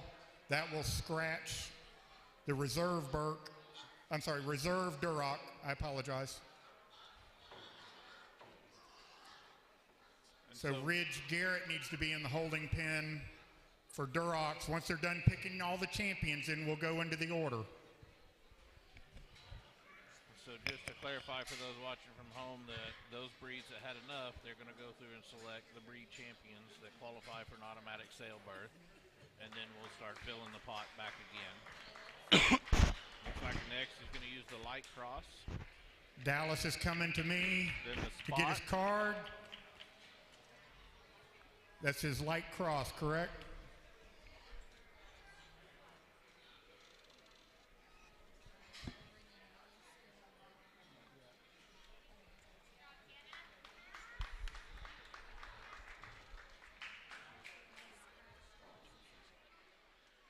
Okay.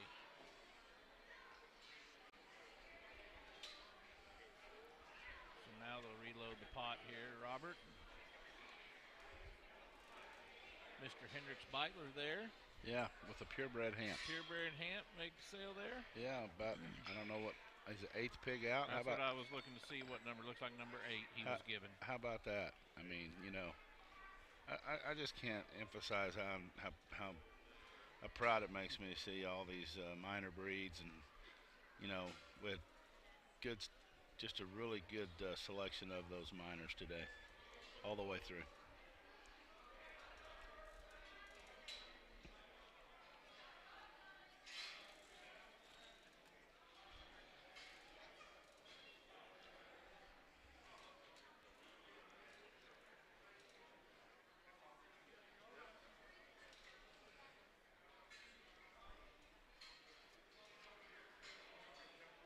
Tell me if I'm right, guys. Now coming to the green, we'll have the champion AOB or Hereford prelim. We should have a reserve registered Hank Mackey Rockwell. We should have the reserve Burke Jamie Bass. Well, Robert, I think it's probably about time for us to sign off. It's been fun. Yeah, I agree. Glad to jump on here with you, even though I'm in the wrong barn.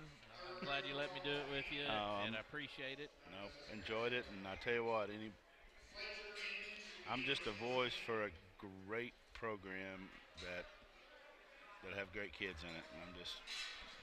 You bet, you bet. And congratulations to all the families. Yep. And most importantly, these kiddos. They work hard. They deserve all the accolades and awards. And folks, don't forget to come support these kids Thursday night at the premium sale. And if you can't be here, reach out to somebody.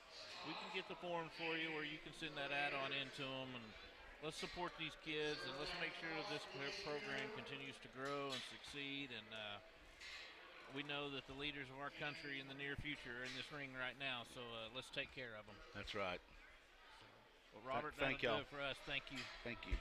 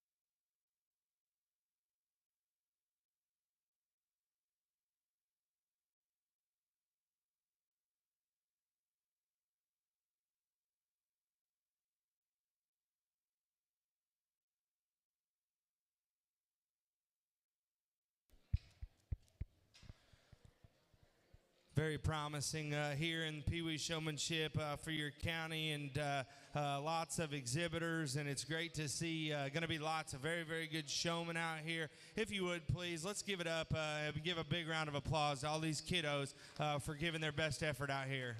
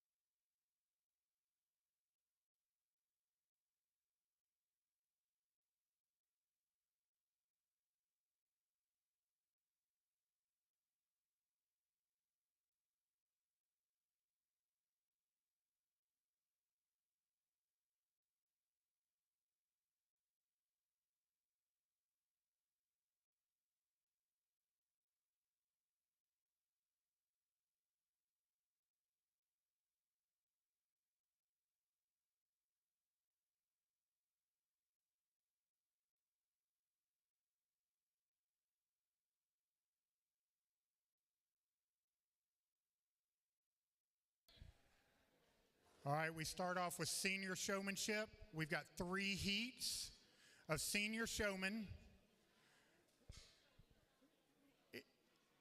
Mr. North will pull back. We're going to do a grand, a reserve, and a bronze overall.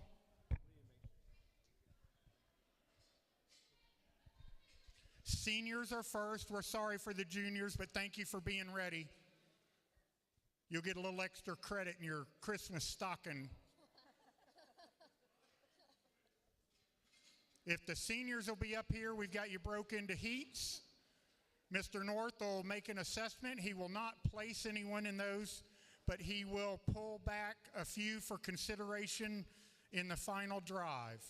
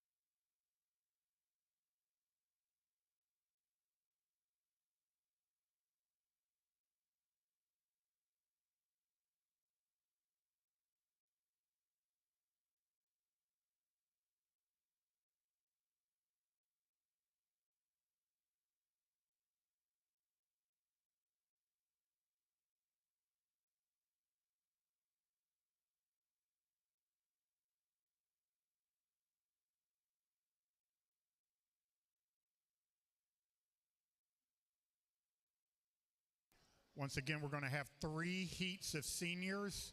Mr. North will make a selection of a number that he wants to bring back. He will let you know those. The rest of you will be released, but the ones that he picks need to stay in the holding area and be ready for the final competition.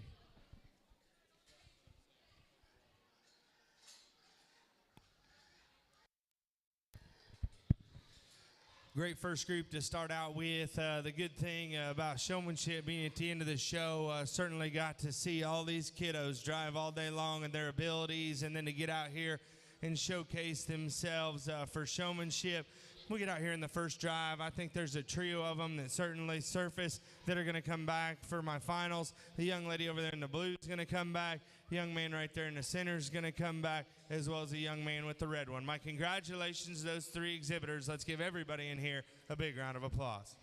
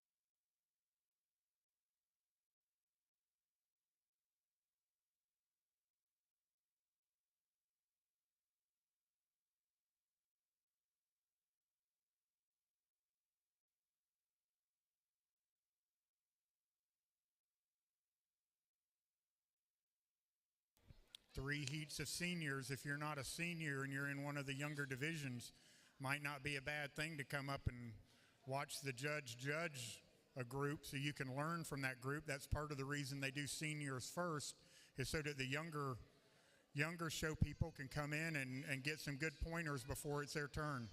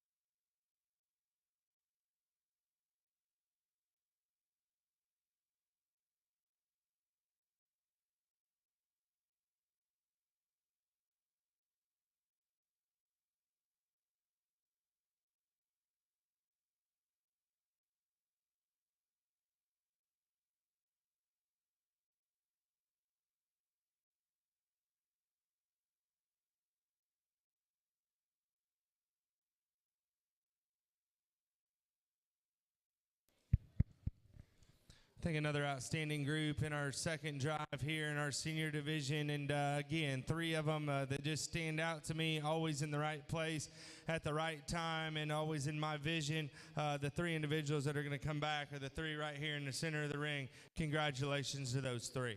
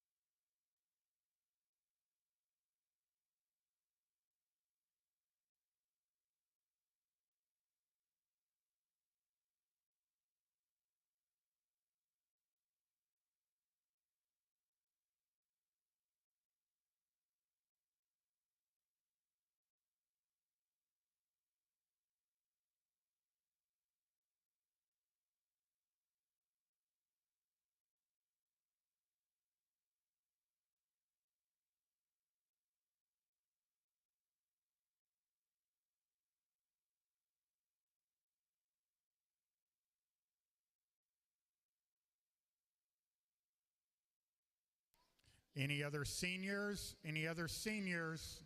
Last call.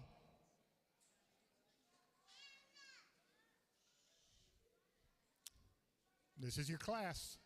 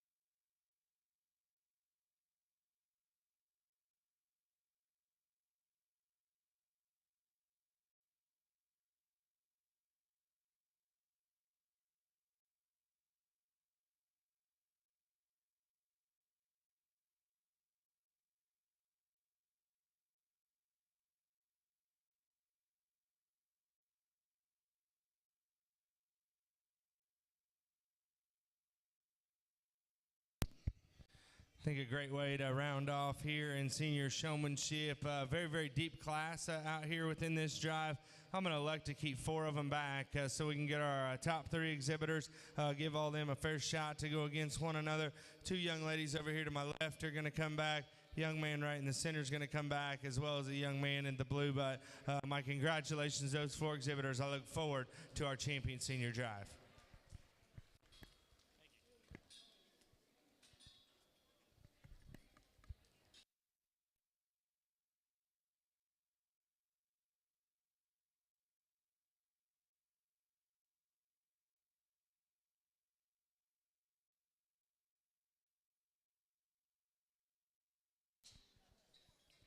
Coming back for senior showmanship, out of Heat 1, we have Annabella Aiken, Guthrie FFA, Landon Chartier, MO FFA, Roberto Romero, MO FFA.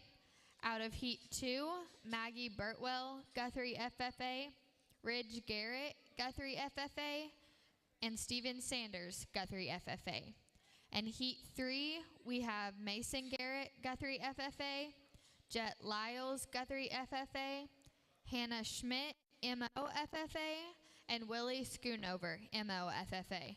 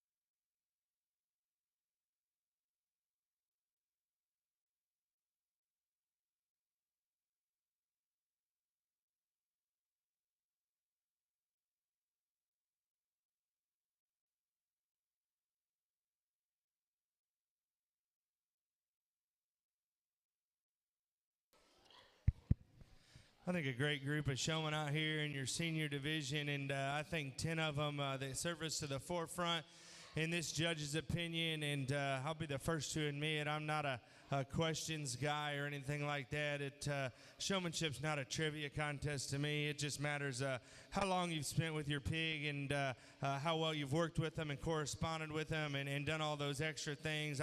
I don't care if you get a question right or wrong. That don't mean anything to me. I just want to see the best showman out here and the ability that you have to drive your hogs. So if anybody doesn't like that I don't ask any questions, I'm sorry, but I ain't going to ask any out here in any of these divisions. So to me, it's the best showman, in my opinion, not only as you progress throughout the entire day, but yet when you get back out here, some of these individuals just stand out in terms of their posture, the way they position themselves on their hogs, the way that they hit my eye and attention as soon as I turn in certain points of the arena, but yet still keep the right and proper distance, keep the speed of the hog at the right pace as well. I think there's the few of them out here that it comes down between for your champion honors. This will be the last time I come to the mic within this drive. I think we got to pick a champion, reserve, and a bronze. So I'll go out, select those three, but let's give these kiddos one more big round of applause.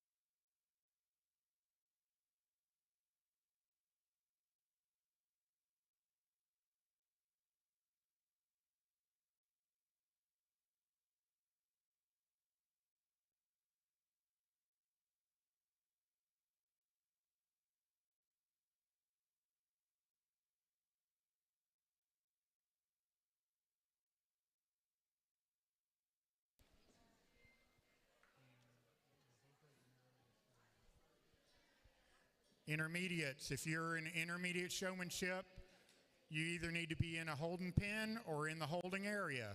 Intermediate showman, holding pen or holding area. We have 2 heats. If you were here, you saw how it just went down. Go something very similar.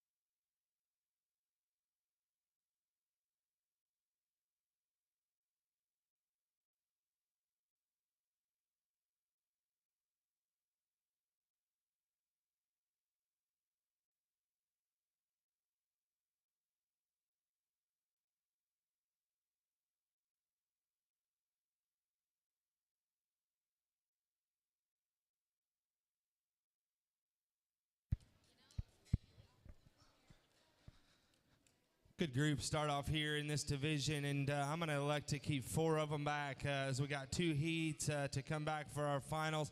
I think a really, really good job. I look forward to seeing them here when they come back out. 2 young ladies right there with the calico and the bell. They're going to come out for my champion. Young man right here is going to come back here for our final drive, as well as that young lady in the yellow. My congratulations to all these exhibitors. Let's give them a big hand.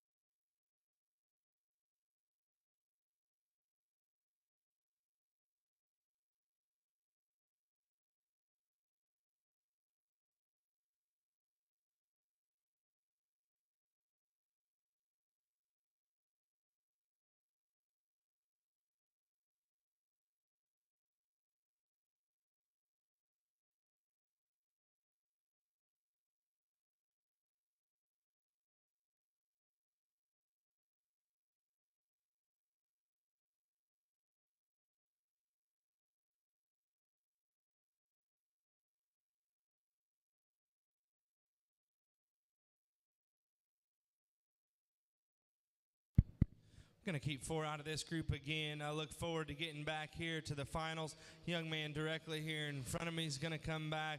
Young man right there in the blue shirt's going to come back. Young man with the painted up one's going to come back, as well as a young lady with that all black one. My congratulations to those 4 kiddos.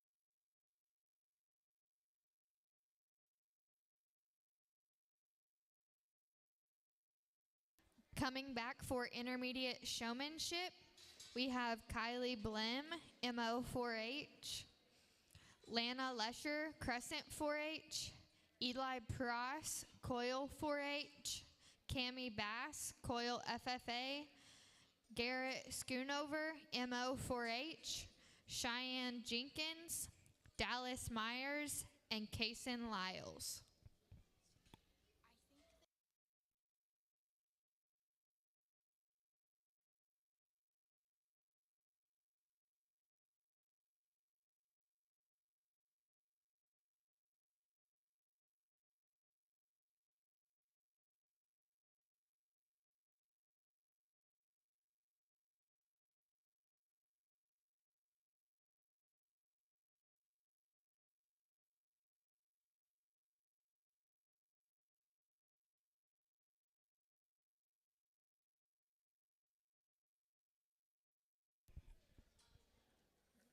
Back in the barns, intermediates are in the final run of showmanship.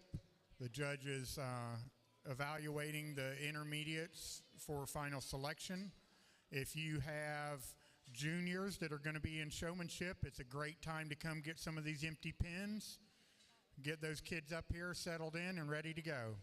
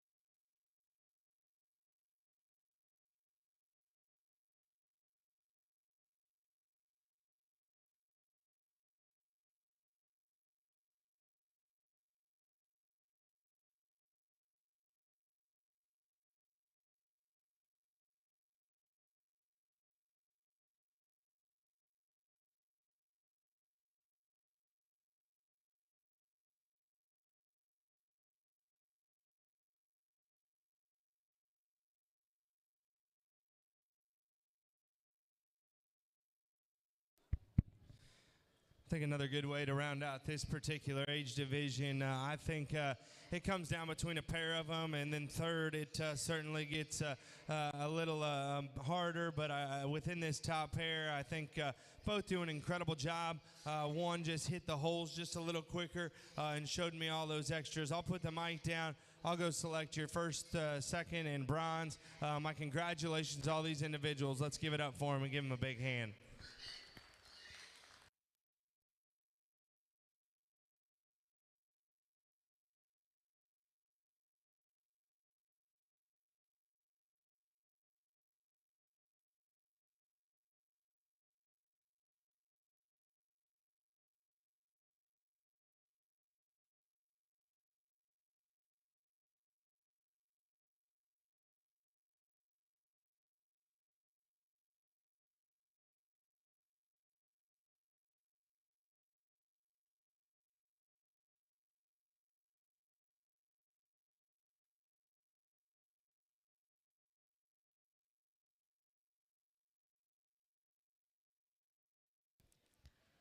First place in intermediate showmanship goes to Kylie Blim from MO4H.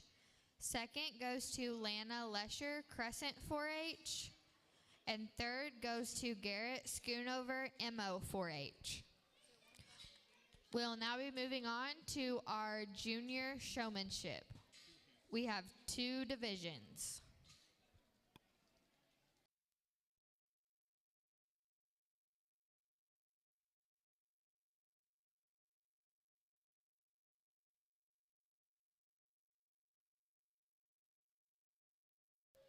Just a quick reminder in the barns that if you received a final sale order card, you must have a picture at the backdrop. In the barns, if you received a final sale order card, you must have a picture taken at the backdrop.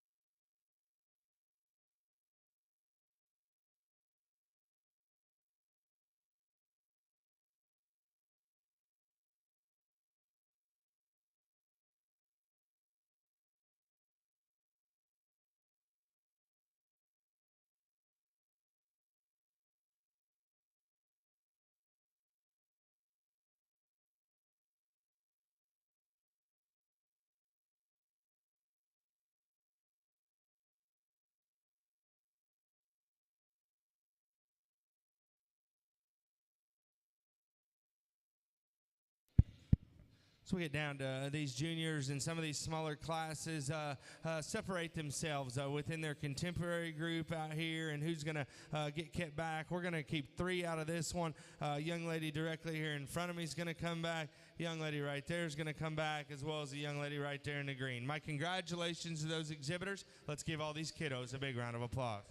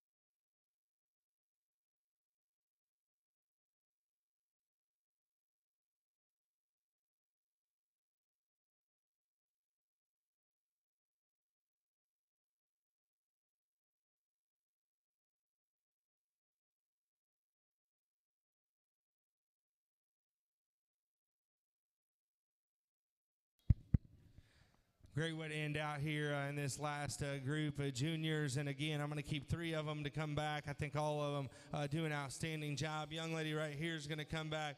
Young man right here is going to come back, as well as a young man with the belted one. My congratulations to these exhibitors. Let's give them again one big round of applause.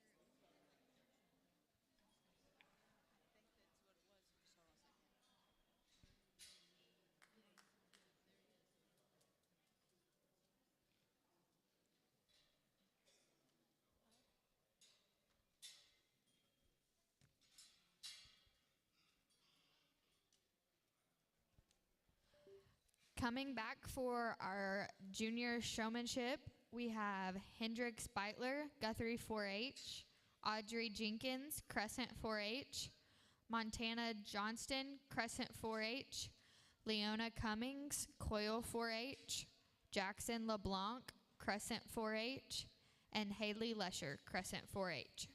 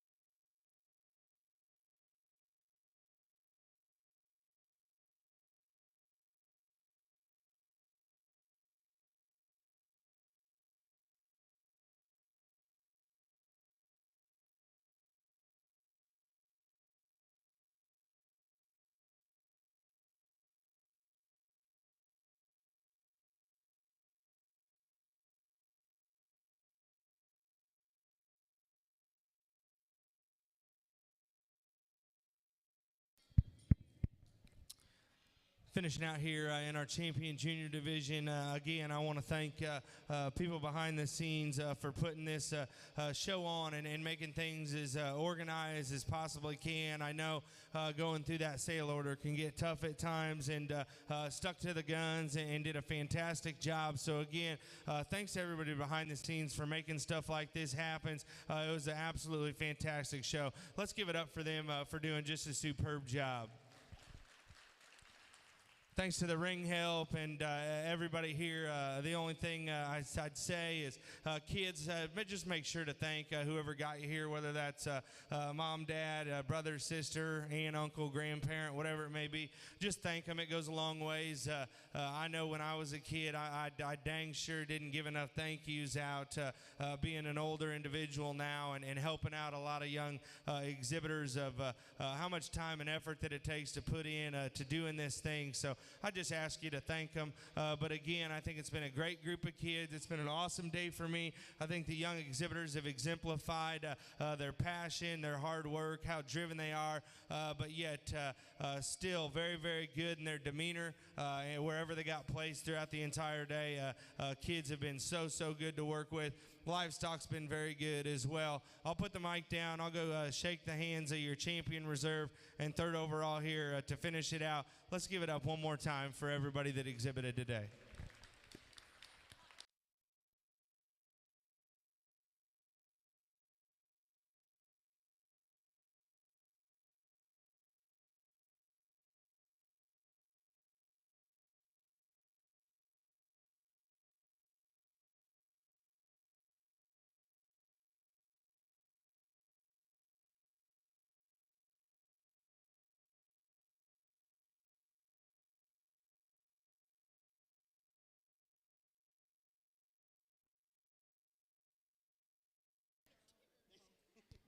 First in junior showmanship is Montana Johnston.